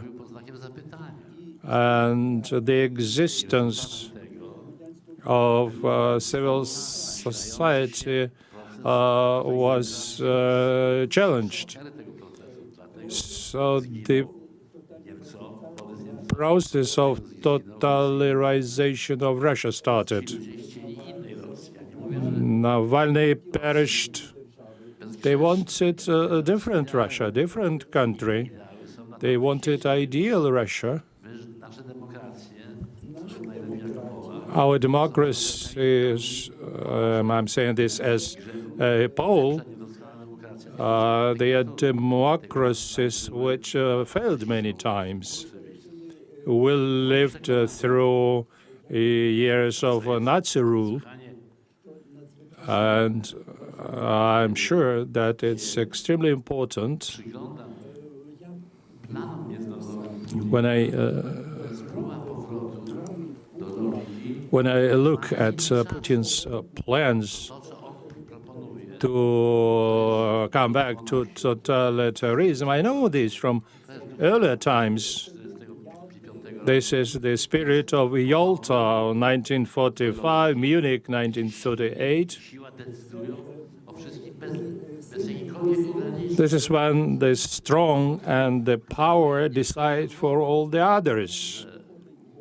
Putin even can't believe that Ukrainians can resist. And Ukraine is an example for all the others, because Ukrainians are fighting and dying for us all, Poles, Hungarians.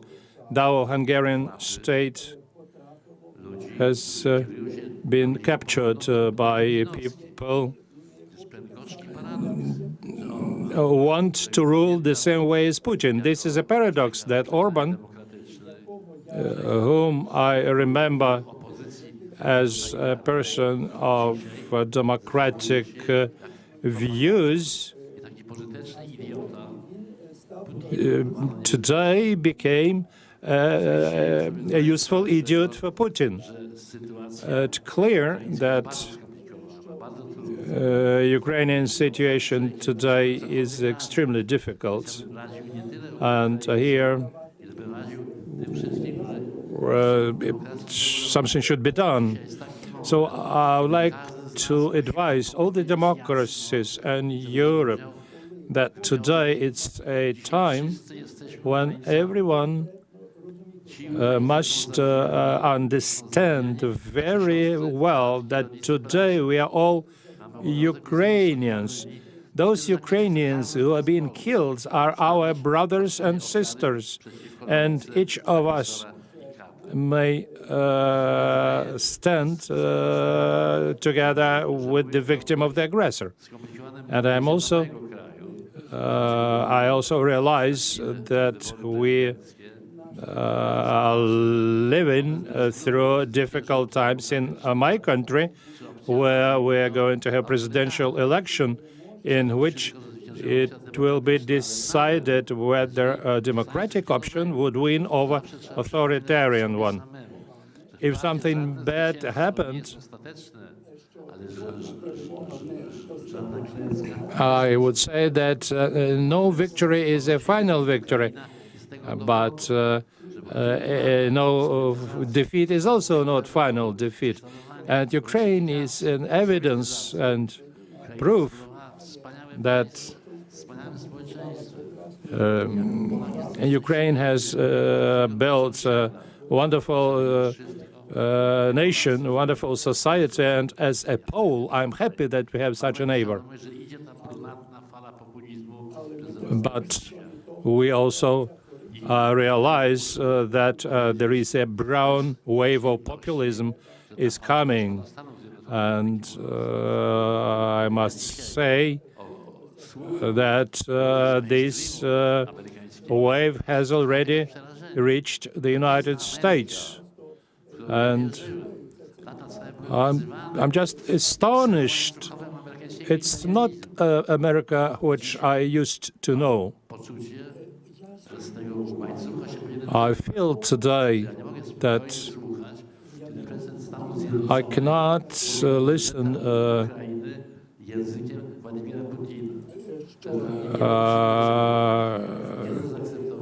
that the President of the United States speaks to the President of Ukraine with the language of Vladimir Putin. I cannot agree with this.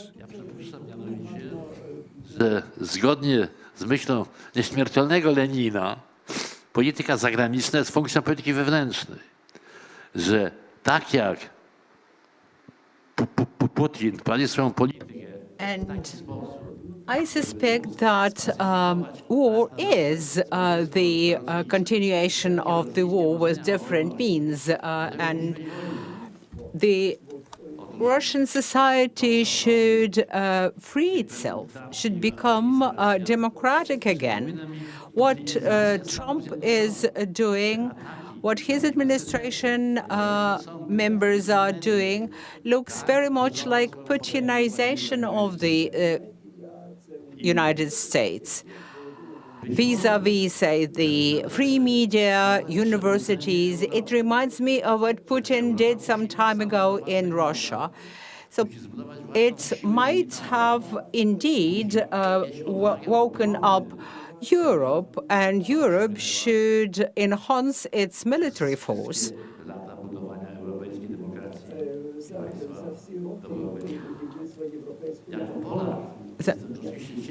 Over the years of the European democracy development, they haven't yet achieved it.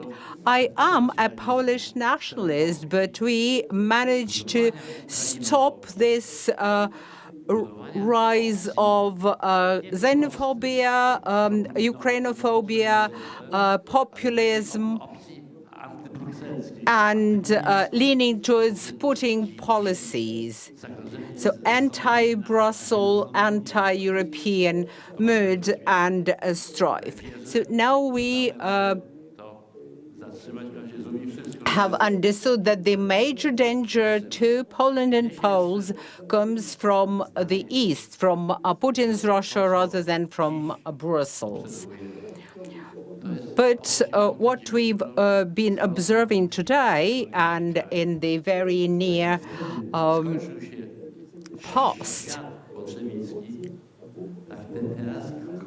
is different from how Poland felt back in 1989.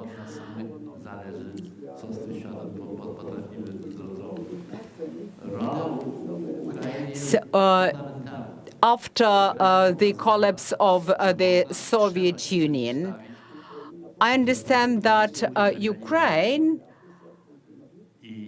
can stand up to Putin's threat, and we should support it in that strife. Thank you very much. Glory to Ukraine, glory to the heroes.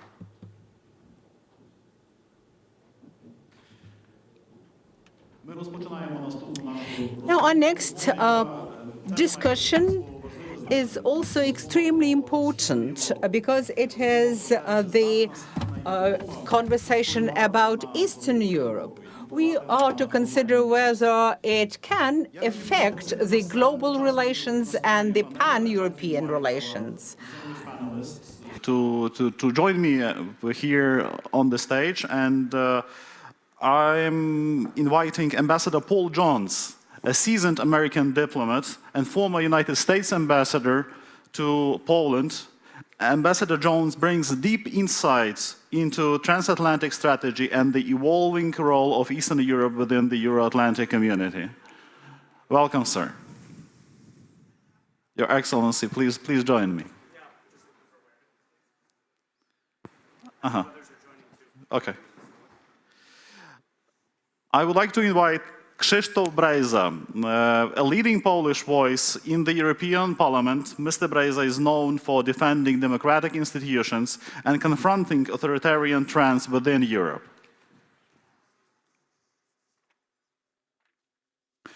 I'm happy to see somewhere here Mr. Mykola Knieżycki, a strong and true friend of the Kyiv Security Forum, a prominent Ukrainian parliamentarian, journalist, and public intellectual. Mr. Knieżycki is the forefront of Ukraine's legislative defense of freedom and European integration. Have you heard what I said? Ambassador Fredrik Lojtqvist, as director of the Stockholm Center for Eastern European Studies, Ambassador Lojtqvist offers strategic depth. You're welcome, sir. On regional security and hybrid threats facing Europe's north and east. I'm happy to greet Liisa Rivas among us, an Estonian member of parliament and rising voice on European security. Ms. Rivas represents one of Europe's most cyber-resilient democracies, standing on the front line of deterrence and innovation. Liisa, thank you for being with us. And I'm happy to see here Sławomir Serakowski from Impact from Poland, and we are co-sponsoring together with Impact this wonderful panel. Sławomir is a good friend of Ukraine, one of Poland's most influential intellectuals and editor of Krytyka Polityczna. Mr.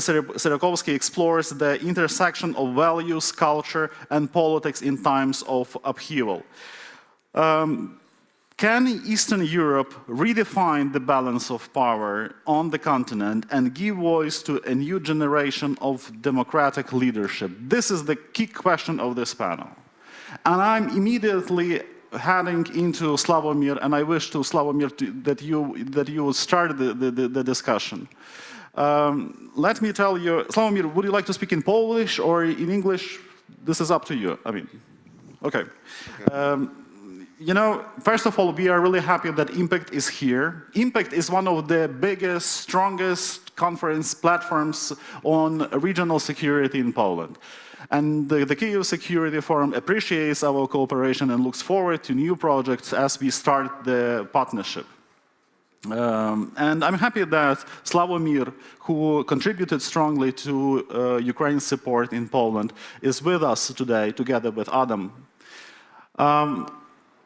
My question goes to Sławomir. Right now, all of Poland seems to be preoccupied with the upcoming presidential elections on May 18.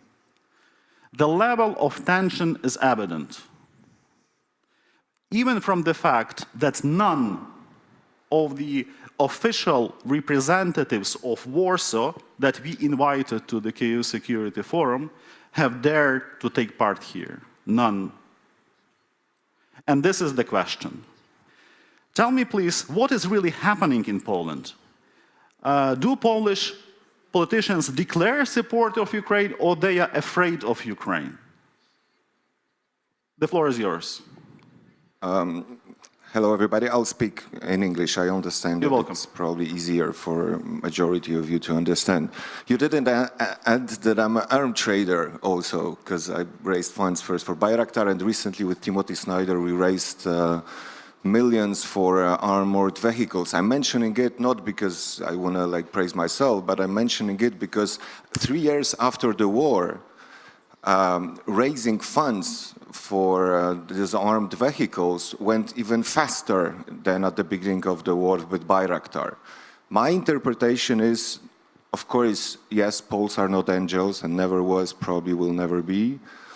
But if you don't give reason, occasion, something clear to regular people, then the pro-Ukrainian majority will stay silent. And then you're going to hear mostly populists, anti-Ukrainian nationalists, etc., etc. So from my perspective, although I was perceived for many, many years as one of the top 5 enemies of Polish government, anti-Polish, etc. Kaczynski wanted me to hang on the lamp when I was 20-something, so I have a good record of being anti-Polish in Poland. My interpretation is that in the society it looks a little bit better than we could sometimes be afraid of. And among elites, I'm also surprised. A year ago I was here and I was one of the 1 or 2 Poles that were present at the conference. Don't know why. I mean, I don't, but I'm absolutely sure that Tusk, Sikorski are so pro-Ukrainian that probably you cannot be more in Europe. So there is no fear on my side that there is no pro-Ukrainian majority in the government and in the society.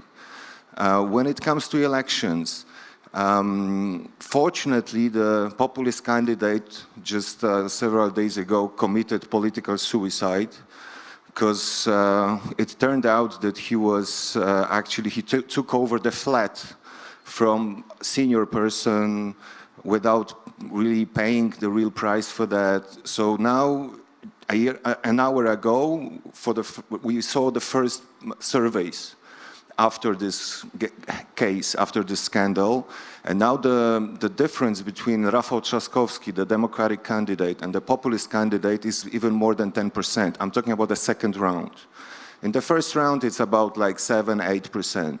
So it doesn't look that bad. When it comes to the European scene and Polish influence on it, I think it's also, I'm quite optimistic here, because Tusk is probably one of the most experienced, if not the most experienced politician now in Europe. Friedrich Merz is much more pro-Ukrainian and actually willing to act than Olaf Scholz. And Emmanuel Macron stopped calling Putin every day, which is something. Okay, but what I'm saying is that, you know, my perspective is like this. Not only Europe is a chance for Ukraine, but Ukraine is a chance for Europe to establish itself as a geopolitical player. What I see now is that Europeans are looking at the Ukrainian mirror to see themselves as a serious partners and the global players. There were many breakthroughs thanks to Ukraine. For the first time, Europe has some kind of defensive policy, can even buy weapons together, is getting stronger when it comes to energetics, etc., etc. And these 3 countries, France, Germany, and Poland, they go through this Hamiltonian moment. Poland cannot be that crazy transatlantic as before. Germans cannot be pacifists as before. French cannot be that Gaullist anymore and had to turn to Europe. To me, the flow of events is actually in Europe, unlike in America, going faster and faster on the Ukrainian side. Of course, there is elections in Romania with Adam. We go there tomorrow. It's not actually it's not pro-Russian movement. It's more anti-establishment movement, which is the case in pretty much every country in Eastern Europe. So this is the problem. I will stop here. Thank you. Thank you for stopping here, because I would like to elaborate particularly on this matter. What's wrong with our part of Europe? Why this pro-Russian anti-establishment narrative is gaining support in Hungary, in Slovakia, during the Romanian elections, now in Poland?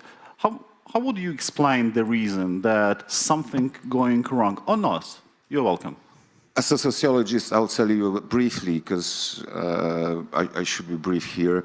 There are 2 reasons why Eastern Europe is still different than Western Europe. First of all, traditionally, the tradition of political liberalism, checks and balances, independent judiciary, independent media, separation of power, which comes originally from the liberal tradition, not even democratic, but liberal thoughts, is much weaker in Eastern Europe.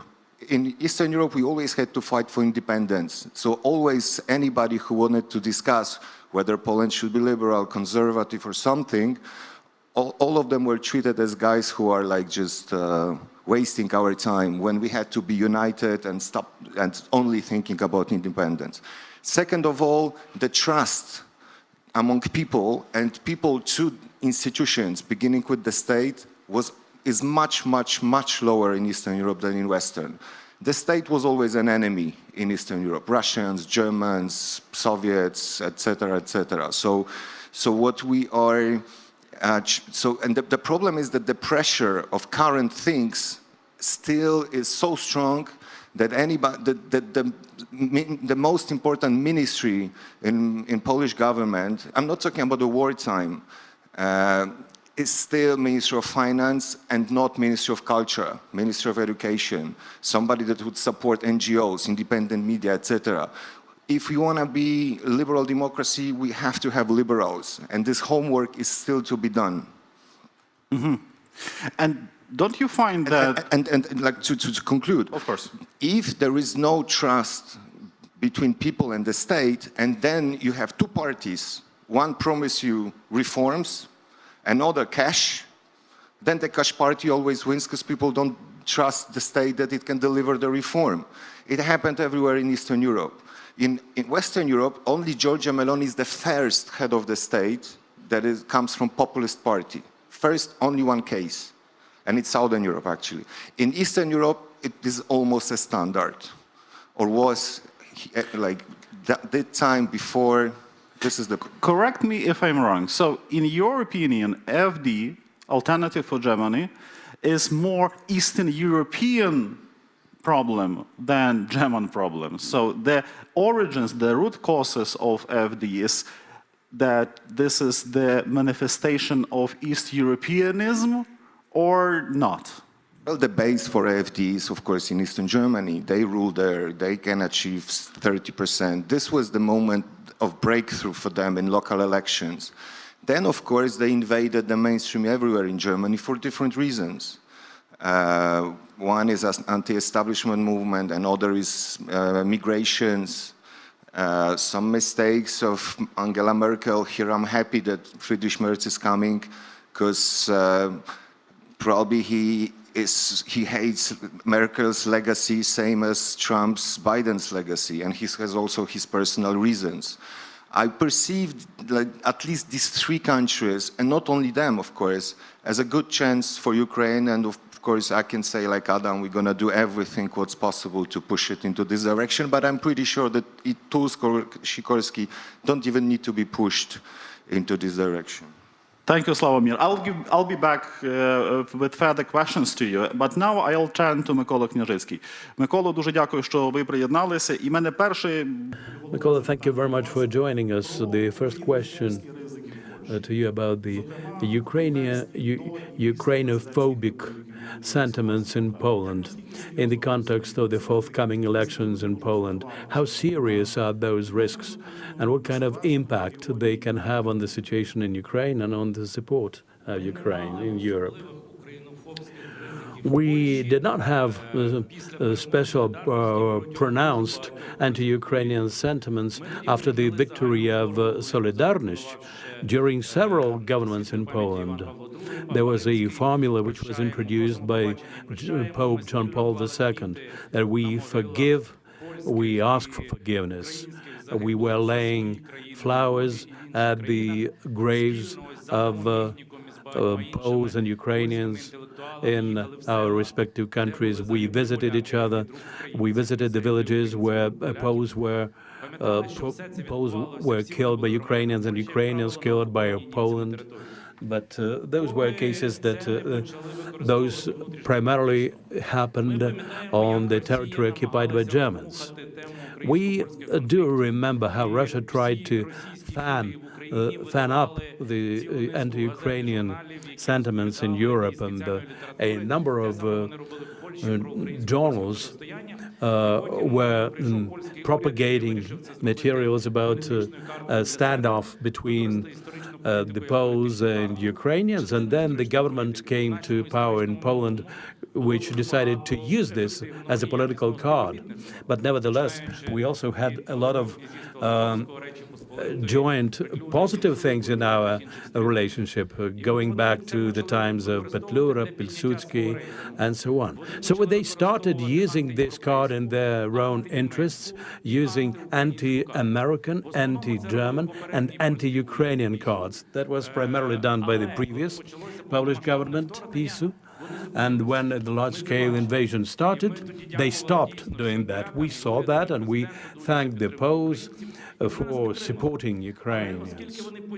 They did support us, but since that seed had been sown in Poland, this card was taken over by the extreme right, who blocked the roads, blocking Ukrainian grain and so on. And now these people play into the hand of Russians, clearly and openly. And I'm sure that the goal of Russia is to stoke those sentiments in Poland now. And this card is pretty much being used now as well.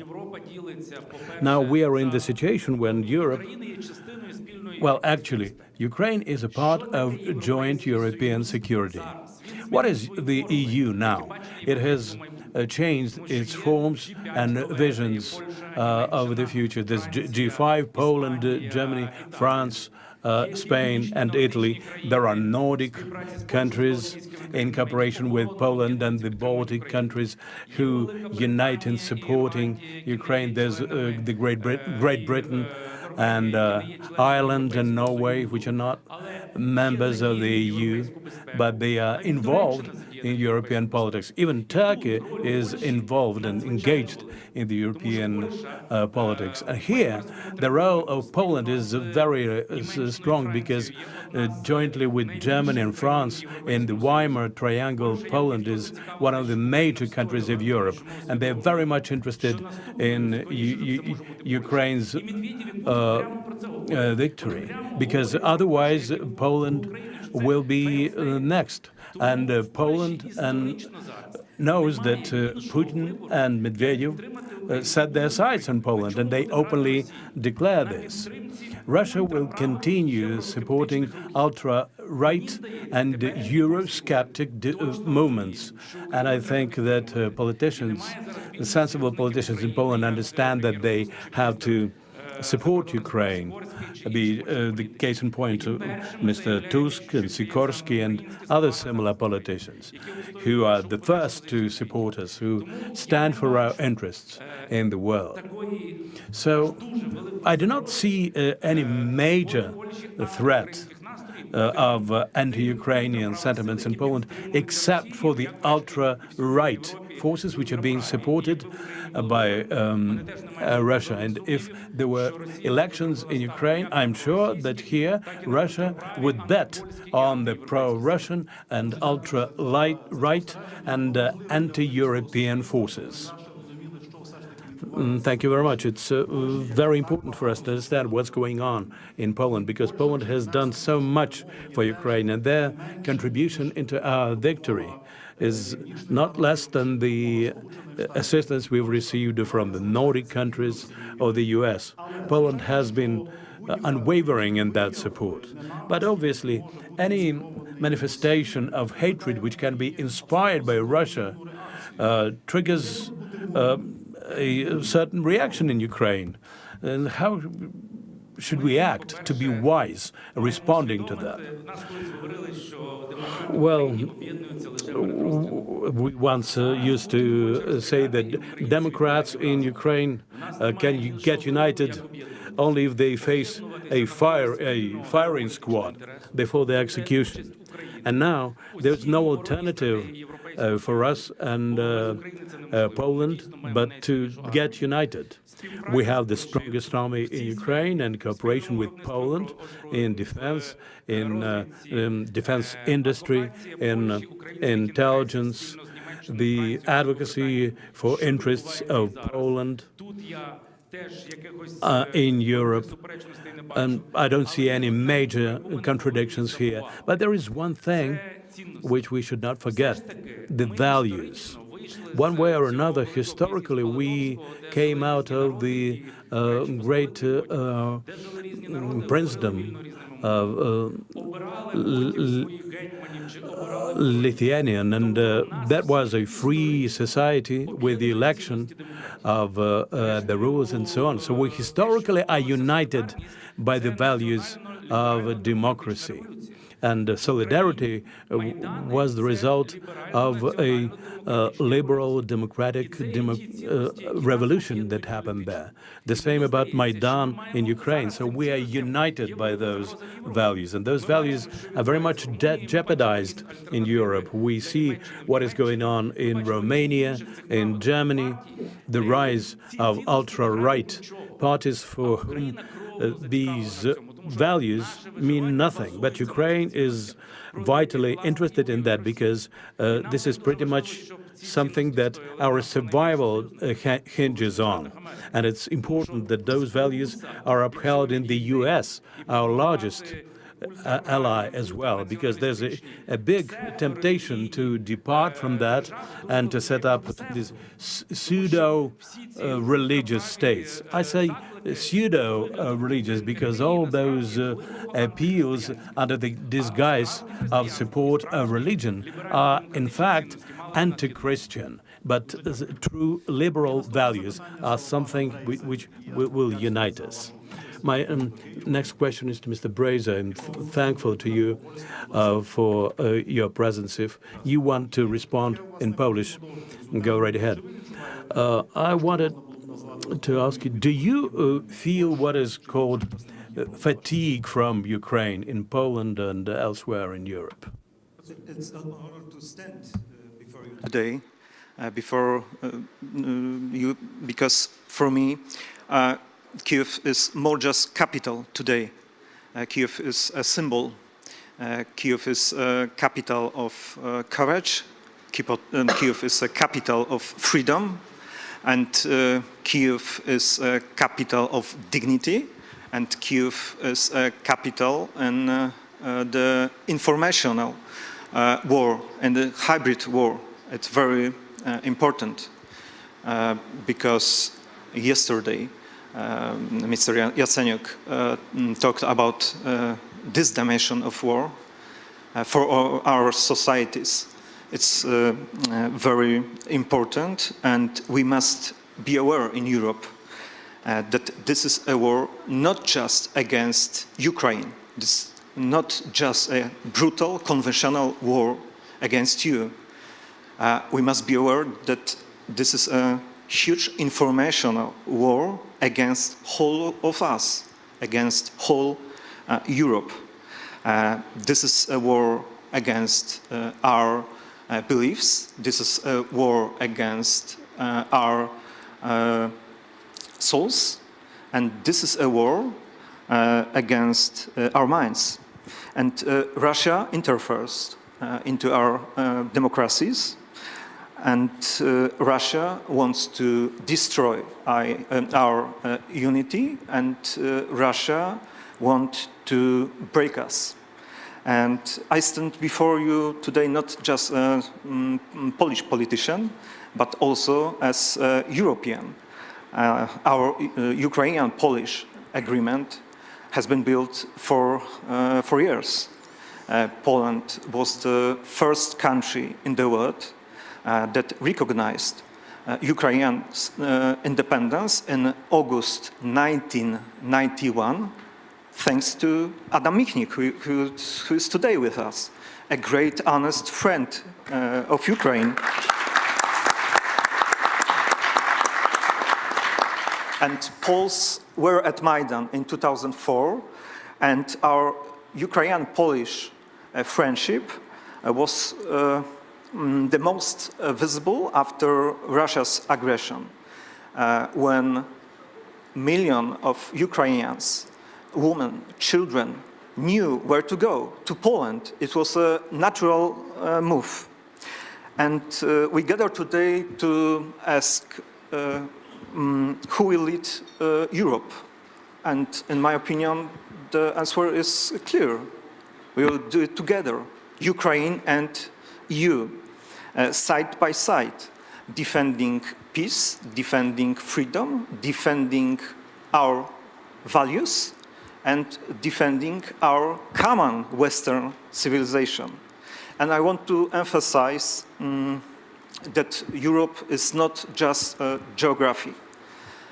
Europe is not, EU is not just institutions.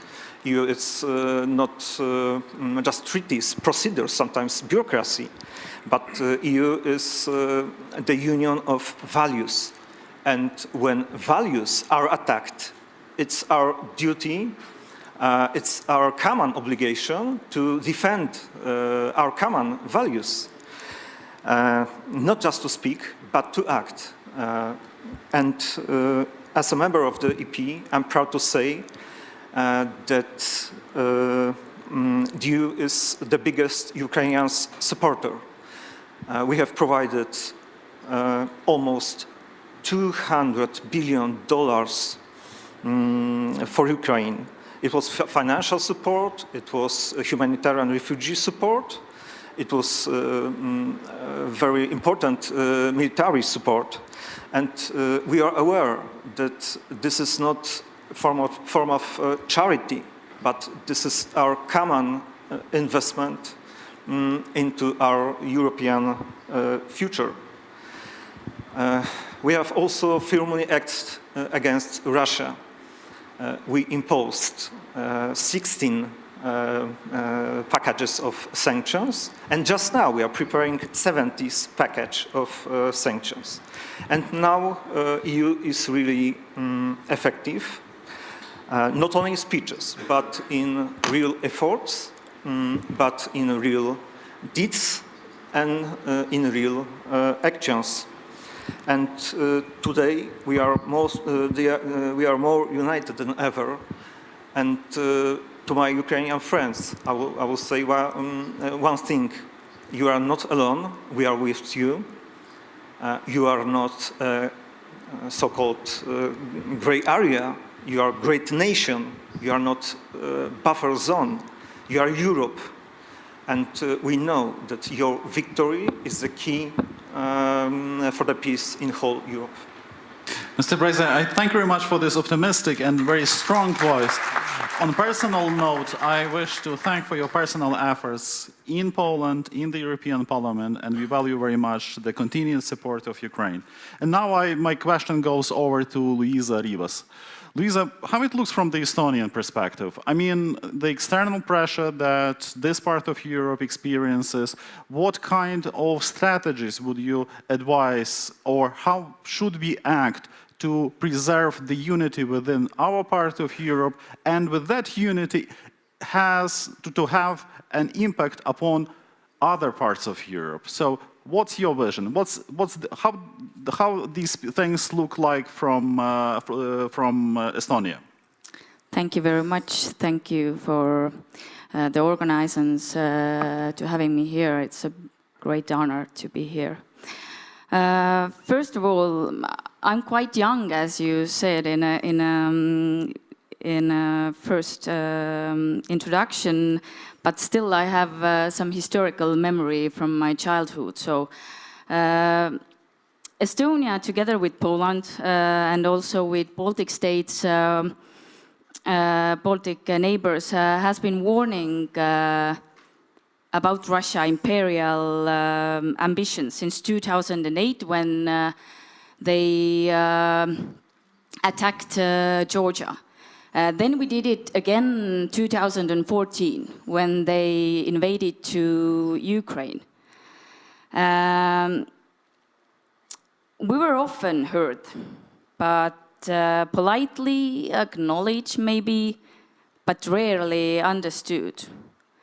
Our values, I have to say, have never differed from our Western allies. But what was different was that our perception of the Kremlin real brutality and of geopolitical reality, that was different. And I have to say, we didn't overreact then, or 2014 or 22. We saw it clearly, and we still see it. And in 2022, when missiles struck Kyiv, many others finally saw it too. Some thanks to, of course, the public opinion. It helped a lot. And since then, many have told us, and also for me, that, yeah, you were right. Yeah, we were right. And we still are right. But we don't have to be right in a retrospective, like in 10 years or today. We want to be listened to and now, because we want Ukraine to win this war, and we want that Ukraine will be supported not just cautiously, not conditionally, but fully, and to the victory, of course. And what's my point? I want to be very clear that Russia can lose this war. This is actually possible. And it must lose this war. Because history shows that even the tiny democratic shift in Russia or the Soviet Union has only come after strategic weakness. And we have to make that happen, that weakness, we have to make it happen. All together with our allies and Western allies, all together. But if I have to answer the question that who will lead and who or how should lead Europe, if I could choose by myself, then I would prefer that Europe and its security is led together with Ukraine. Because if I have to ask or answer the question why, then the first thing is because my 8-year-old son knows that Ukrainian soldiers are the best in the world, and if I don't believe him, who else has to believe him? And also, Ukraine has 11 years. Just imagine 11 years. My son is 8, but Ukraine has done it 11 years, and they have this experience, and they have this experience with Europe's most brutal enemy, and we don't take their wishes and recommendations seriously. Then I don't know, my 3 kids will be the next ones who will be in the front line, defending themselves and me. And I have been actually in the front line here. I'm not sure most of they here sitting have been there. It's awful. You don't want it to be in Europe. So yeah, we can't lead Europe today without Ukraine. We have to do it together with their experience. Yeah, and maybe the last point I have is that EU is by the definition is a collective leadership, but in security issues, it's clear that big countries and bigger armed forces should step up, and I think a little bit we are seeing that already. Hopefully, and I hope it's going to be that way more and more and more. And also, I have some hopes in the new Chancellor of Germany as well. I hope that will be good for the Europe and also for Ukraine. Thank you. Thank you, Lisa, for this emotional and important remarks. I fully share.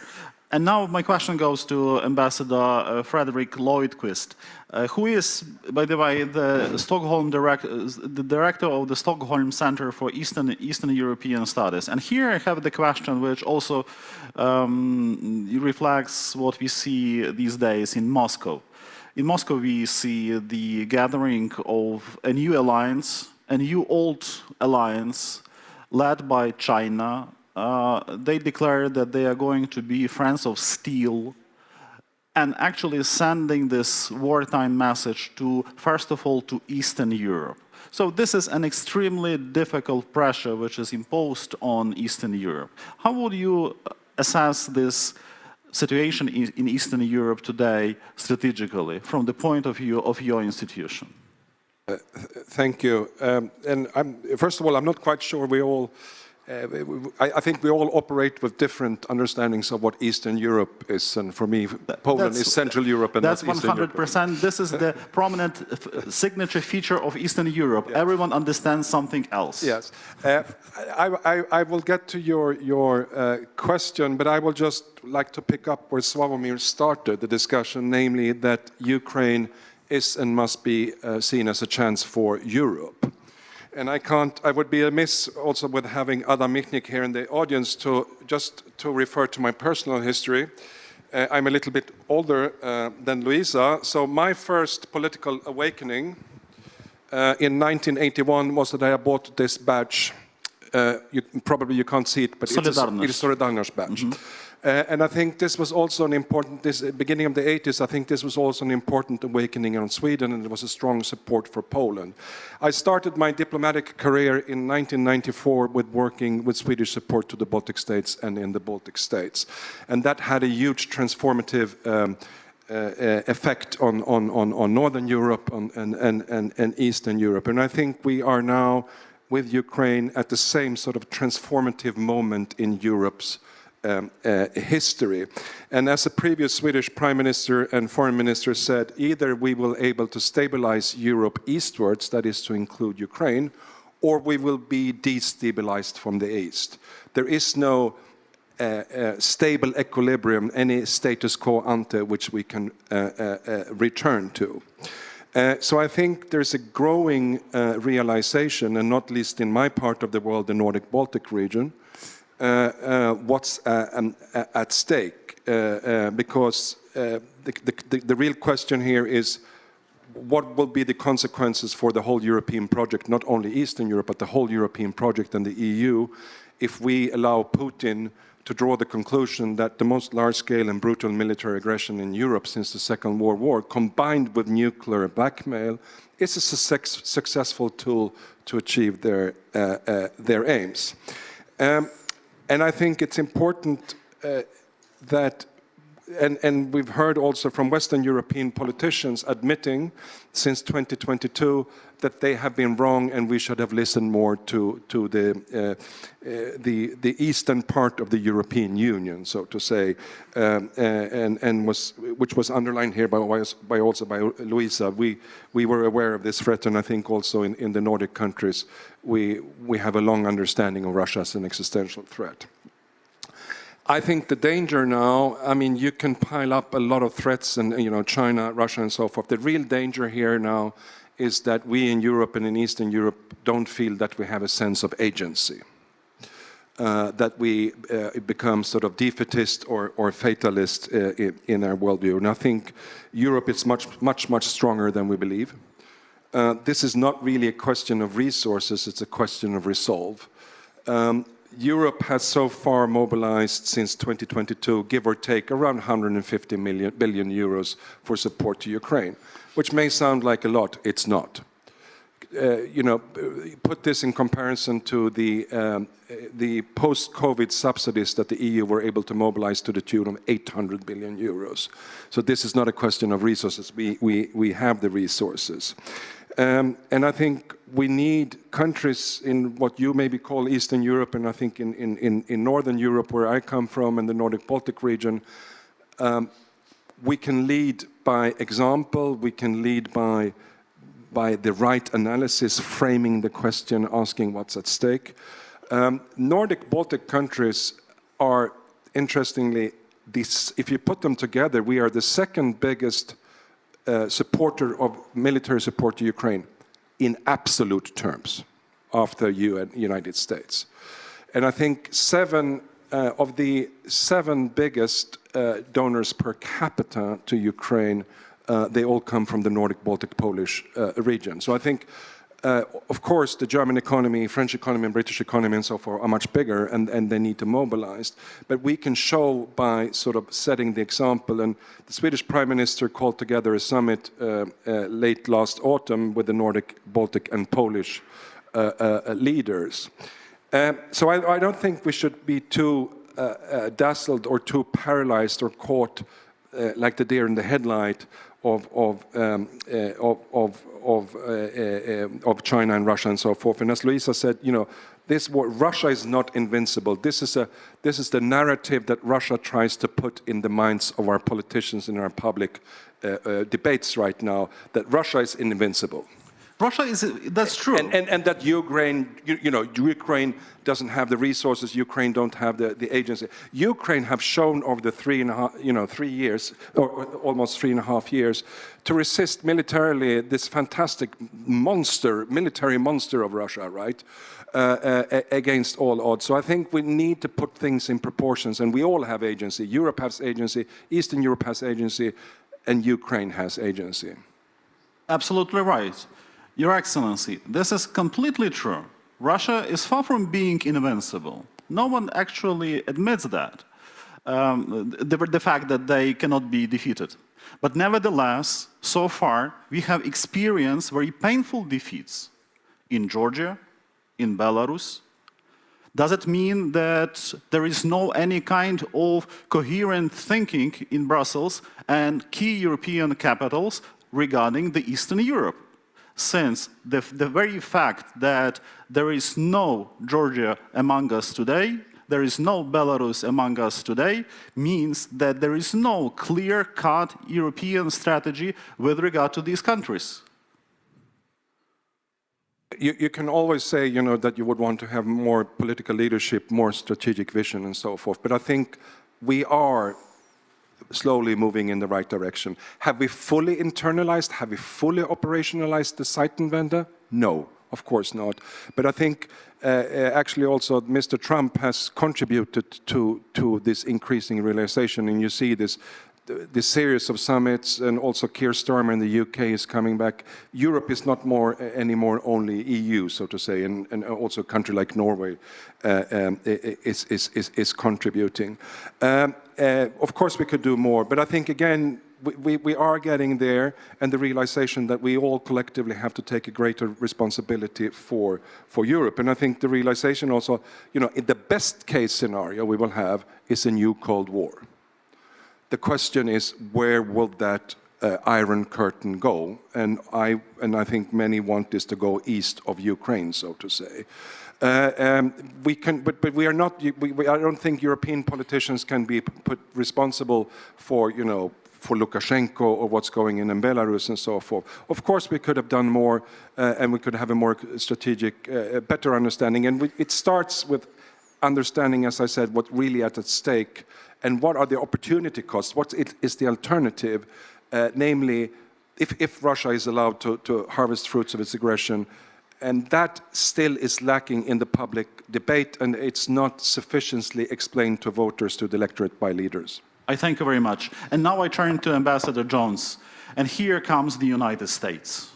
And President Trump is dealing with his best buddies, like Prime Minister Orban and others. Would you be so kind to explain the reason why Washington prefers to deal with this type of politician in Eastern Europe rather than with others? And what are, in your opinion, are the priorities of new American administrations regarding Eastern Europe? You're welcome. Thank you so much, and I really appreciate the opportunity to be with European colleagues on this particular panel at this extraordinary moment where Chancellor Merz has just visited Warsaw, is coming here. There's a treaty to be signed between Warsaw and Paris on defense. Very dynamic moment. I will bring a couple of perspectives based on my time serving as U.S. ambassador to Poland, which, was from 2015, 1 year after the 2014 invasion, through 2018, so encompassed the end of the Obama administration and the beginning of the Trump administration. And my conclusion from that, and I'll get to your question sort of more specifically in a moment, but my conclusion from that is that Poland has a particular role and responsibility, not only in what it's doing now, strengthening the Weimar Triangle, supporting Ukraine, but also in playing a role in communicating and representing the threat to the eastern flank of NATO, to Ukraine, to Washington. And I think this is a particular responsibility of Poland because the relationship with Poland and the United States is really quite unique. Poland appeals across the political spectrum in the United States, including our most conservative side of our political spectrum. And it's based on an image, originated in Solidarność, right, of Poland's commitment to freedom, its commitment to the United States, which dates back to the War of Independence that the United States fought, together with some very important Polish leaders, and to Poland's commitment to Europe and about 10 million Polish Americans in the United States, which are not an insignificant group of voters.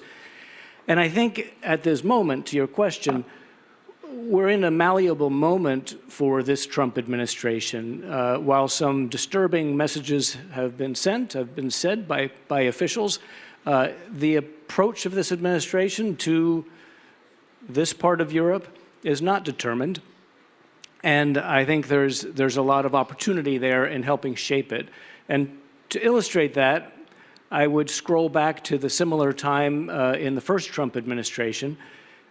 In February of 2017, President Trump visited NATO and had a visit that really didn't fulfill the expectations of NATO or those supporters of NATO because he wasn't able to articulate support for Article 5 in particular. Just after that visit, I and a number of others in the administration at the time recommended that he come to Poland as soon as possible, because for President Trump, context is hugely important. And in front of a very pro-American, enthusiastic crowd, he had no trouble articulating and supporting Article 5 and criticizing Russia quite publicly and clearly. That speech that he gave there, well, our embassy helped select the location, which was at the Warsaw Uprising Monument, but the speech that he gave was written by and under the supervision of very conservative speechwriters in Washington, and it appealed across the board in Poland because it told a very important historical story of a quest for freedom. And then we also suggested that the Polish government convene heads of state from the eastern flank of NATO in the context at that time of the Three Seas Initiative, and each of them, around a round table, had the opportunity to explain to President Trump, as each of them did, what it was like living in the neighborhood of Vladimir Putin's Russia. And I think that had impact. So I think there are opportunities here, and I think, as I say, Poland has a particular role to play in conveying this to Washington.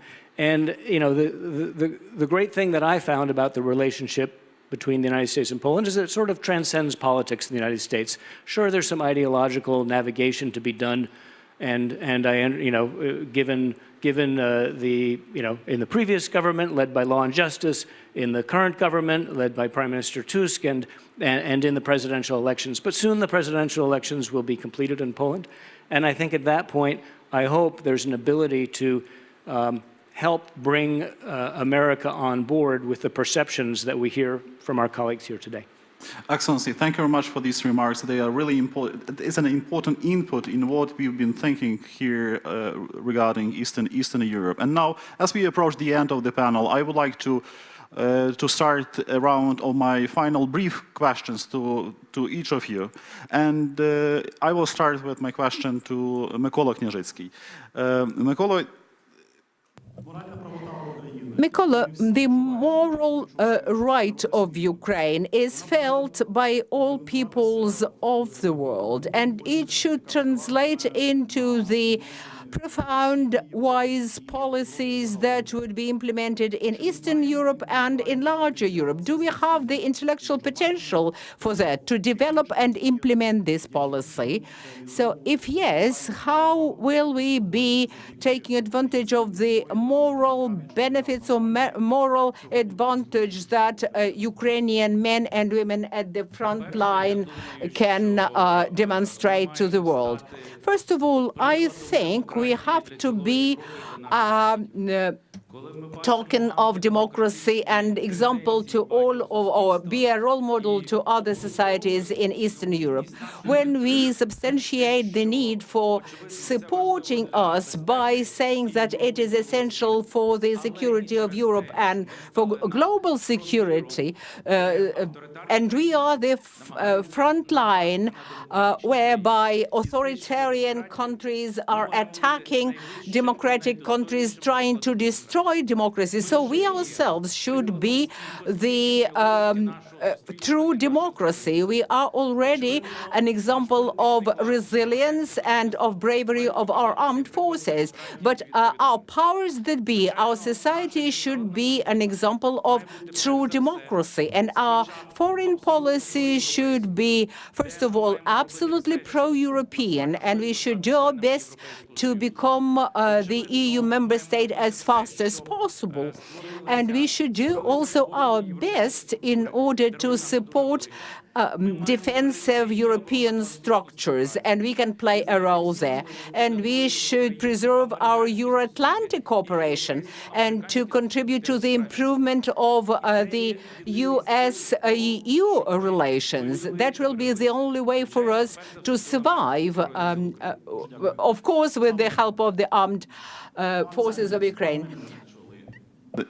Do you believe in potential of strong unity within Eastern Europe, between Kyiv and Warsaw, between our capitals, and in our ability to overcome any kind of local selfishness in order to bring some new moral energy into the affairs within Europe? Such a difficult question, and please give an answer in 1 minute. Yes. You're welcome. Well, Zelensky said once, this would be my emotional answer, at the beginning of the war about Poland, Ukraine, Lithuania, I hope also about Belarusian free people, I still remember about them. I was during all the protests, and I think we also have to keep them in mind still, that we are one country, like одна страна. Страна and country is a little bit different, but like one... I don't understand you. in a sense that like we have to behave in foreign policy as one country. Okay? Like Commonwealth. Not even a Commonwealth. I'm not talking about history. History should be left to historians, which unfortunately not all Polish politicians remember it like this. Well, impossible, but if not, then we all be victims of history, not only Russia.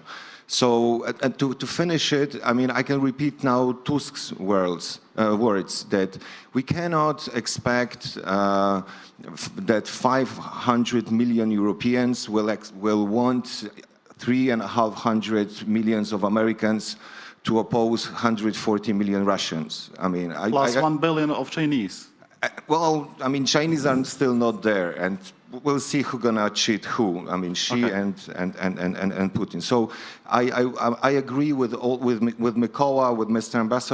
Ambassador as well, and of course you that we, you know, if Kaczynski integrated Polish democratic opposition, Putin integrated us if we were not able to do it by ourselves. So like it or not, if you're Polish, you have no other choice than to support Ukraine.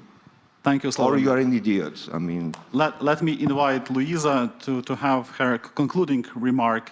1 minute, please. Thank you very much. I think if we are talking about a little bit the US and collective West, the problem is that collective West sometimes has a trend to underestimate itself and overestimate Russia. That's something we should change. And Ukraine has been able to defend itself from Russia for years with some, but not full help, I have to say. What is our justification as EU? More than 10 times the population of Ukraine, that we need to be a bit afraid of Russia? I don't know. We should stick together and do something and do more to victory. Slava Ukraini. Героям слава, дякую. Your Excellency, Frederick, you're welcome. Thank you. I think sometimes we speak too much. We are too good in Ukraine and the European Union maybe to speak about our own weaknesses. And we should speak more about our own strengths. And we speak far, far too little about Russia's weaknesses. They are the weak one. And I think, again, as I said in the beginning, I think this is a moment of destiny for Europe's future, and that future will be decided in Ukraine and how much we can support Ukraine. There is no going back to any kind of status quo ante. So either, and that's, I'm optimistic that this could be like Poland was in the 80s, like the Baltic states, Central Eastern Europe was in the 90s. Ukraine is the potential moment for renaissance for the whole European project right now. If we don't succeed in that and we allow Putin to succeed, that's a much, much bleaker picture, not only from Ukraine, but for all of us in the rest of Europe. So therefore, our fates are intimately connected, and you can't separate them. Thank you. Ambassador Jones.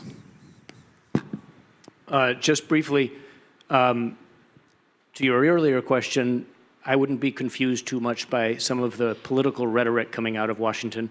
But to the point here, I think, to what I was suggesting yesterday, the more we can explain Ukraine, not only as obviously we all care about, as important in and of itself, but as an asset to the West, as an asset to the United States, the better we'll do. Thank you. Thank you. Mr. Breza. We will support Ukraine even more strongly, and I'm sure that Putin will lose, just like Hitler lost, and just like Soviet Union collapsed, and it will be the same way. Putin would also lose and collapse. It's only a question of time. Amen. Thank you. Slava Ukraini. Героям слава. I do thank you. Please pass our best regards, and on behalf of the Kyiv Security, to all your nations, to Poland, to Sweden, to Estonia, to the United States, for everything you did, which is of highest price and value for Ukraine. The difficult truth is that Ukraine, the Ukrainian people, would not survive without our friends. But another part of that truth is that if we fail, you will never survive. And it means that we have to prevail. We have to prevail because there is no other option how to move forward, how to live in the 21st and other centuries before us. We have to destroy this damned evil, which is Russia way of doing things, led by war criminal Putin. Slava Ukraini. Slava Ukraini. Thank you. Дуже дякуємо, і в нас перерва. Thank you very much. Now we break off for coffee.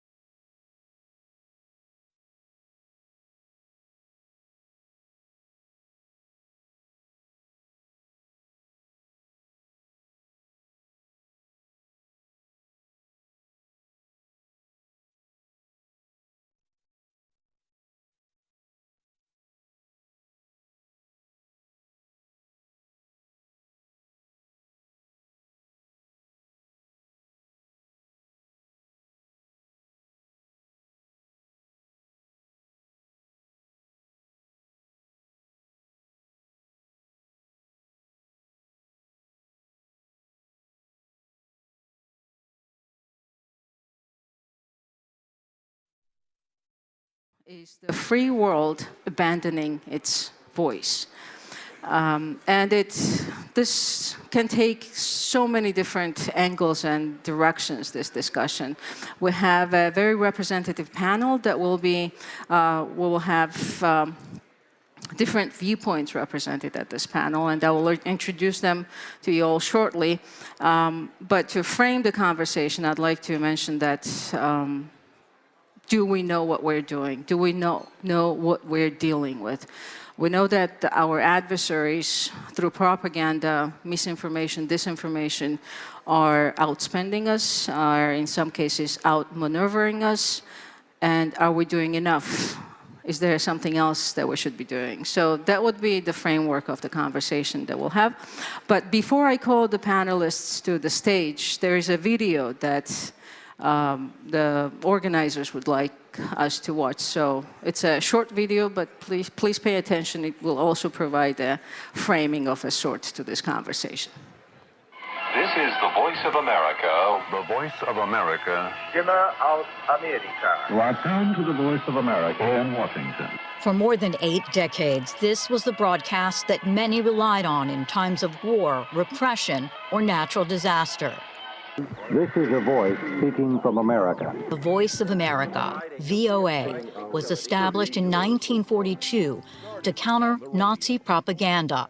The people of the United States extend the hand of friendship to you across the seas. VOA delivered accurate, objective, and comprehensive reporting in 49 languages to a weekly global audience of more than 350 million. The news may be good or bad. We shall tell you the truth. That changed on March 15, 2025, after President Donald Trump ordered the agency dismantled. VOA's radio and TV broadcasts went silent, and its website stopped updating. More than 1,300 journalists and other employees were put on leave. VOA's worldwide affiliates were caught off guard. Emisiji trebalo je da govore I kolege sa Glasa Amerike, međutim Donald Trump je ukinuo finansiranje Glasa Amerike. VOA journalists took the administration to court for violating the First Amendment and the Constitution's separation of powers. On March 28th, a federal judge temporarily halted the dismantling of VOA. We are committed to continue this fight until we can return to our congressional mandate of telling America's story to the world through factual, balanced, and comprehensive reporting. On April 22nd, a second federal judge called on the Trump administration to restore VOA. While the cases are undergoing appeal, VOA's worldwide audiences are left without the accurate and balanced news they've come to rely on. Remember, in Zimbabwe, we are under a repressive regime that does not tolerate any dissenting voices, alternative voices, and as such, we had been subjected to one state-controlled broadcaster since 1980. Amerika adalah simbol jurnalistik yang jujur dan independen yang dibutuhkan oleh dunia. America's adversaries are poised to step into the void. The departure of the Voice of America also leaves a gaping vacuum in the information world that can only be filled by countries like China and Russia. For 83 years, the Voice of America has delivered independent news, including to places where press freedom doesn't exist, strengthening American soft power and national security. Please contact your representatives in Congress and tell them to save VOA.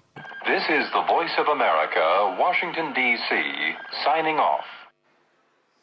That sign-off happened 82 years or 83 years after the Voice of America was first established. And initially it was created to counter Nazi propaganda, mainly in the European part of democracies or the world.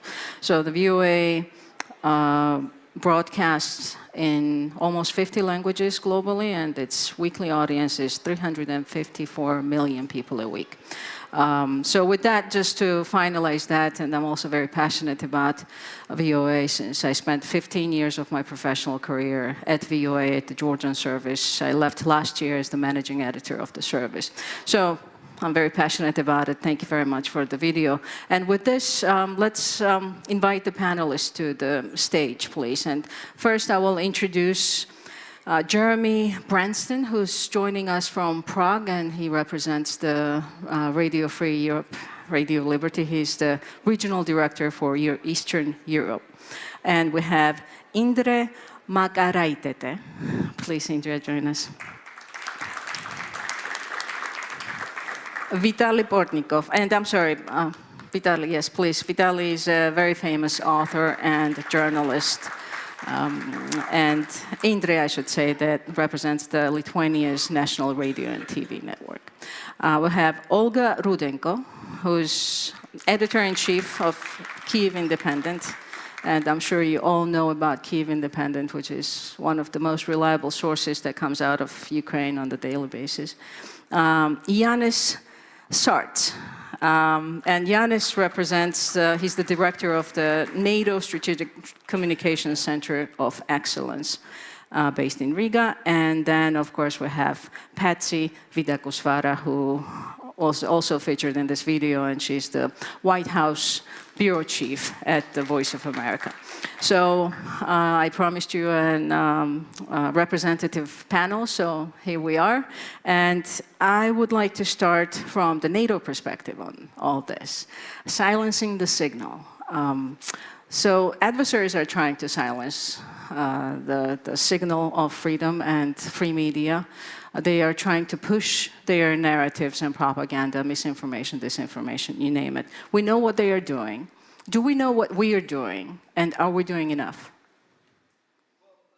Thank you very much for the question. And I'll probably start with a personal story. I saw that video. I remembered being 16 years old, still in the Soviet Union, and trying to tune into the Radio Free Europe to listen what is happening in the world, despite all these signals that were coming in to disrupt that. And that was one of my formational experiences, how I've learned about the world. So point is, I'm one of the examples, how did it work? Now, fast forward to today. Authoritarian system, core principle is to ensure control of their own people. And they've been fine-tuning that instrument as time goes by, increasingly involving technology. And they've been transporting that knowledge over to other audiences. And some of the tools we see they use are the ones they've created first and foremost for their own audience. And it is not necessarily only to silence. Sometimes it's a cacophony of things, and etc., etc. So what are we doing? Is there a NATO consensus? Obviously, no. It takes all 33 nations to agree. So we're somewhat in a searching mode right now. What should be the answer? But in my view, my personal perspective is, it's like in a real war. You can't win the war by defense. You have to grasp the initiative, and you have to find a way how you create your own dynamic. It should not replicate the same way as they do. They don't really care about the truths, the facts, and etc.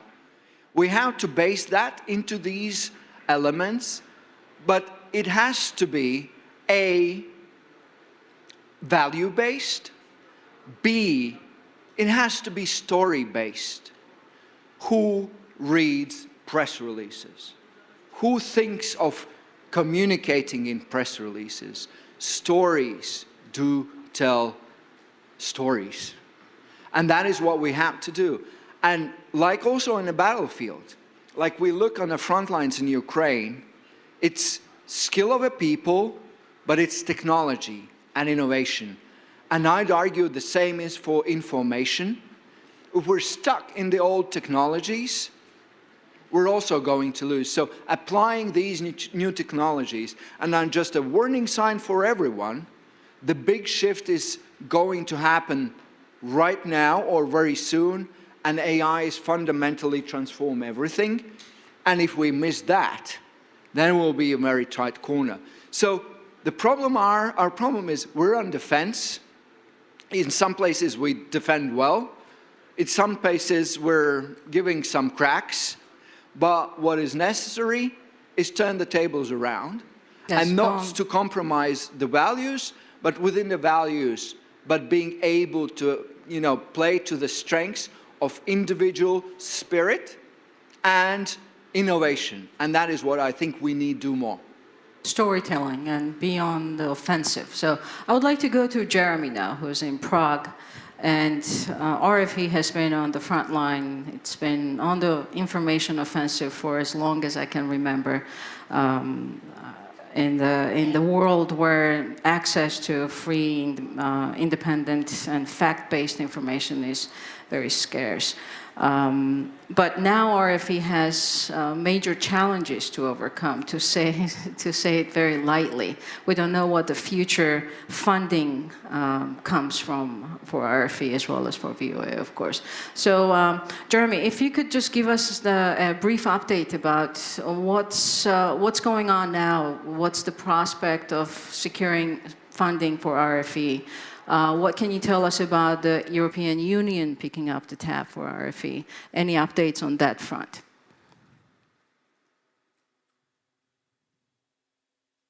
Hold on one second. We cannot hear you. Hold on one second. I think we have a technical issue.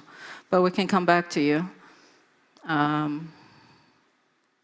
Let's see. Try to say something, and if can you hear me now? Okay. Yes. Yes. Now. Good. Okay. Yes. So greetings from Prague and from everyone at RFERL. It's wonderful to be with you today, albeit remotely.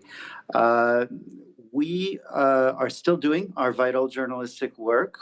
We have not closed down, and that includes, of course, our vital work in Ukraine, where we have over 100 journalists and technical staff working out of our bureau in Kyiv, our bureau in Lviv, and all across the country. So our teams are continue to work very hard. They continue to risk their lives to uphold the reputation that we have. We're very proud of them. But yes, we're under grave threat of running out of funds in a matter of weeks. We're living on savings right now. We haven't received our congressionally mandated budget since the end of March. Like VOA and the other international entities, we have been engaged in some court battles. Some of you may have seen the latest update, which came last night from our ongoing court case in Washington, with the full DC Circuit Court of Appeals ruling in our favor and upholding a lower court ruling requiring the federal agency that oversees us, USAGM, to disperse our funds for April. But as of right now, as I'm sitting with you, we are still awaiting those funds, and they haven't come. So this, our ability to keep going for a few more weeks has come at a very heavy price. We've had to send home a lot of staffers on only partial pay. We've had to cut freelancers in many countries. We've had to cut programs, cut projects, and focus only on providing essential news as we face this crisis. Now in Ukraine, which is a top priority for RFERL, understandably, we've also been forced to make cuts. Our daily morning show has been put on hiatus. We have had to pause our dedicated refugee desk, which does very important work. Some staff and many freelance contracts have been ended. However, we do maintain our national network. We are still reporting from the front lines and from cities all across Ukraine that are being bombed Jeremy, frequently. With that update, outside Ukraine, our operations, continue, and that includes Russia, of course. We're the only major outlet that gives Russians in their own language news about what is really happening in Ukraine, and I think that's vital to cut through the propaganda and all the brainwashing. Now, we've received an outpouring of support, as you know, from civil society leaders, from governments, including many EU governments. So the conversations are ongoing about potential rescue funds for RFE, but I can't divulge all of the details here, but those conversations are ongoing. We're very grateful to our European friends And as well, our court case in Washington continues. So we are in a tight spot, but we keep going. And thanks to the support of our audiences as well, we hope to still be around for a long time. Jeremy, since the conversation is about basically, in this case, predominantly government-funded media entities, RFE, VOA, and 3 other network organizations under the US government Agency for Global Media, they are all government paid. So my question to you is, do you think it's important to keep the government-funded entities, news organizations, operational? And would anything change in your case if the EU were to fund RFE as opposed to the US government? Well, look, I would say that I prefer to refer to what we do as public service media, and it's been documented. If we want to take Europe, for instance, but in countries across the world where you've got strong publicly funded media, you've got a much healthier environment where disinformation has a harder time than it does in countries where that public service media has been dismantled, and unfortunately, that includes countries that are inside the EU and parts of Eastern Europe. So yes, I think it's terrifically important to maintain this, and there is a firewall, so it's not about the government telling us what to do. It's about having the means in a non-commercial way to give people an accurate picture of what's really going on.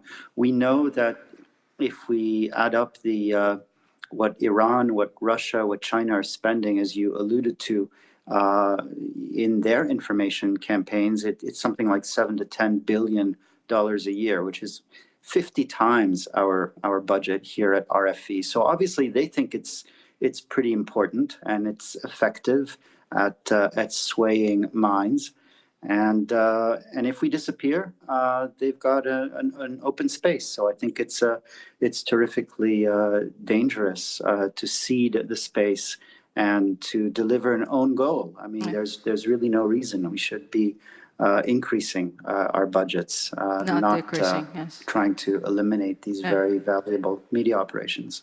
Thank you very much, Jeremy. And Patsy, I would like to come to you now and ask you a similar question. What is the added value that VOA brings? And I think it's an important distinction for the viewers, for the understanding of the issue. We have all kinds of private media organizations. Some of them are trusted, some of them less so. We do have BBC, we have Deutsche Welle, France 24. We have all these trusted, reliable sources of information. VOA is very small compared to them, at least in the English-speaking world. So what would be the importance that you place on the organization from your perspective? Thank you, Iya, and thank you, Kyiv Security Forum, for inviting me. I have to stress, first of all, that I'm not here speaking in my capacity as VOA's White House Bureau Chief, because I have been put on administrative leave since March 15th, and technically not authorized to speak here, so I'm speaking on behalf of my capacity as lead plaintiff in the Widakuswara V. Lake, which is a lawsuit against Kari Lake in her capacity as the senior advisor for USAGM. This is a lawsuit on behalf of journalists and also labor organizations, Reporters Without Borders. And we have a separate lawsuit with RFE and RFA, but our lawsuit also fights for the relief for RFE and RFA, and we welcome the en banc review's decision to give your funding immediately. Hopefully that comes out. To answer your question, Iya, why is it important? It's because good journalism takes resources. And I have to push back against the fact that VOA is very small. VOA is 360 million English language weekly. Right, but we broadcast in 49 languages, including in places where there's no freedom of the press. And our audience are not only, women in Afghanistan or farmers in Africa, but also decision makers in the global south who is facing the onslaught of disinformation by Russia and China. You can see this by the way they are reacting to our closing. Let me just quote a couple of things that RT, the editor-in-chief of RT, said in the closing of VOA.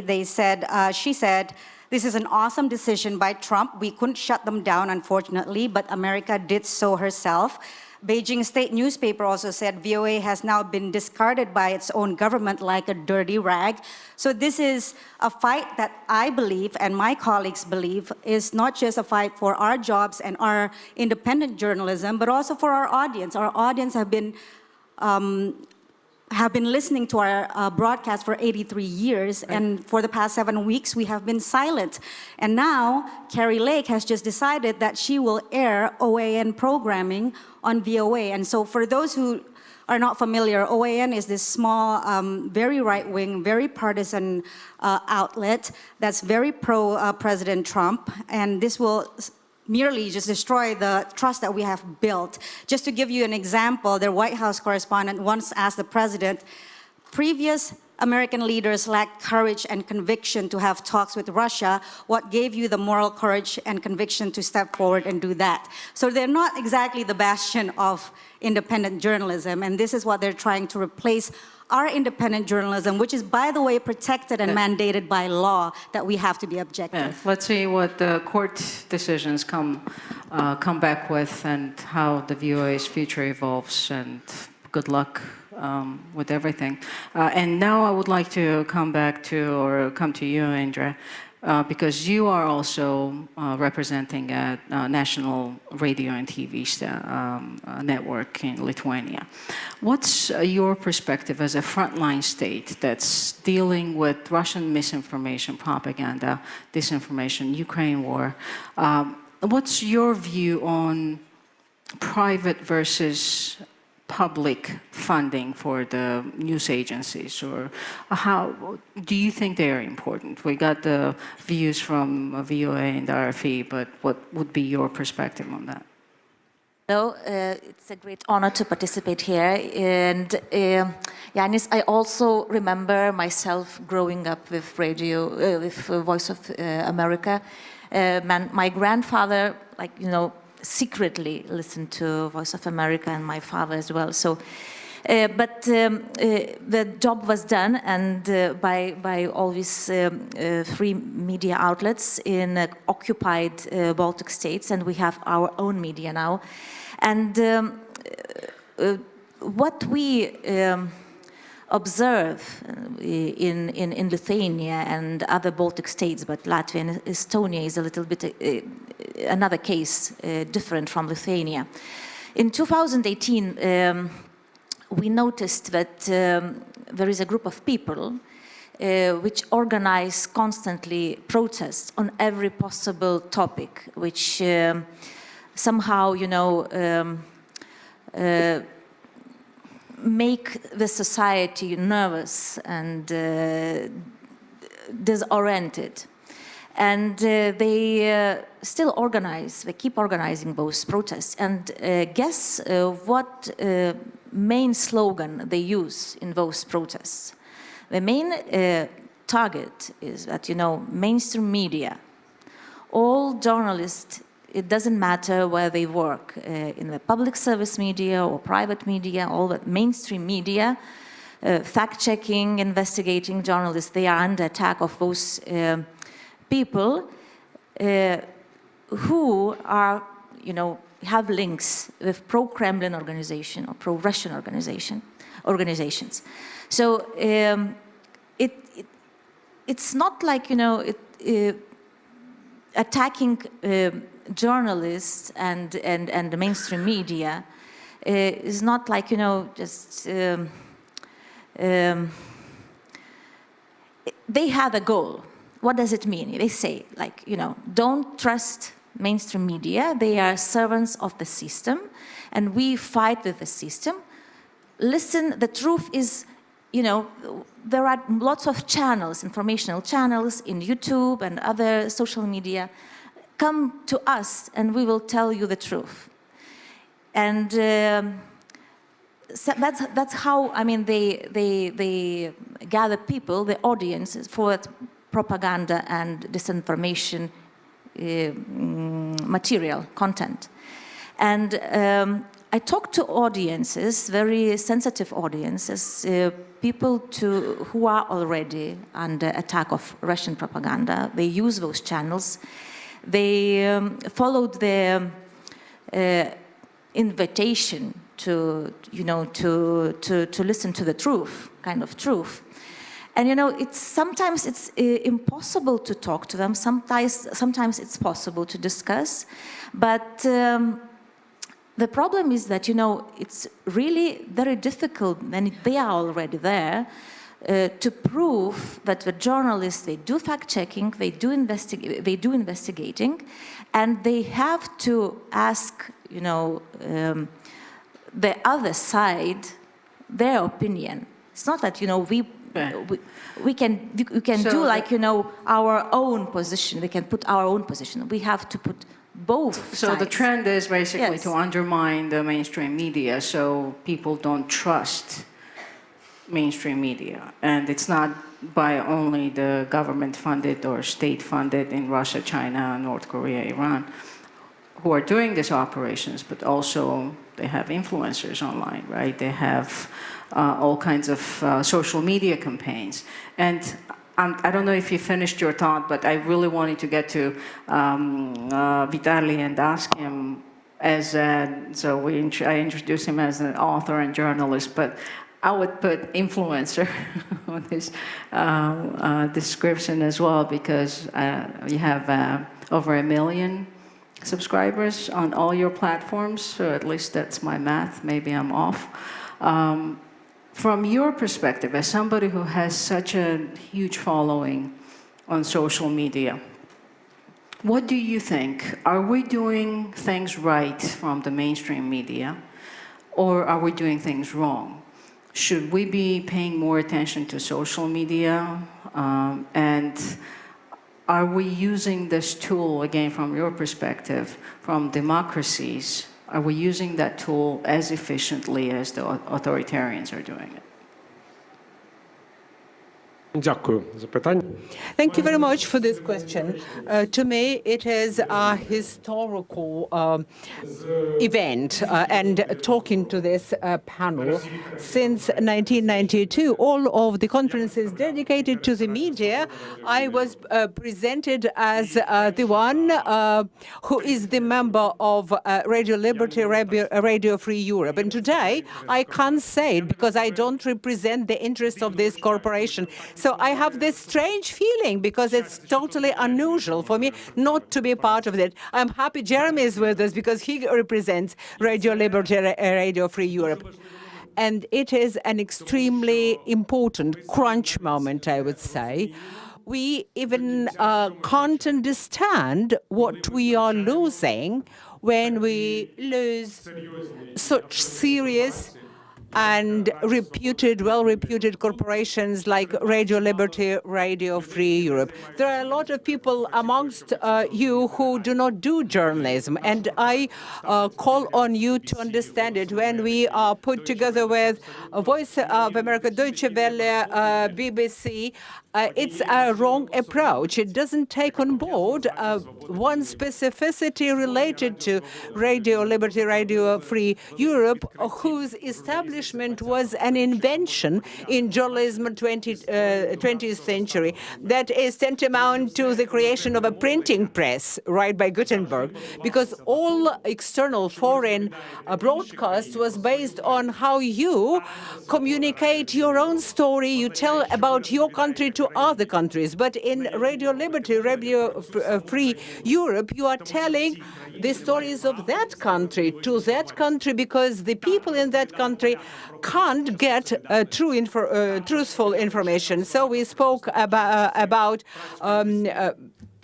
say, the Czech Spring to the people in Czechoslovakia. We were telling Russians about Russia during the Gorbachev perestroika, let alone communist times when Radio Liberty, Radio Free Europe was the only source of truthful information about the Soviet Union and the so-called Soviet camp states. Because all other media, from Voice of America to Radio Sweden, were in the frameworks of the context that their editorial boards had with the Soviet Union. So those are incomparable things. So when I studied journalism in Moscow University, the military department that trained journalists, there were 2-semester course, how to counteract Radio Liberty, Radio Free Europe.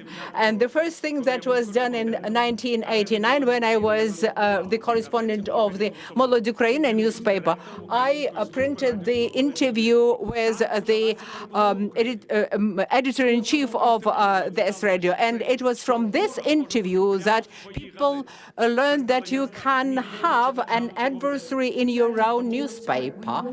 Vitaly, if you would, please. Yes, so when we speak about the social media, I think the number of people, of my followers, is the result of the trust that I gained as the representative of Radio Liberty, Radio Free Europe. Because I have had this brand, I had this influence. My audience in Ukraine, Kazakhstan, Tajikistan, the Baltic countries are those who have been listening to me for decades. Otherwise, you don't have this trust. And that's not the matter of traditional or, say, legacy media that fail to follow the innovation technologies. It's all about content. You were speaking about Europe and whether the EU can support Radio Liberty, Radio Free Europe. And it is important to remember that part of our authority and our influence was the fact that the USA were behind us as a country that is a leader in the democratic world. So without that, there is no Radio Liberty, Radio Free Europe. And unless the EU is capable of establishing the same renommee for this outlet, we won't have the world where there is a voice to democracy. No social media, no individual activities can step in and replace corporations, because corporations set standards. They show whether we do good journalism, whether we promote truth and integrity. No YouTube can you guarantee that, right? You have to be aware of that.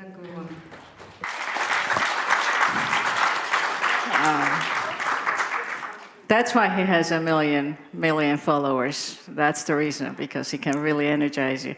And Olga, I would like to come to you now. As Vitaly just said, there are certain things that are not replaceable, and trust, ethical journalism, fact-checking, reporting, those are the fundamental principles of journalism as we know it, or at least thus far.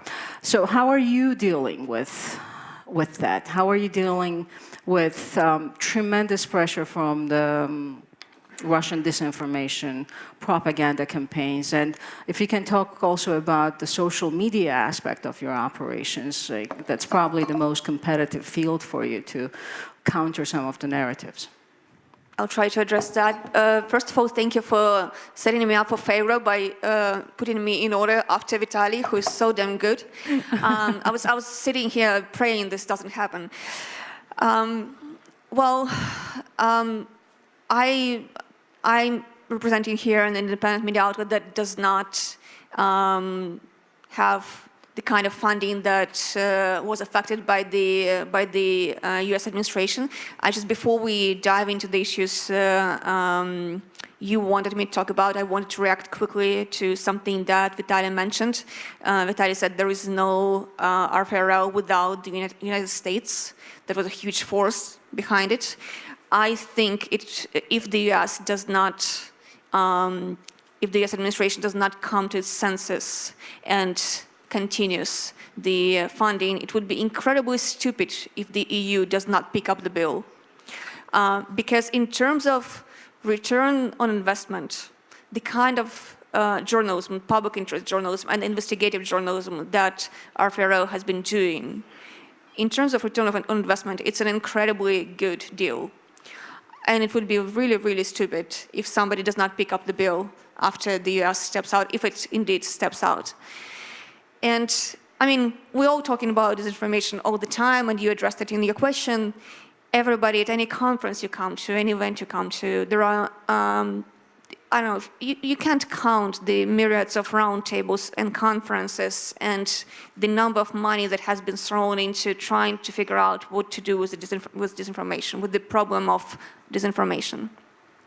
And here you have exactly the ready-made, assembled weapon against disinformation, which is a quality media outlet. The team is already built. Everything is there, the distribution is there, the platforms are there. It's something that takes years and decades to build. The reputation is there. And all that is needed to be done is to continue funding it.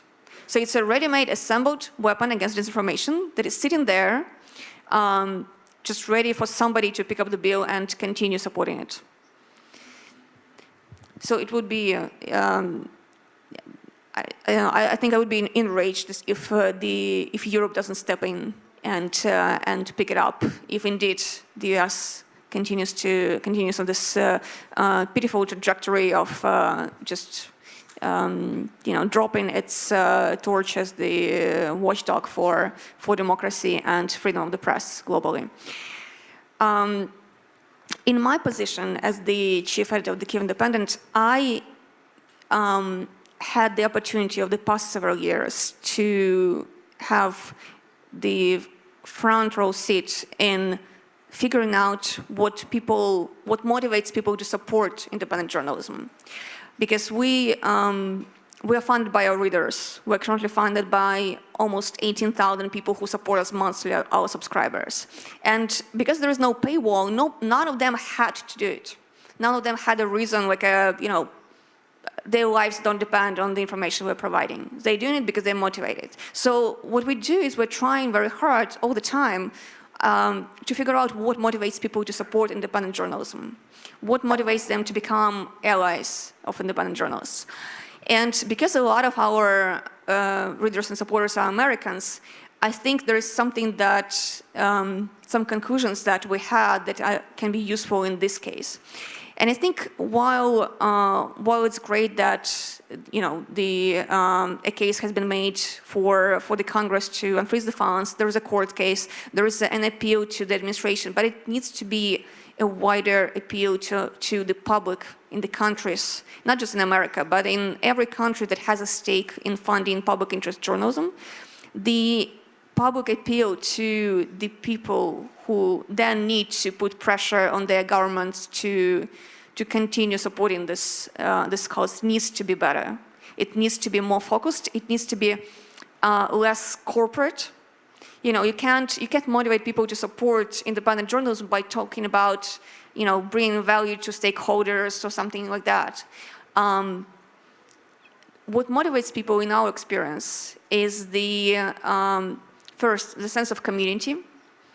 It's something that we've been getting feedback continuously, the sense of community that is being assembled around a media that is like a gravity center for the community. So we're kind of used. That's sort of overarching. I mean, it's something that unites, I think, everything that. Yeah, because we are, as media, we're used to seeing ourselves almost as like we're talking to the people. We're almost like we're standing, like I'm on the platform now talking to the audience. Yes. But we need to be sitting with them. Exactly. And when they storytelling, which we started with, basically, right? So storytelling attracts people.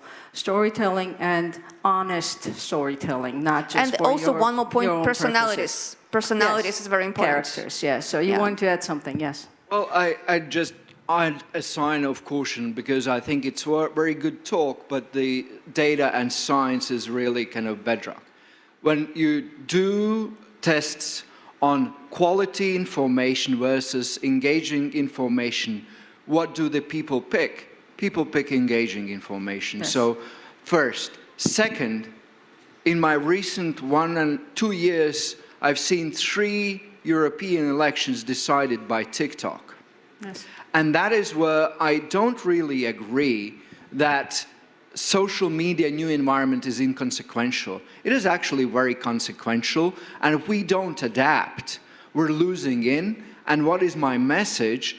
TikTok is becoming yesterday, and today is coming with AI. It's hugely persuasive. The one who grasps the capability is going to have a huge impact. Absolutely. And I want it to be value-based and democratic, not authoritarian. Yeah, so I'm going to ask you, since we're going to go over the time by maybe 2 minutes. So since you started with that, and I will ask you, all of you, and I will come back to you, Jeremy. We have not forgotten about you. It just, so what is it that we need to do? So you're saying that, okay, well, we need to keep up, we need to use the AI, we need to do all these things, but how do we do it? What's the effective way to actually get on top of it? And you have 45 seconds. Resource, government resource, non-governmental resource, non-controlled resource, so that it's not like attached with strings. Capacity and getting freedom into the civic society. That's the disbalance we have versus the authoritarian systems. They don't have that vibrancy. They don't have that innovation. If we tap into it, we have strengths they don't. Yeah. Jeremy, your turn. I think that all of the points have been alluded to. Trust is vital, and maintaining these networks that have been created for public interest journalism and not shutting them down. That's a main thing. But we have very intensively explored all sorts of social media platforms, from TikTok to Telegram to others that make sense in specific markets in recent years. So we're very much in the thick of it when it comes to being where the audience is. I think it's all about cultivating trust, but you need a basic level of consistent funding for that. There you go. Two funding and trust. Let's see. I agree with that. I think whatever vehicle it is, whether it's TikTok, other social media platforms, or even AI in the future, the bedrock has to be about good journalism, about factual reporting, about independence, because whoever our audience is, they will see propaganda, and maybe propaganda is effective for a little bit, maybe during an election cycle or something like that. But if you want something sustainable and effective, there is nothing that beats factual, comprehensive and balanced information, and that is what we strive to do. Sure. And how about you, Andrea? I think that we have to come back to the audiences and talk directly. Yes, social media is very good, but then you directly reach your audience and you address and listen to the audience. Not via social media is also very effective, at least in Lithuania. It is a small country, and we know each other quite well. I mean, we know these people. And yes, and one more thing, I think that we have to have stricter rules towards propaganda channels. Actually, I mean, this is like, this is a crime to spread propaganda, and we have to be that's good. I like that. Yeah. So Olga, I'm going to put you before Vitaly this time. So how about? Thank you. I appreciate it. Yeah. Do you want to just conclude, or you already said yours? Oh, your original question before this was about how we can adapt to AI and stuff like that. And I think if we're now talking about adapting to AI, we're very late to the party. And one thing that media really need to do is drop any arrogance about the new channels, because it's been a hurting factor. I've seen so much arrogance about AI, about TikTok, about we shouldn't be there, it's for stupid teenagers, something like that. While we are being arrogant, others are winning over this audience. And another thing is, journalists need to learn to explain to the audience what is their value. Yes, you are the last, yes. Я хотів би уточнити одну дуже важливу річ. і TikTok, і YouTube, і будь-яка інша I'd like to clarify one very important thing. TikTok and other social media is just a source of transferring information. And if we know how to communicate information, we can use any channel. But the main thing is trust building, because trust building exists in journalistic corporations. Those who do features, everything depends on the standards, all depends on the number of journalists and the level of their professionalism. If you take out this factor and how we deal with social network, all this will largely determine the democracy in the civilized world. That's a very nice summary. And to really summarize this now, so we're at war and we need to treat it as such. We need trusted journalists and media outlets. We need legislation that would support it. And we do need to be innovative and use AI for it. So that's my conclusion. I don't know what you remember from this, but thank you very much for the panel. Thank you very much, Jeremy, for joining us. And thank you. Let's keep fighting. Okay. Thank you.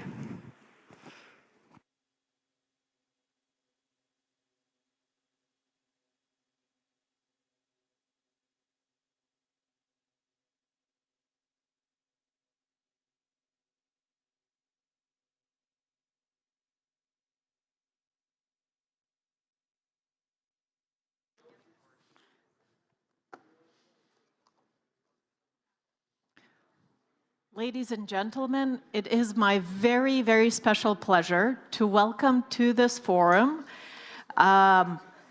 Jake Sullivan. Jake Sullivan is with us here remotely, alas. He was the National Security Advisor to President Joe Biden in 2020-2025, and is in this capacity was one of the key people shaping U.S. response to Russia's full-fledged invasion of Ukraine and Ukraine policy more broadly. And now I'm very pleased to say he is a colleague at the Harvard Kennedy School, where he is the Kissinger Professor of the practice of statecraft and world order. Welcome, Mr. Sullivan. We're very, very honored to have you as our guest here. And the only thing, we were expecting you in person.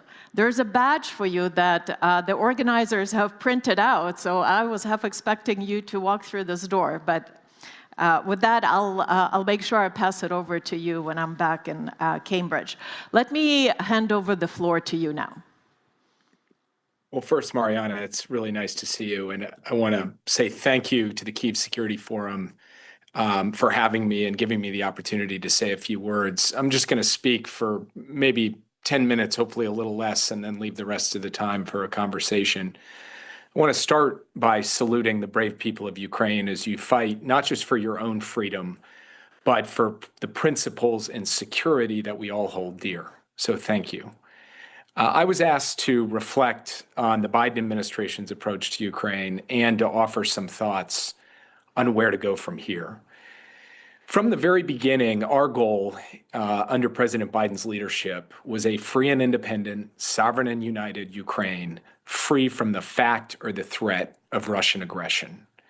And our strategy was built on the simple proposition of putting Ukraine in the strongest possible position on the battlefield, so it would be the strongest possible position at the bargaining table to win a just and sustainable peace. Emphasis on just and sustainable, not a fake peace, not an imposed peace, not a peace that Russia could and would break in the years ahead. That's what President Zelensky has been striving for, and that's what we were supporting. We were also guided by the principle, nothing about Ukraine without Ukraine. We were not going to dictate the terms or the tempo of diplomacy because it's Ukraine's freedom and sovereignty and Ukraine's brave service members in danger. And therefore, Ukraine's democratically elected leaders should make those decisions, not the United States. This despite many saying the U.S. should just pressure Ukraine into a peace deal at some point over the course of the past few years. Now, our approach to putting Ukraine in the best position on the battlefield so that it could be in the best position at the negotiating table was threefold. 1, support Ukraine. 2, pressure Russia. And 3, keep the coalition of nations that we built united and contributing. In terms of supporting Ukraine, we surged tens of billions of dollars in military equipment and tens of billions of dollars in logistical and operational costs to run this massive operation to supply Ukraine's military. We organized the world to contribute a massive amount more of weapons and supplies. And I was personally on the phone with leaders and defense ministers and national security advisors, not just in Europe, but across multiple continents, to get them to provide the weaponry and supplies that went to good use defending Ukrainian positions on the front line. We invested substantially in Ukraine's defense industrial base, including helping Ukraine build out its now famous drone program, which has been going to incredible effective use over the course of the past months and years. And those investments that we made years ago are really helping to pay off today in a big way. We provided critical intelligence that has been central to the fight. We provided budget support and other economic support to help keep Ukraine's economy going. We flowed assistance to help prepare the Ukrainian energy grid to help keep the lights on. We declared at successive NATO summits that Ukraine's place was in NATO, and we built a robust bridge through historic bilateral security commitments. Now, as National Security Advisor, I held a daily meeting in my office in the White House. And a lot of people say daily meeting, they don't really mean it. In my case, it was a daily meeting with a wide range of people, sometimes as many as 25, squeezed into my office, military, intelligence, diplomatic, and economic experts, basically trying to figure out one thing: how do we get more capabilities more quickly to Ukraine? I want to just give you a couple examples. We realized that we were running short of 155 ammunition in U.S. stockpiles, and we were having trouble sourcing enough of it from other countries. So we determined that we were going to have to dip into our supplies of cluster munitions, what are called DPICMs. This, despite it being a subject of some friction in the coalition and some friction with the Congress because of widespread opposition to the use of cluster munitions. President Biden made the decision out of analysis that we presented to him, and despite some real internal debate within the administration, that we should go ahead and supply hundreds of thousands of rounds of these cluster munitions, both to fill the 155 gap and because they're uniquely effective for certain purposes on the battlefield. And we did that. A second example is we realized that Ukraine was running short of air defense interceptors for Patriots and NASAMS and other air defense systems. And U.S. production just wasn't keeping up with the need. So we developed the idea out of my office, out of this daily meeting, that we would tell every other country that was receiving these interceptors over the course of a 2-year period that Ukraine was going to the front of the line, that Ukraine was going to get those interceptors instead, and there would be a delay in delivering them to the rest of those countries.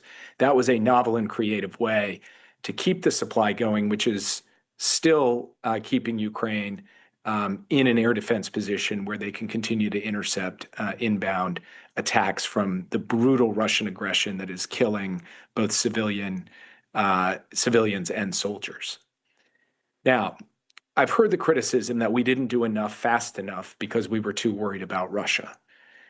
In fact, we spent every dollar Congress appropriated at pace and in full, and we never let up in the flow of arms to Ukraine. We moved an enormous amount of material, including a massive surge designed and directed out of my office in the closing months, a surge of capability. And over the course of October, November, December into January, that surge is still helping Ukraine to this day on the battlefield. I have had a number of discussions with people across the spectrum about the specific issue of ATACMS.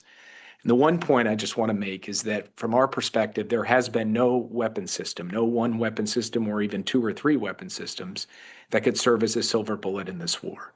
And the scope and quantity and quality of American assistance over the course of the past 3 years has been vast. In terms of pressuring Russia, we organized an escalating campaign of sanctions along many partners in Europe and around the world, ultimately including the first material sanctions on Russia's oil sector and very broad-based sanctions against Russia's financial sector. We came up with a novel way to get Ukraine the proceeds from Russian sovereign assets, which we and the Europeans and others have supplied. And all of this economic pressure is squeezing Russia and mortgaging its future more than the conventional wisdom suggests. Now, I've heard the criticism that we didn't move fast enough on oil, and I understand that. But for a sanctions regime to be effective, it has to be sustainable in the countries applying that regime. And that means in the United States, we could not risk a massive run-up in oil prices and the impact on the global economy and the U.S. economy when the oil supply was tight.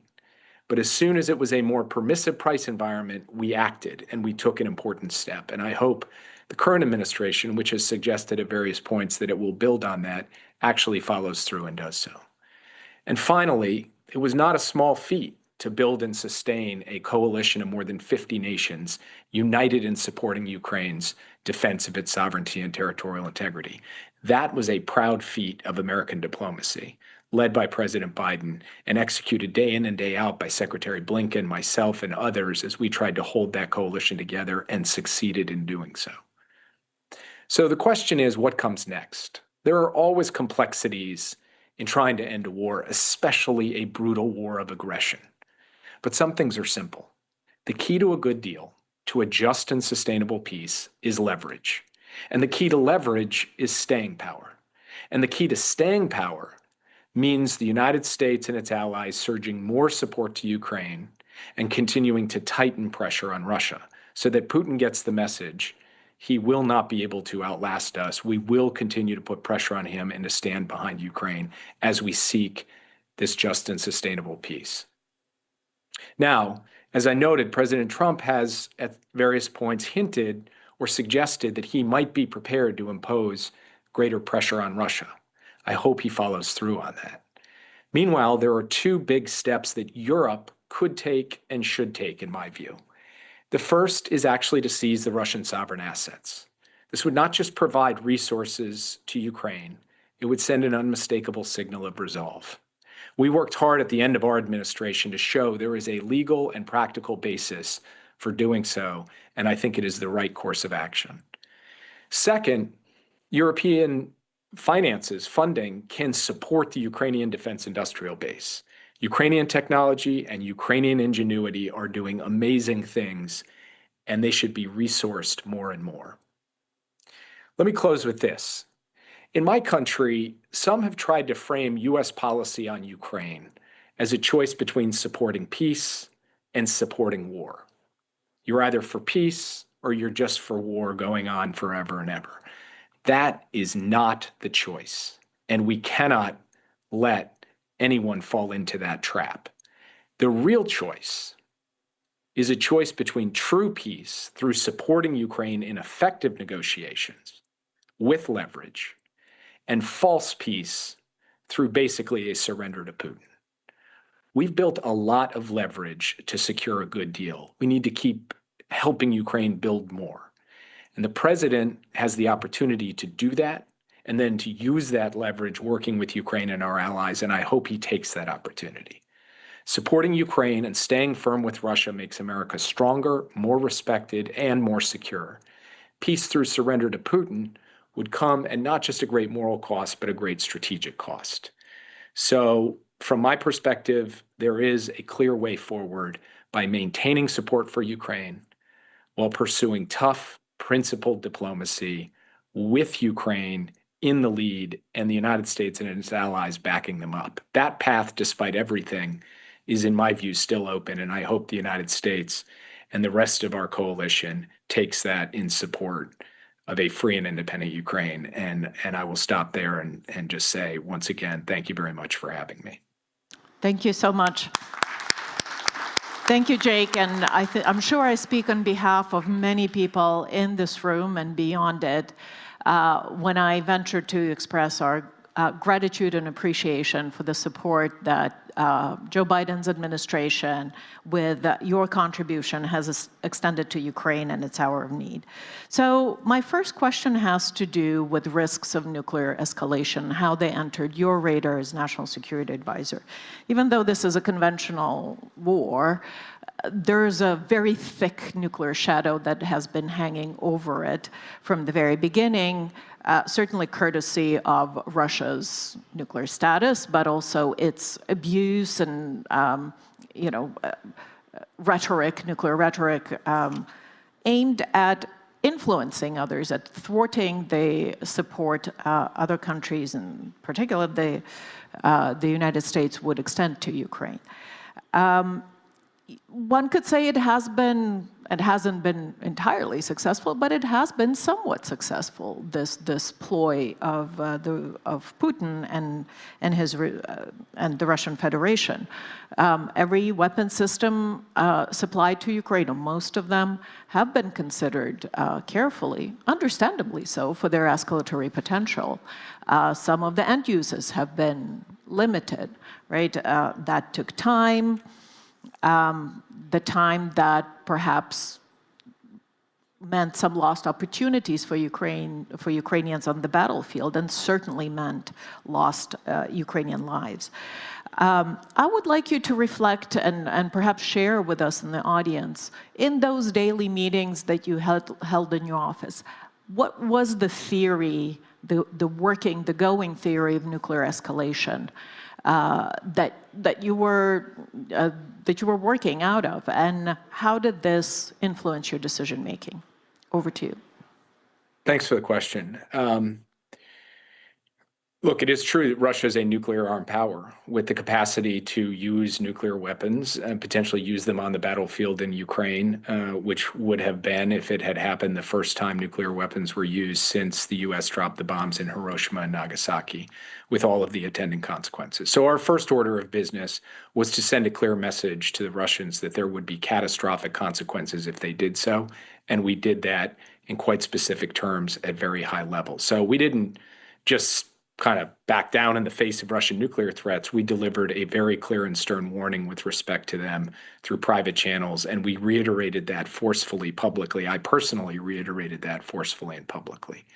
Second, if you're the President of the United States and you are receiving input from your intelligence and military leadership, that there could be scenarios in which there is a substantial percentage chance of the use of tactical nuclear weapons by Russia on the battlefield in Ukraine, you cannot, in good faith, ignore that. No president could. And no president that I know of would ignore that, and President Biden didn't. But you also can't be paralyzed by it. You can't say, well, if they're going to threaten nuclear use, we're going to stop supporting Ukraine. And we did not stop supporting Ukraine. In fact, in those vital months over the course of the fall of 2022, we continued to surge equipment, intelligence, capacity, advice.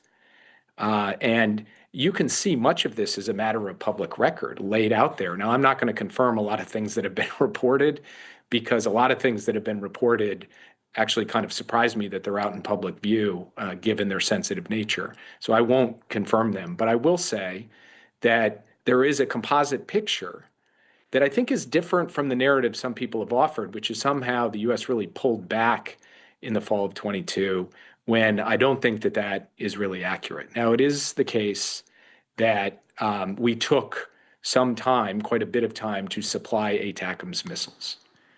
And that was not something that the White House kind of cooked up as a limitation, said, we're not going to do this.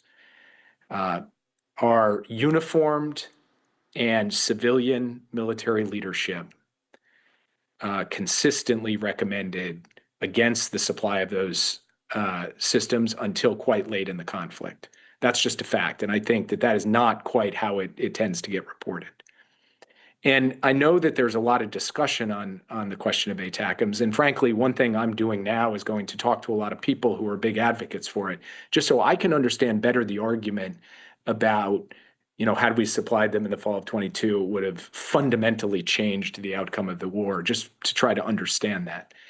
What I would say is I continue to believe that, as I said in my remarks, there's no silver bullet here. And I think that this ATACMS question has overshadowed a more fundamental truth, which is through that entire period of elevated nuclear risk, as presented by the most credible people in the American intelligence community, including the heads of our intelligence agencies, Joe Biden never said, hey, let's pull back, let's not give something that we were giving before, or let's slow it down, or let's blink. No way. He kept going. He kept supporting. He kept providing. And that, to me, is the way that on the one hand, you take seriously the possibility of an escalation like the use of a tactical nuclear weapon, but you also take seriously your responsibility to a free nation to continue to supply it with intelligence and capabilities that they use to good effect on the battlefield through that period. Thank you so much for clarifying that. I think we look forward to discovering more over time about exactly the deliberations and the mechanics of this process, because I think lots could be learned from it for future crisis management. As you mentioned, one of the sort of positions, long-standing positions of the Biden administration from the get-go was to support Ukraine as long as it takes. I mean, that's a fantastic and inspired phrase, right? But the operational meaning of it seemed to have been to supply Ukraine with enough weapons to stay in the fight, to acquit itself from the position of leverage at the negotiating table, like you presented. There seemed, some would say, there seems to have been a reticence to utter the words Russian defeat. A Ukrainian win would somehow logically mean that Russia would be defeated on the battlefield.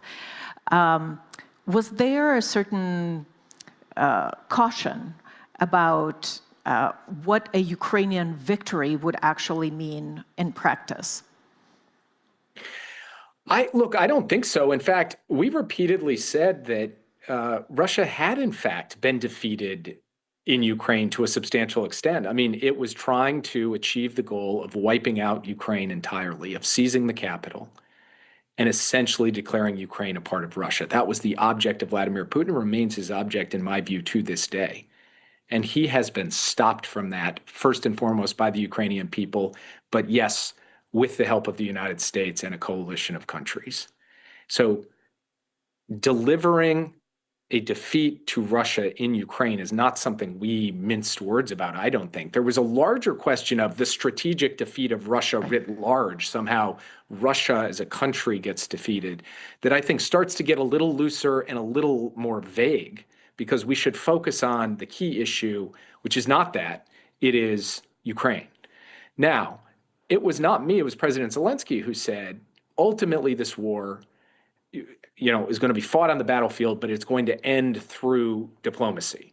And the question was, how do you shape that diplomacy most effectively so that Ukraine could win? And winning means securing a just and sustainable peace, defined on terms that Ukraine could accept. And one thing that I always found a little frustrating was people said, you guys in the United States, you're not defining enough the end game here. Why aren't you defining the end game more? And I would always say, that is for the country who is fighting this war to do, is not to be imposed or dictated from the outside.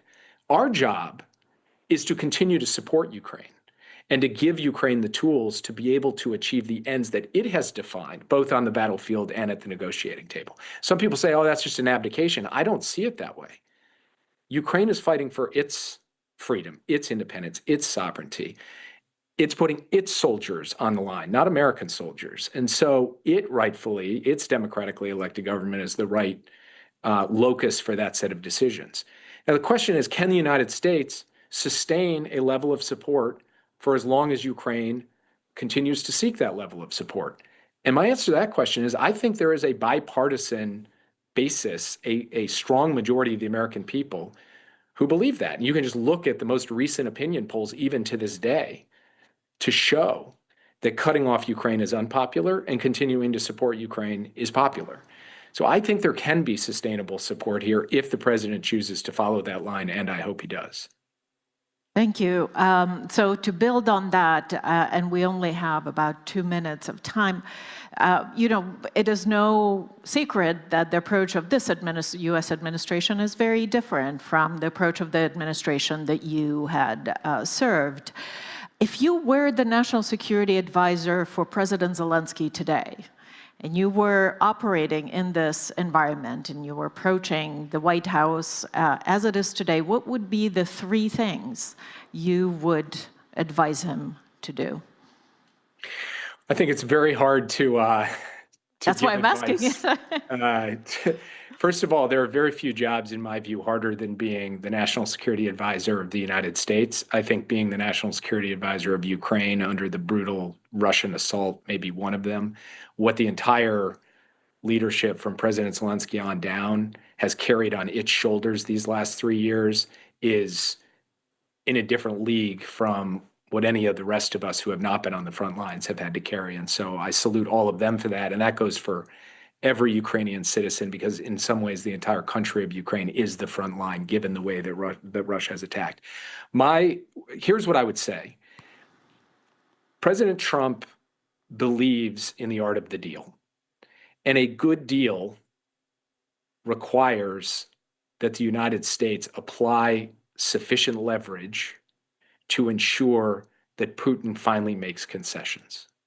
And one of the things that gave me a glimmer of hope was the meeting between President Zelensky and President Trump at the Vatican, because President Trump came out of that meeting, a one-on-one meeting, which I think was a good thing for them to talk mano a mano, and seemed to recognize that it is, in fact, Russia and not Ukraine that is the obstacle here to a just and sustainable peace. And so I think continuing to reinforce that basic point in hopes that the president and his team see the value in ratcheting up the pressure on Russia and continuing to supply Ukraine with the tools that it needs.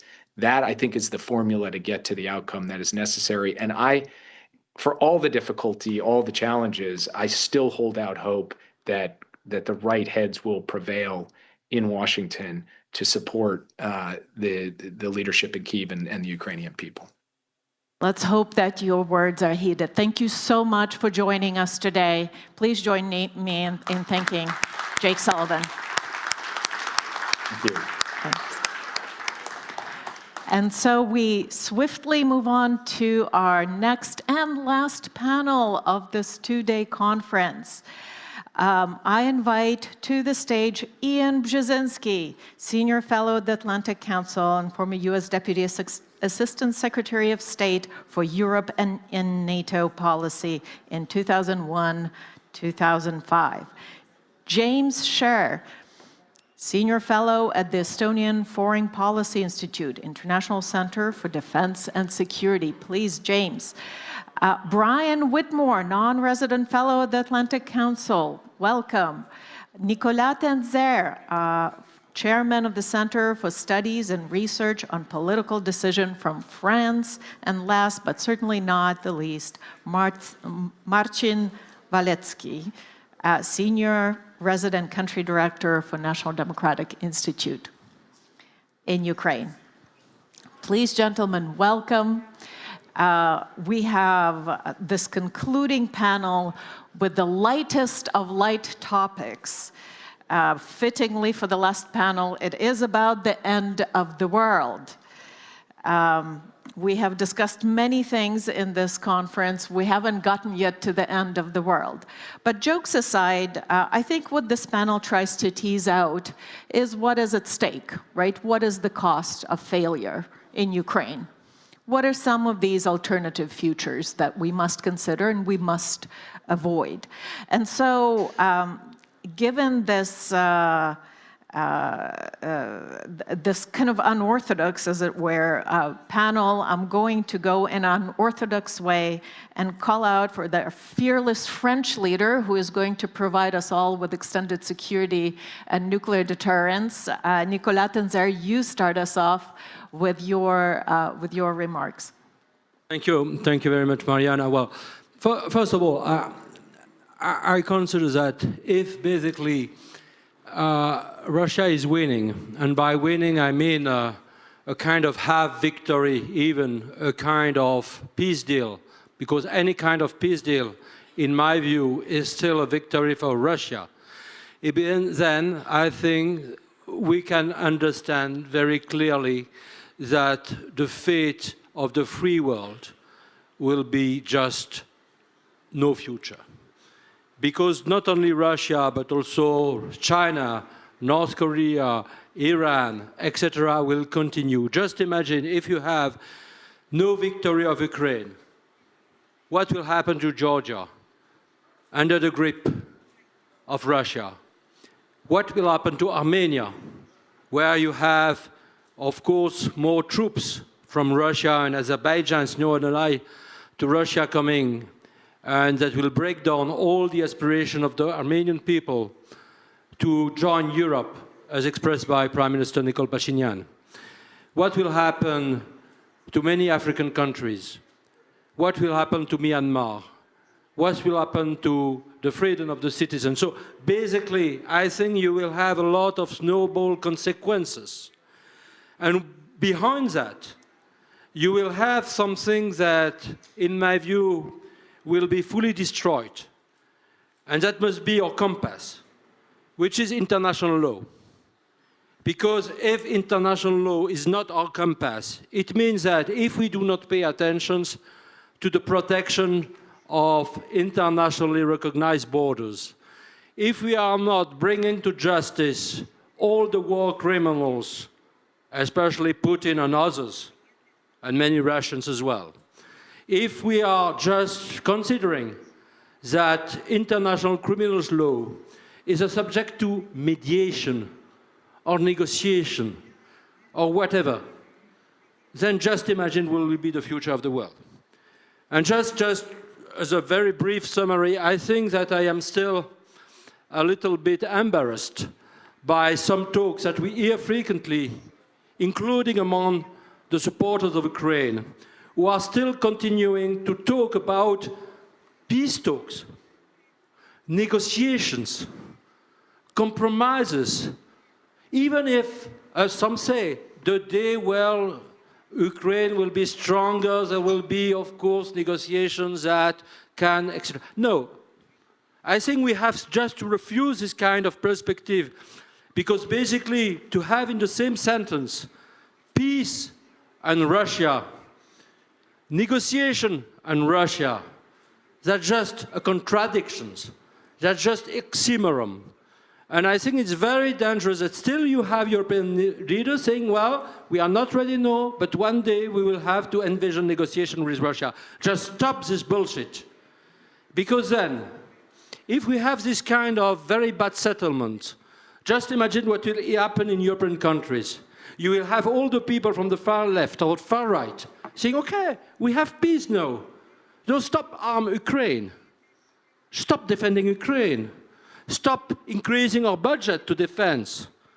And I think it's a very, very dangerous move that will threaten not only Ukraine's security, but our own. Thank you. Thank you, Nicolas. I mean, as you bring out, as you explain very compellingly, there's a reason why we decided in 1945 to put in place certain rules and norms of international order, and all of those are at stake. I'm going to go next to Marcin Walecki and ask you to reflect. Thank you very much, Irina. I would just like to start by thanking the organizers for an amazing forum. There are two parallel processes, and when we talk about the future, I am concerned, but I'm also quite optimistic about both of them. First of all, I would call it democracy at war. It's what is happening in Ukraine. And the second one is war on democracy. This is what is happening in the West. I am quite positive about the first one, because Ukraine has shown us in 2004, 2014, and 2022 that it's really committed and it can defend its democracy. There are 5 key elements where I would actually say what is important for us in the future to make sure that Ukraine democracy not only survives, but it actually grows and galvanizes its support. First one is obviously elections. Those are going to be the most difficult elections we've seen in Europe. Ukraine is preparing itself for them. They don't need any external pressure. to basically, they should be organizing them on their own terms. Definitely after the war is over, after the martial law, there was a very important political agreement reached at the Jean Monnet dialogue 6 months after the martial law. We should definitely be also helping Ukraine with the processes of decentralization, full participation of important groups, especially when it comes to veterans, women. We are seeing processes of militarization, muscularization of public life. I mean, what worries me is that, unfortunately, with USAID departure, EU has not really been able to fill the gap, coming from Poland, EU presidency, European Day. This is a very important moment for EU to really fill the gap. US was providing 10 times more support to democracy in Ukraine than EU. EU really needs to find its own resources and courage to fill this gap. Second process, which is very important for sustaining and supporting in the future Ukraine democracy, is real expectations when it comes to EU membership for Ukraine. We cannot be applying the same mechanism for accession we've seen in the Western Balkans, in Poland, Bulgaria, Romania. Ukrainian democracy is under enormous attacks coming from Russian disinformation. We've seen interference in elections in Moldova, in Georgia, in Romania. So just the process of monitoring and assessing is not sufficient. EU really needs to change its approach when it comes to fundamentals, Copenhagen criteria. They need to be together with Ukraine, helping Ukraine democracy, not just assessing it from outside. Let me just quickly jump. In terms of public support, I'm not worrying about it. NDI research has shown over the last 10 years that Ukrainians, in terms of support for democracy, the highest level we are seeing in the whole Central Europe, Eastern Europe. More than 2/3 over the last 10 years, and definitely almost 85 to 90% in 2003, 2005, support for fully functioning democracy. War on democracy in the West. I'm not going to comment on the state of US democracy. Let me focus on Europe. I am still concerned that we have some EU member states who are not meeting Copenhagen criteria. And at least 2 of them are neighbors of Ukraine. We'll have a very important elections in Romania, very important elections in Poland. I'm less worrying about elections in Poland. I am worrying about elections in Romania. What needs to happen is EU needs to take care of corrupt, populistic regimes they have inside, because those regimes are going to be an obstacle to Ukrainian EU and NATO membership.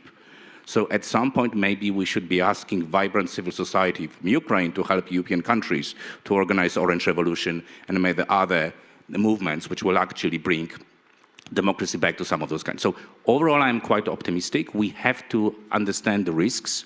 Ukraine has shown that it knows how to defend its democracy.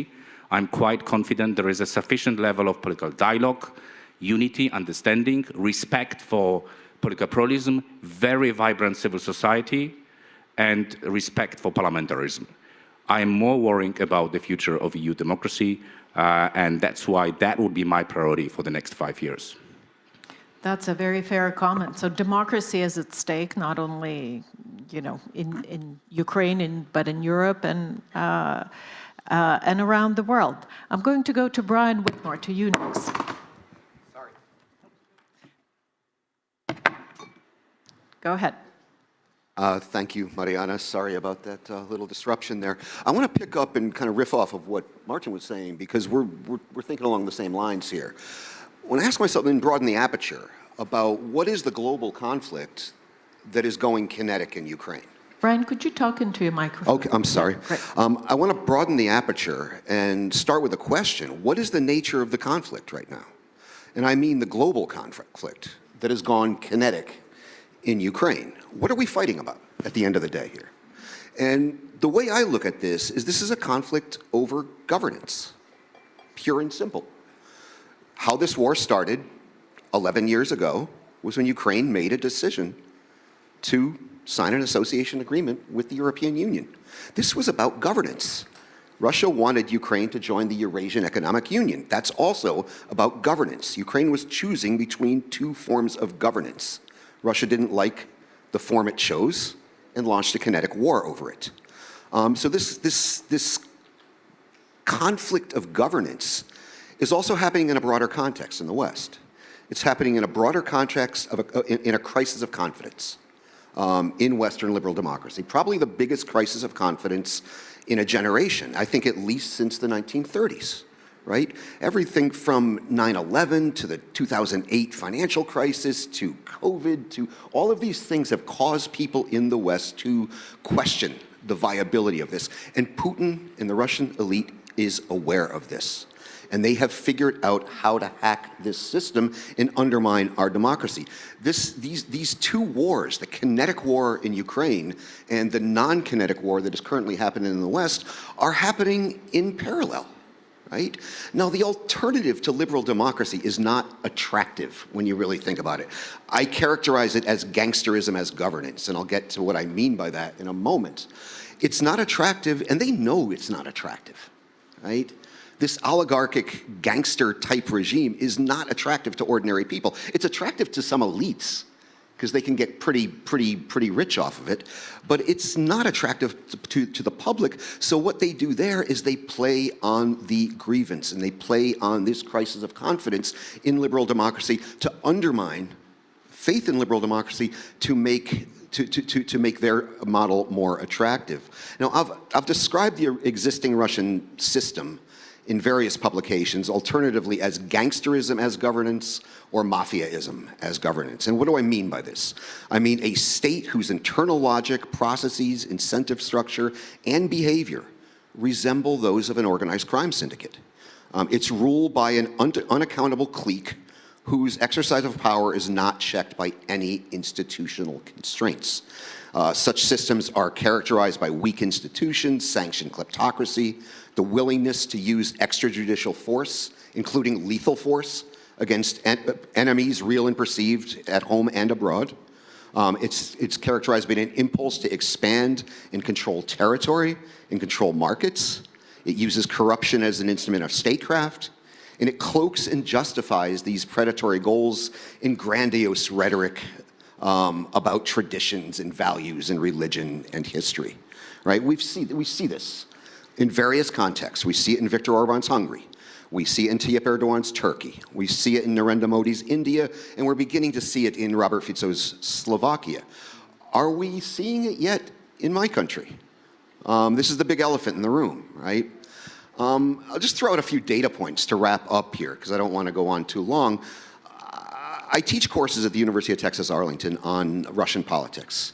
And this past semester, as I've been lecturing about Russia in the 90s, and the destruction of Russia's democratic institutions, the weak and fledgling democratic institutions by Putin, by the establishment of an oligarchy in Russia in the 1990s, the culling of that oligarchy, which turning it into one kind of ruling clique under Putin, about the politicization of law enforcement, about executive dominance and legislative and judicial weakness and conspiratorial thinking. And students have been asking me repeatedly, is this happening in America right now? Right? And I mean, I don't think we're there yet, but the trend lines are not encouraging. I'll close with an anecdote. When I would lecture my students about the Russia-Ukraine war, and I would describe Putin's logic, if you can call it that, about why Russia should have Ukraine, I said that this is as absurd, and this is in the past, mind you, this is as absurd as if an American president claimed that Canada was really American territory and that Canada should be the 51st state. Now, no American president would ever claim that, right? I said in past semesters. I obviously cannot use that example anymore. So I'll close with that for now. Thank you. Right, thank you, Brian, and it's very hard to disagree that actually in 2014, it was the Russian model, it was the Russian social contract that was rejected here on the Maidan. It was not, some kind of drift towards the West or NATO expansion and all that jazz. It was Ukrainians rejecting the kind of model of governance that Putin succeeded in imposing in Russia, and Russians accepted it, whether willingly or begrudgingly. I'm going to ask Ian Jasinski for you to offer your reflections. And now, for those who don't know, Ian is my former boss. So now the tables have turned, and you better say something really wise. Thank you, Mariana. I got to say, I've been counting the hours you've been up on the Would stage. you tuck in the microphone? I've been counting the hours that you've been up there, and I think you're going to be standing up before us for over 6 hours, possibly 7 hours. So thank you for that fortitude, because you not only have done it with stamina, you've done it with brilliance. So. Yeah, I've been waiting to just get you on the stage. That's why I've been standing here for 6 months. I was struck by the title, because this has been in many ways a very dynamic and almost optimistic conference. And here we're talking about the twilight of the order, the future of fascism, futurism, and the end of the world. We needed a more optimistic title, something more along the road to victory. But with that said, let me answer the question that was posed to me, kind of a dark question. Are we heading to this end of the world? And then also added kind of a dose of why I'm fundamentally optimistic. Someone used the word, what is at stake, or the phrase, what is at stake? Well, clearly what is at stake, if there's a Russian victory, there's going to be a wider war in Europe. But we can break that down into some elements that I think are worth revisiting, certainly to this group. First of all, we're talking about Ukraine's existence. This is a war that's motivated not just by Putin's desire for territory, it's motivated by his desire to literally redefine, rewrite Ukrainian identity, Ukrainian history, if not Ukrainian language. That's genocidal. We haven't seen that since World War II. And if there's anything more self-damaging than appeasement, it's to accept or to tolerate genocide. Second, and this is an old phrase people have heard over and over again, but it's important. The rules-based international order is at risk. The rules and principles that have been the basis for over 80 years of the unprecedented spreading of democracy, freedom, and prosperity and stability. And if that's gobbledygook to people, if you're on the far right and you like to be dismissive of that, basic word is the principle of sovereignty. That's what's being ravaged and trampled in Ukraine today. And that principle of sovereignty is the basis of international peace. We're seeing a dangerous precedence being set in the role of nuclear weapons in international relations. Jake Sullivan was talking a little bit about this. You were addressing it. But, a key element of Putin's strategy to take Ukraine has been to exercise nuclear coercion. And sad fact of the matter is, he's done it with effect. It's limited the transatlantic community's response to this brutal invasion. And when you reward nuclear coercion, you invite more of it. And that's what we have seen in this conflict. That generates dangerous dynamics in proliferation, and we're seeing a discussion on the role of nuclear weapons and force structures around the world among allies and adversaries.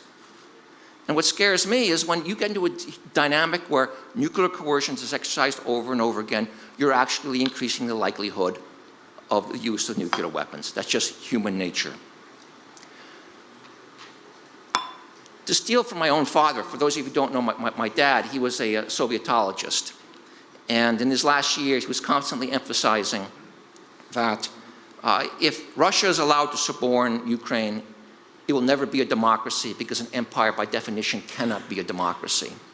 So Russia's own evolution is at stake here. And if Russia is allowed to suborn Ukraine or keep part of Ukraine, we're more likely to be on a path of a more authoritarian Russia, a more hegemonic Russia, a more revanchist Russia, a more aggressive Russia. And then I would say you have the credibility of NATO at stake. The credibility of the transatlantic security relationship is at stake. Whether we like it or not, NATO has defined Ukraine's future, the end of this war, as existential. We're bought into it. And if the alliance allows Russia to walk away with a victory, it will significantly undermine its credibility in the eyes of its own member states and its adversaries.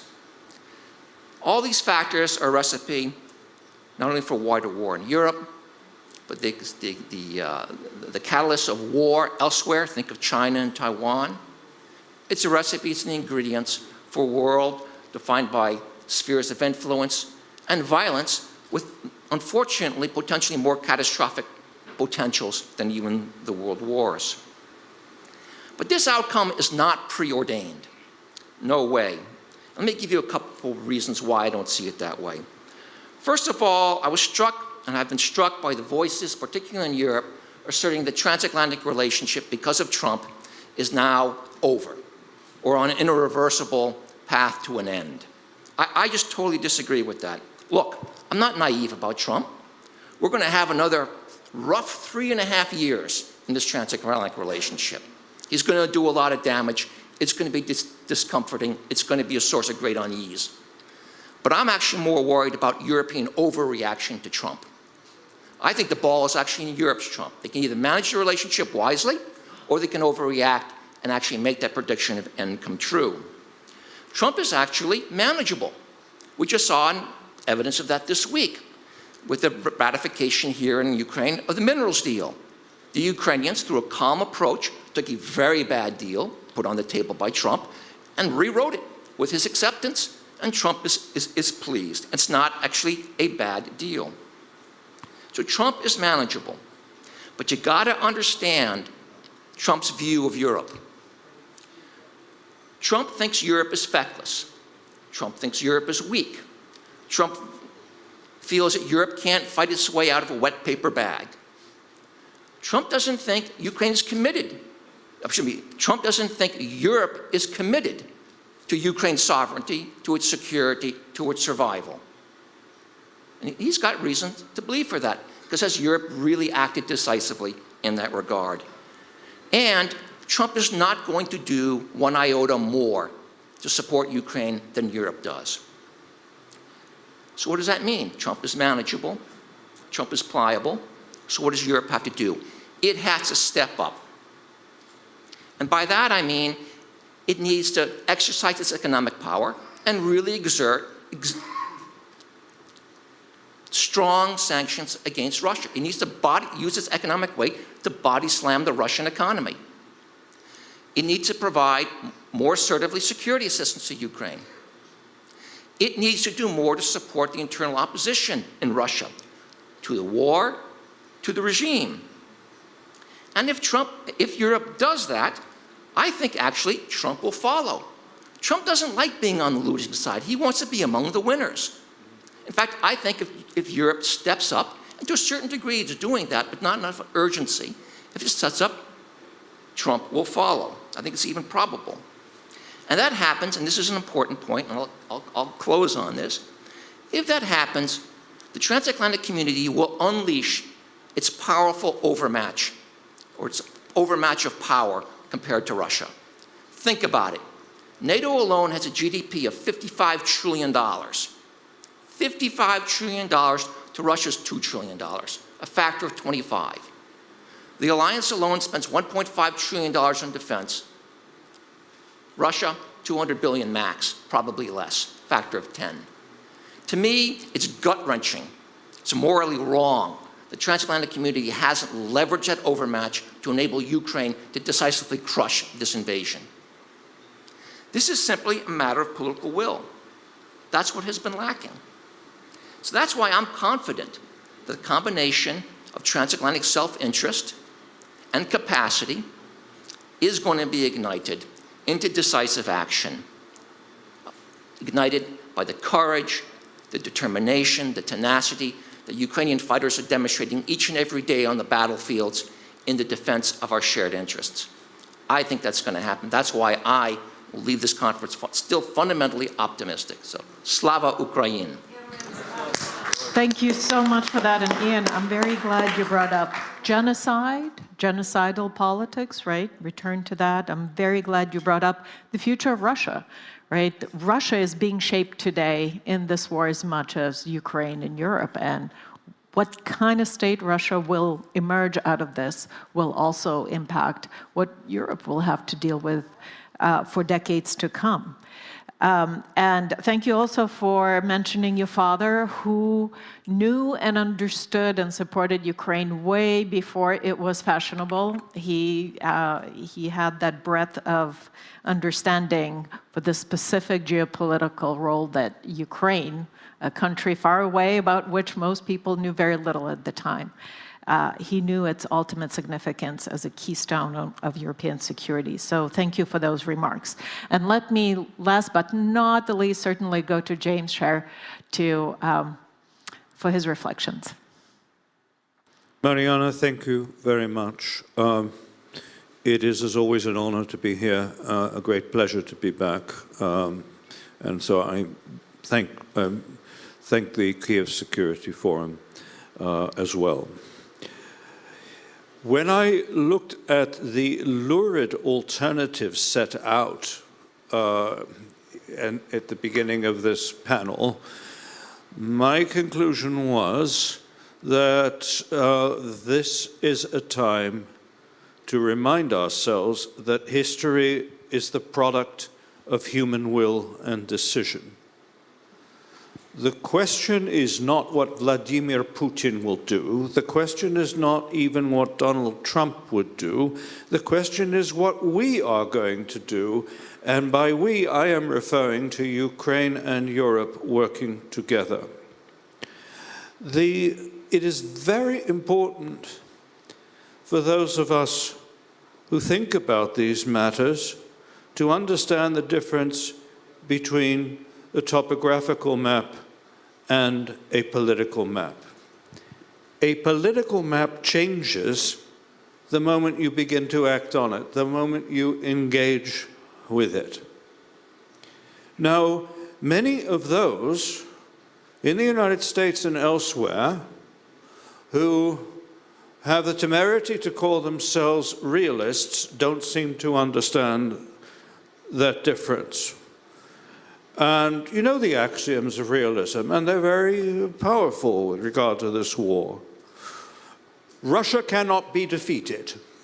Ukraine cannot win this war. And finally, there can be no European defense without the United States.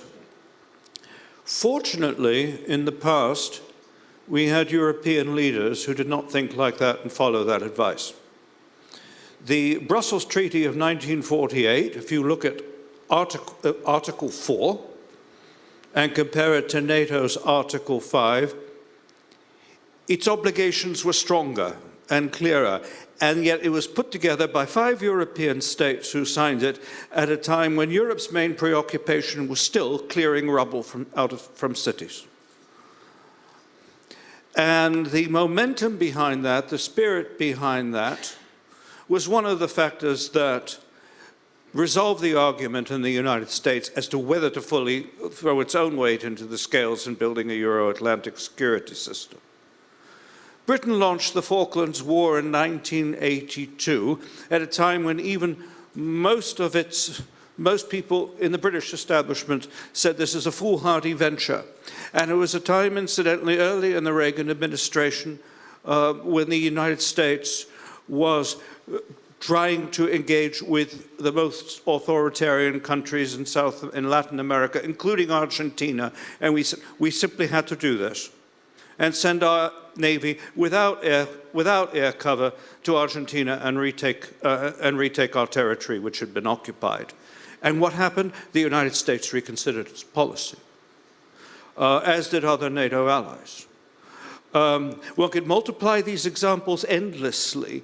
If we had not acted with the courage of our convictions, if we hadn't followed the maxim that necessity is the mother of invention, we would not be living in the world we were living in now, or even certainly not before 2014.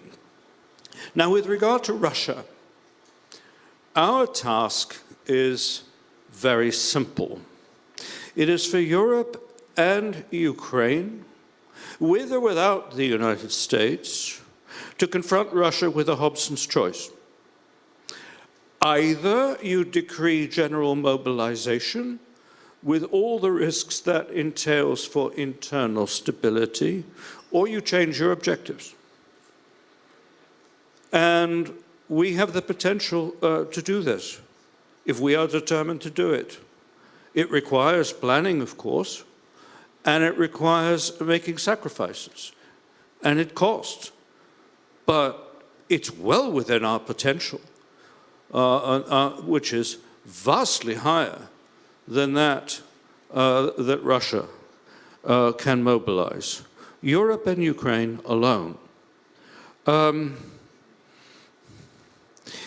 What is required, and General Tovary made the point yesterday, what is blocking this are all kinds of psychological and bureaucratic impediments to changing our mentality and understanding the mentality we've grown accustomed to, the habits of mind we've grown accustomed to since the so-called peace dividends, since the end of the Cold War, are no longer serving us and are actually damaging our security. Now, the last point, and I look forward to further discussion with Ian and some others later. The last point, which is inescapable, concerns the United States. Forgive me for paraphrasing a Russian axiom. Umom Trumpa nie panyać. You will not understand Donald Trump with the mind alone. But the challenge here is very, very basic, and it's very profound. For over 100 years, in most of Europe and much of the world, the United States has been seen as a force for good in the world. In the past 100 days, this faith has been deeply shaken, and it's going to be very difficult to restore whatever should happen in the next 100 days or in the balance of Trump's four-year term. Unfortunately, the president and his administration seem to regard unpredictability as a strength. But for an alliance, unpredictability is ruinous. The strength of an alliance depends on predictability. It depends on steadfastness, commitment, and trust. Now, it is not certain that an administration that threatens allies, threatens the statehood of allies, that dismantles much of the whole apparatus of US soft power, that treats the most effective exponents of Western values as ideological enemies, that seems not to comprehend the difference between states and statehood, and property ownership. It is not certain that such an administration will not come to Europe's defense if Europe is attacked. But I will suggest it is certain that Europe can no longer rely on it. And I would point out, I obviously will not mention names, that even before this last election, a very senior British military officer, and I think I could speak about others, said, out of prudence, we must plan for the next war on the assumption that the United States will not be there. Finally, I think that we in Europe need to deliver 3 messages to Washington. First, we thank you for giving us compelling reason to take those steps that should have been taken 20 years ago so that we could pull our proper weight in European security, number one.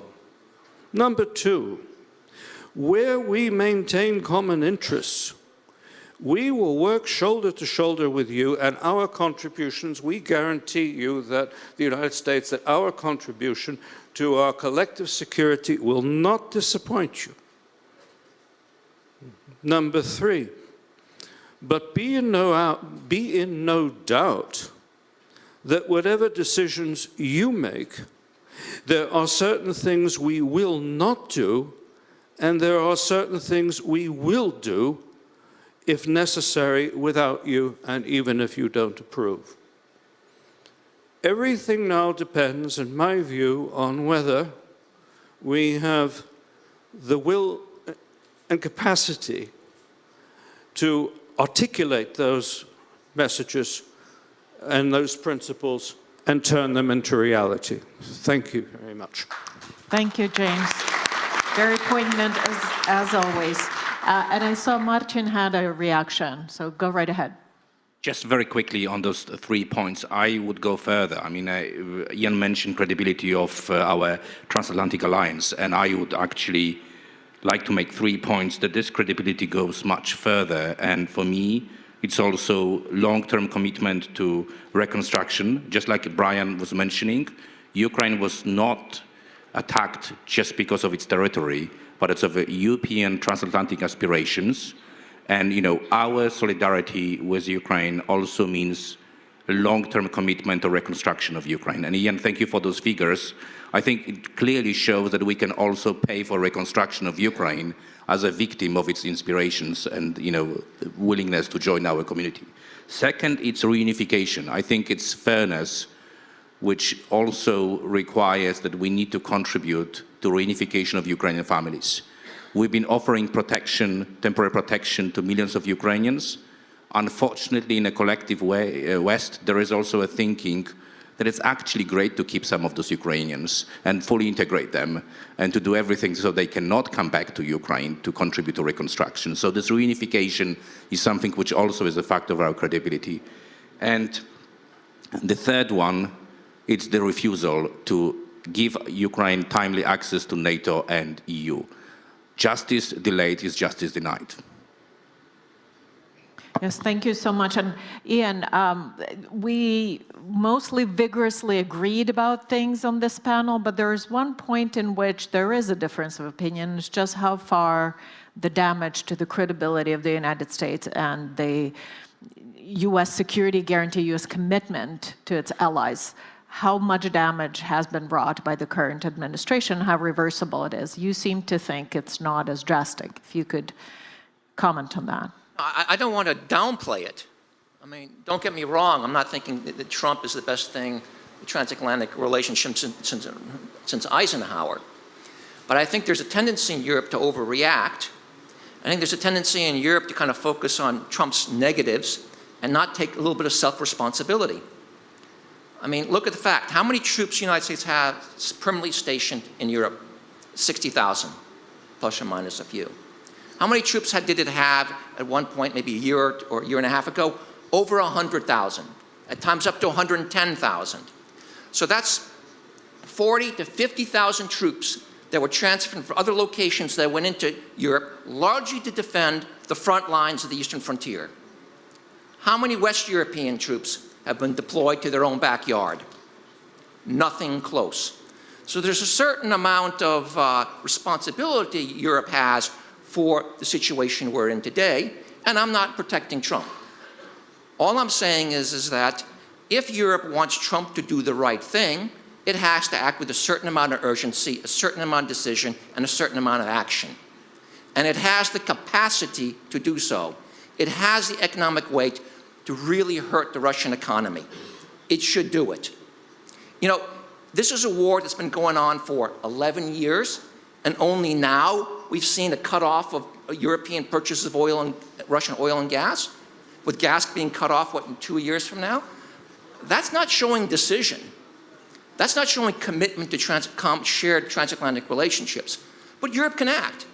Hats off. This is the first year in my life I've been celebrating the French and Macron's leadership to drive some sort of presence, military presence, in European, West European, Central European military presence in Ukraine. Long overdue. Hats off for that courage. It just has to happen faster because time is not on our side. I think if the Europeans go over and say, hey, Mr. Trump, we've got a deal you can't turn down. We're going to ramp up economic pressure. We got this deterrent force we're going to put in with a certain amount of magnitude. Be with us. Be part of the winning team. Because if you are, you're going to eliminate what you fear most, a wider war that'll suck in the United States. 2, you can take credit for bringing peace. 3, you can demonstrate that you've got a national security policy of credible peace through strength. rather than being weak and complicit in Russia's invasion. And then icing on the cake, you can be the first American president that's gotten the Europeans to carry their share of the burden. Give him that deal. I can't look you in the eye and say it's 100% sure he'll accept it, but I actually think it's very likely. So what you're saying, let's not let a good crisis go to waste, right? Let's leverage it and leverage Europe's power and give it purpose. I'm going to do something a bit off the cuff here. I see a panel of people who have been long-term friends of the forum, of this country, have been coming here for many years. I want to ask each one of you how this trip has been different. What have you learned on this trip during this forum that's novel? That what have you picked up and noticed? What are your takeaways from the 2 days at the forum, but also your meetings beyond it? What have you picked up on this particular trip?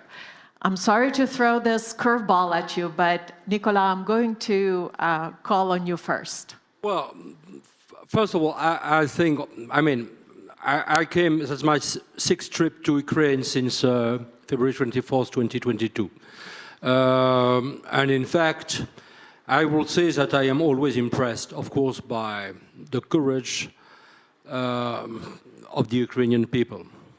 But I know that after the war, there will be a very difficult wake-up time, because I know that there will be divisions, there will be traumas, there will be many different kind of things. And for me, this trip is not that different from the others that we are in a very critical moment. Probably I already said that 1 year ago, 2 years ago, etc. We are always in a critical moment. And for me, I have a lot of reproaches to address, both to the US and to the European leaders, for not having taken the decision as early as 2014. Because at that time, and that's something that I was advocating publicly, we could and we should have taken action just to confront Russia. In February 24th, 2022, I said many times in all the talk shows I was in, that we have to take action directly against Russia. That was possible. Many of them were afraid.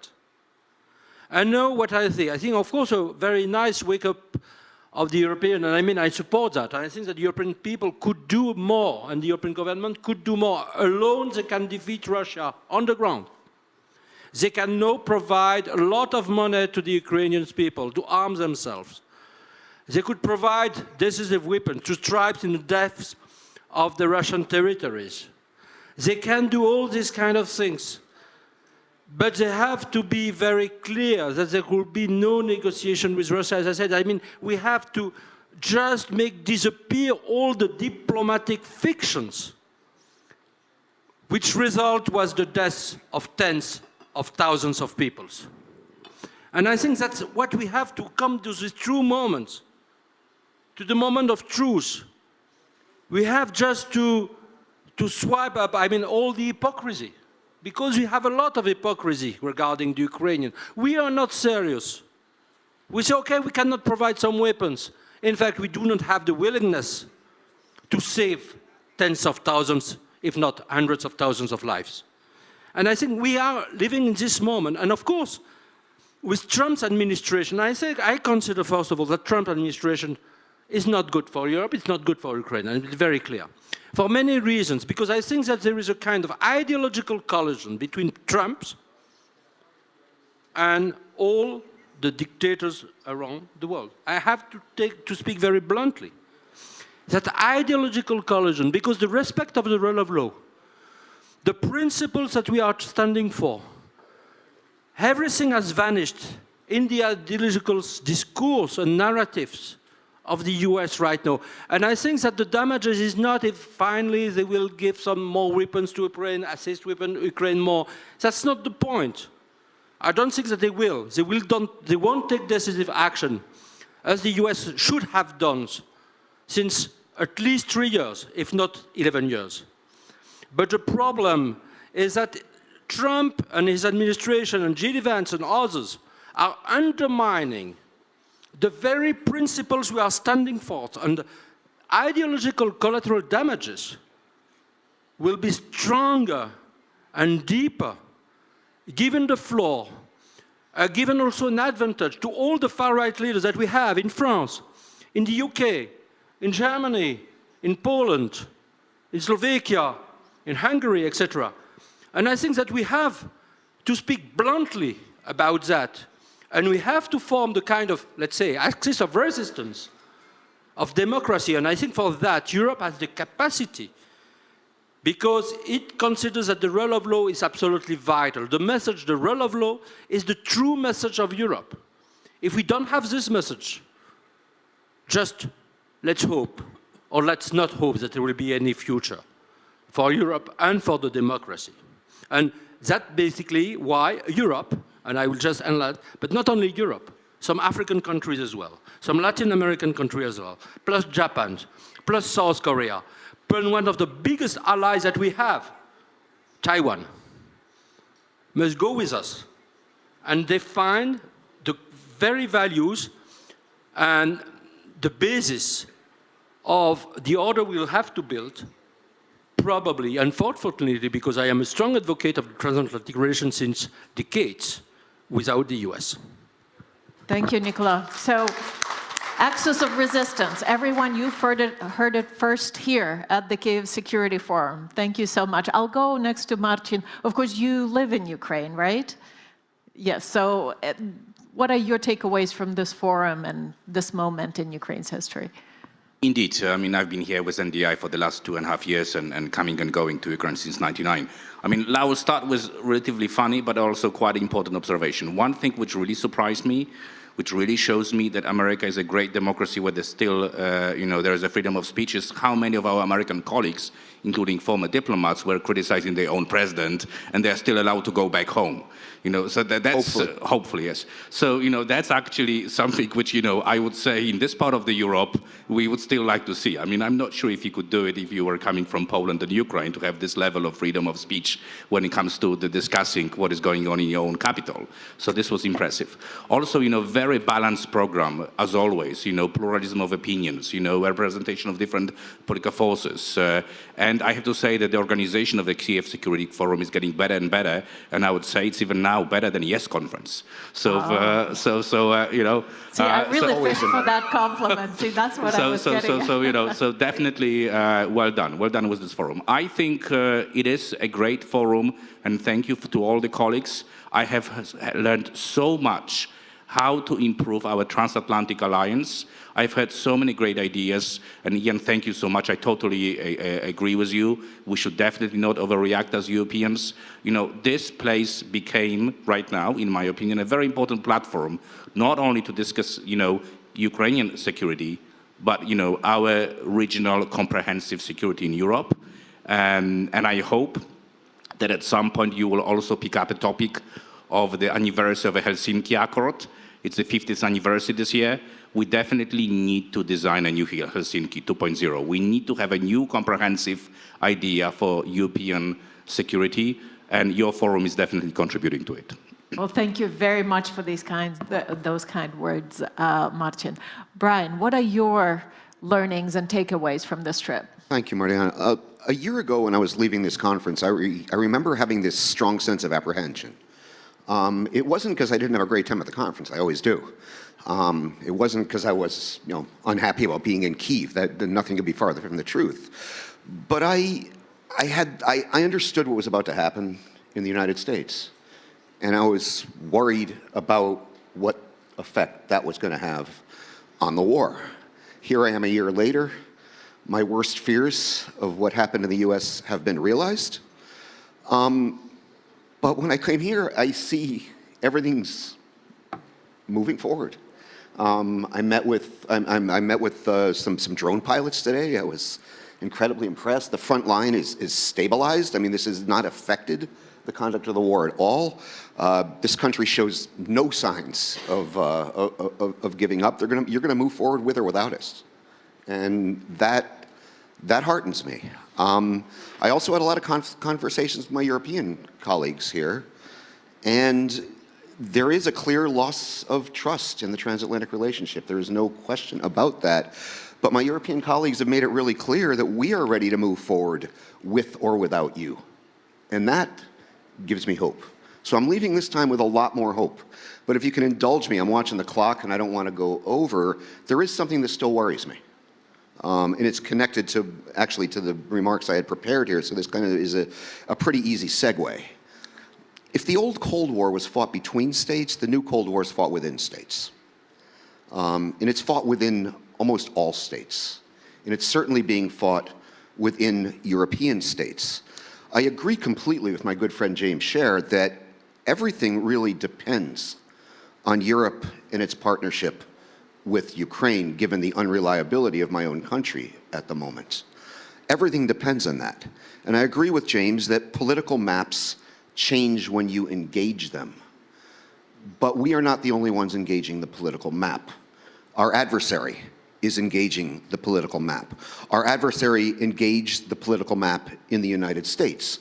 We can argue till the cows come home whether that swung the election or not, and I think, but in a tightly contested, highly polarized environment, every little bit can be decisive. Back in 2013, a Kremlin white paper came out from the Center for Strategic Communications, which was advising Russia to exploit and leverage the so-called culture wars in Western countries, to leverage this, to gain advantage, and to intervene on the side of the far right. In February of 2019, Vladislav Surkov, who has kind of lost power and influence in the past few years, but he reflected the thinking of the Kremlin at the time, published an article in Nezavisimaya Gazeta, the Russian newspaper, where he really said the quiet part out loud. And I'm just going to quote him here, if I may. He said, "Foreign politicians accuse Russia of interference in elections and referendums across the globe. In fact, it is even more serious. Russia is interfering in their brains, and they do not know what to do with their own altered consciousness. The interest of foreigners in the Russian political algorithm is understandable. There are no prophets in their homeland, and Russia has long ago prophesized everything that is happening to them today." And so what I'm worried about right now is several European countries have their own little Trumps lurking in the wings. And imagine if in a future Kyiv Security Forum, we're sitting here where it isn't just America that's kind of gone rogue. Imagine we have the National Rally Party in power in France. Imagine we have the AfD in power in Germany, and so on, and so on, and so on.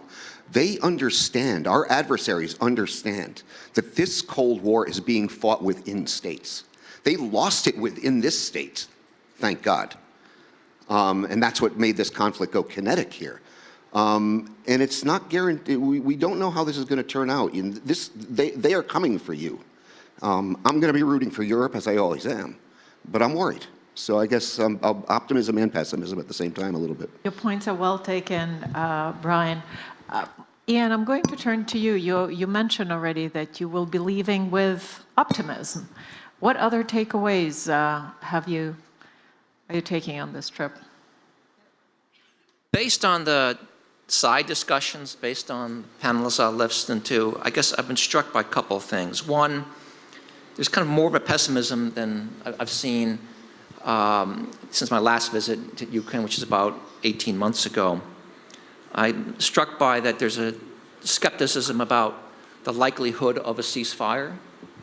I sense that there's a skepticism in Ukraine about the transatlantic community's willingness to provide Ukraine the security guarantees it needs and that are needed, even from U.S. perspective. I'm struck also by, in the midst of this pessimism on those two issues, the steely determination of the Ukrainians to fight on regardless.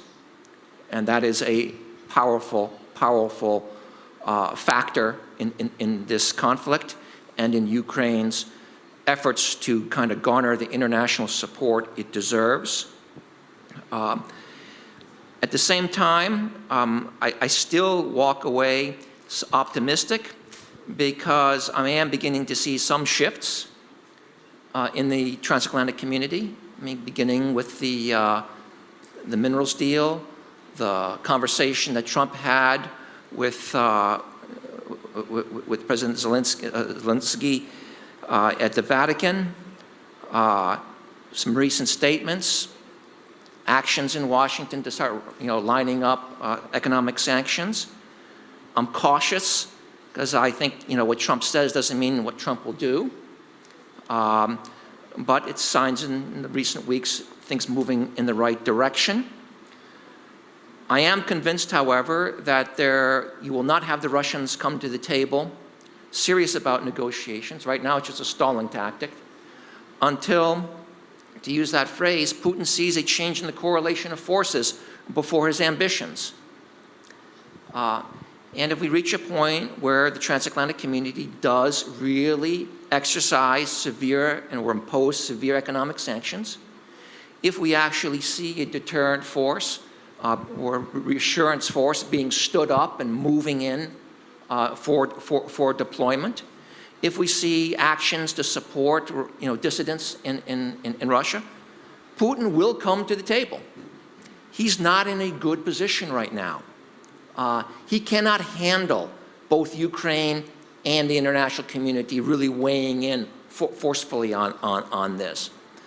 So I'm thinking that there's growing recognition of that. My concern is that neither Washington nor Europe are moving forward with the necessary urgency and speed. But being an optimist, I think that will happen because I think, again, I'll say it, so much is at stake. It is such an important moment, and ultimately we'll make the right decisions. Thank you, Ian. And it has been said that President Trump should not be taken literally, but he should be taken seriously. James, over to you. You're a long-term guest of this forum. What is different about this one?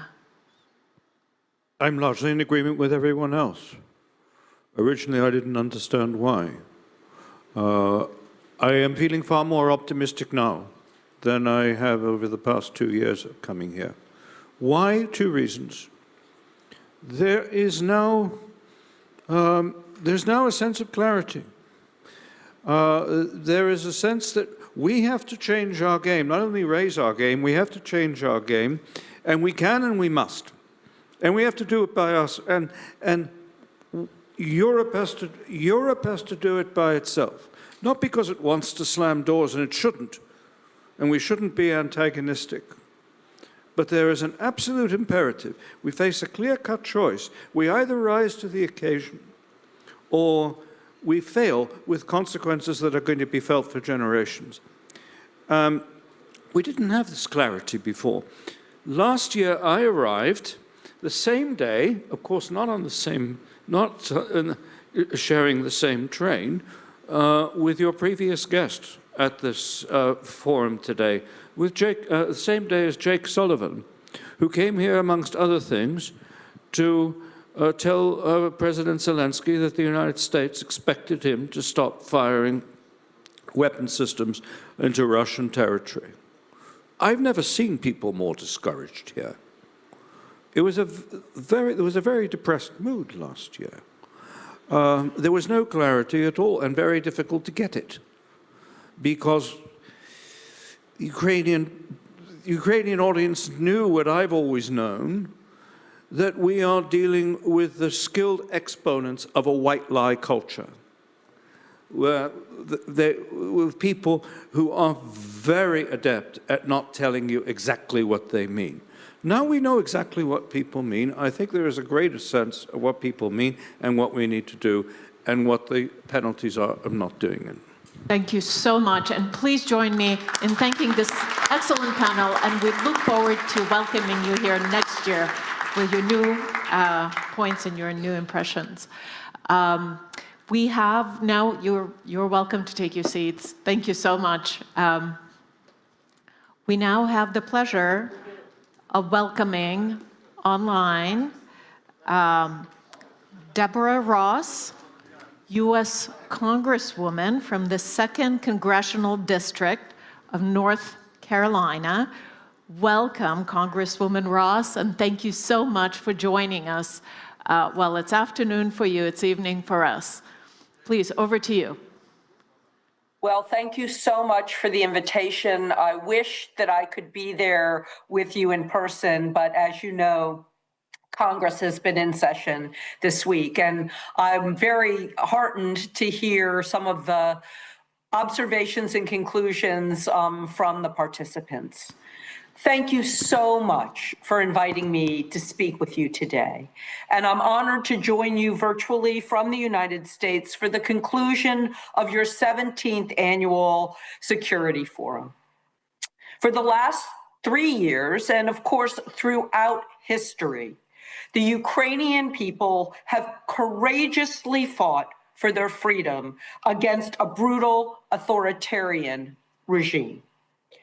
On Putin's orders, as we all know, Russia continues to be engaged in the same kind of unprovoked aggression that has plunged the world into cataclysmic violence in the past.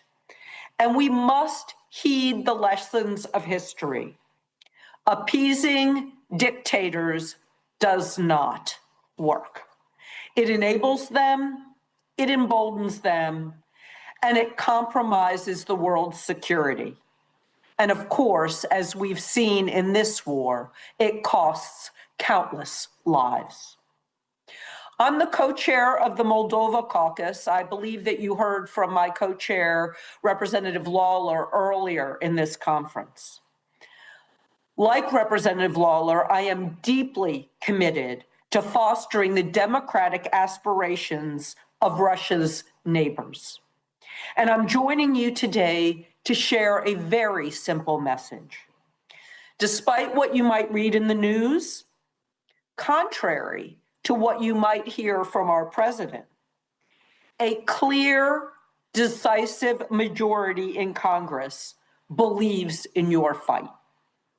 We will be with you from now until the day that Ukraine ultimately claims victory and achieves peace and security. Our friendship with Ukraine has been built over decades and, of course, through your incredible diaspora in the United States. It's forged on a foundation of common strategic interests and shared security priorities. But on a more basic level, the relationship is grounded in mutual values, an unshakable belief in opportunity, democracy, and freedom. The United States has stood on the side of people who, in the words engraved on our Statue of Liberty, are yearning to breathe free. We cannot retreat from that commitment now. And left unchecked, as we all know, Putin's ambitions will not stop with Ukraine. His aim is nothing less than restoration of the Soviet Union's old hegemony, a new empire built on oppression and autocracy. Beyond Ukraine, we've seen attempts by Russia to seize territory, overturn popular will, and install pro-Russian rulers in Moldova, Romania, and Georgia. And of course, Russia's disinformation campaigns in the West that were alluded to earlier. We've witnessed democratic backsliding, and we all have watched as Romania was forced to nullify its first round of elections due to massive Russian interference. I have been in regular contact with leaders in Moldova who are extremely anxious about their own country's future as Russian meddling in Moldova and its society intensifies. But they have stood strong because we have stood with them, including our European allies. Now, all of these events, as you all know, are consistent with a broader pattern. Russia seeks to undermine democracy with stolen ballots before it even tries to eliminate democracy once and for all with bullets, bombs, and tanks. That's why the United States and our NATO allies have supported Ukraine from the beginning. And I am so proud and heartened about our NATO allies stepping up to continually support Ukraine. The stakes could not be higher. The consequences of failure could not be more dire. It is no exaggeration to say that Europe's future hangs in the balance. The West simply cannot allow Ukraine to be carved up by Russia. And a Ukrainian victory is the best safeguard and the strongest shield for the future of its independence and the independence of Moldova, Romania, Poland, and the Baltic states. Indeed, when Ukraine ultimately prevails, it will offer comfort and reassurance to democracies as close as your western border and as far away as Taiwan. Again, despite what you might hear from our president, please know that by a wide margin, the majority of Congress and the American people stand with Ukraine. Last year, under the leadership of President Biden, Congress finally passed a historic $61 billion aid package for Ukraine. I am committed to doing all I can to ensure that the pipeline of arms and assistance continues to flow from our shores to the soldiers on the front line. This is a potentially seismic moment, a chance to prove decisively to dictators and wannabe autocrats alike that the democratic peoples of the world will not relent when the fight for freedom gets tough. When innocent people are brutally attacked and sovereign democratic nations are under threat, Congress must heed the call. To do otherwise would not just be at odds with our interests, but it's contrary to the character of our nation. We don't give up on our friends. We don't back down from a fight. We don't betray our allies and our values, and we will not rest until democracy prevails. Now, despite the overwhelming odds, as we all know, the Ukrainian people have stood up to Putin, a vicious dictator. Now, the American people must reassert our support for Ukraine and our European allies until Putin is pushed back. And when this war is over, and I'm sure you discussed this, we all must be part of Ukraine's renaissance. Once again, thank you so much for the chance to be with you virtually. Slava Ukraini. Heroyam Slava. Thank you so much, Congresswoman Ross. And I'm sure I speak on behalf of everyone gathered here in expressing my gratitude to you and to like-minded colleagues of yours in U.S. Congress and elsewhere for your staunch and steadfast support of Ukraine. Thank you so much. And with that, let me turn over the floor to Ramina Shut, Director of the Arseniy Yatsenyuk Open Ukraine Foundation, with some final words of gratitude and closing. Thank you, Mariana. Thank you. You know, I remember 15th Kyiv Security Forum 2 years ago. I stood on the stage with a heart full of hope. Last year, I stood on the stage with a heart full of pain. And I wish that the next Kyiv Security Forum would be held in Ukraine without the war. Tonight I stand here with both.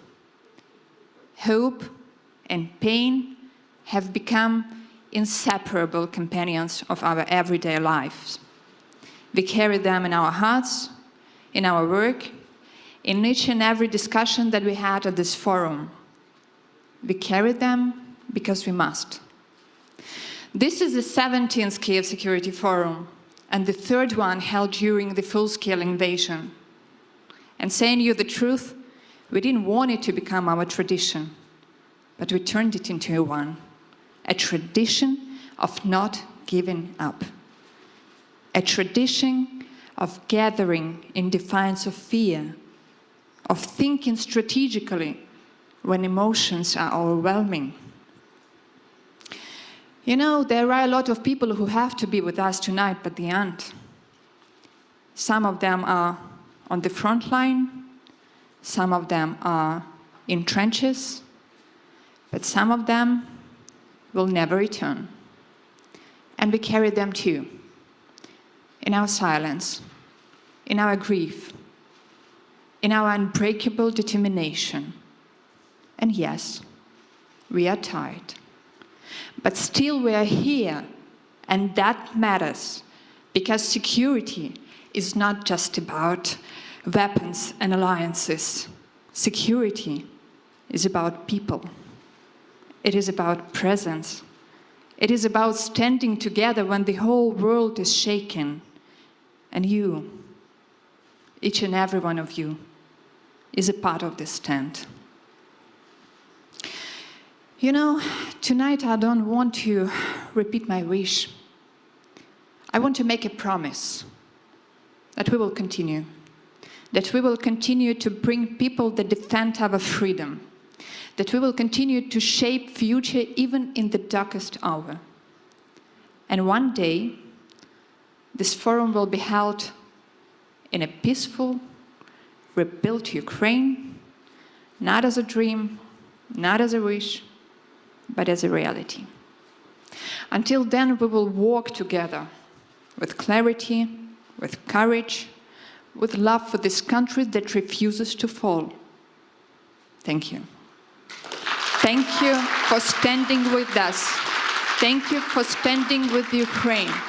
And until we meet again, hopefully, for the next Kyiv Security Forum, let our unity be our shield and our truth be our weapon. Thank you.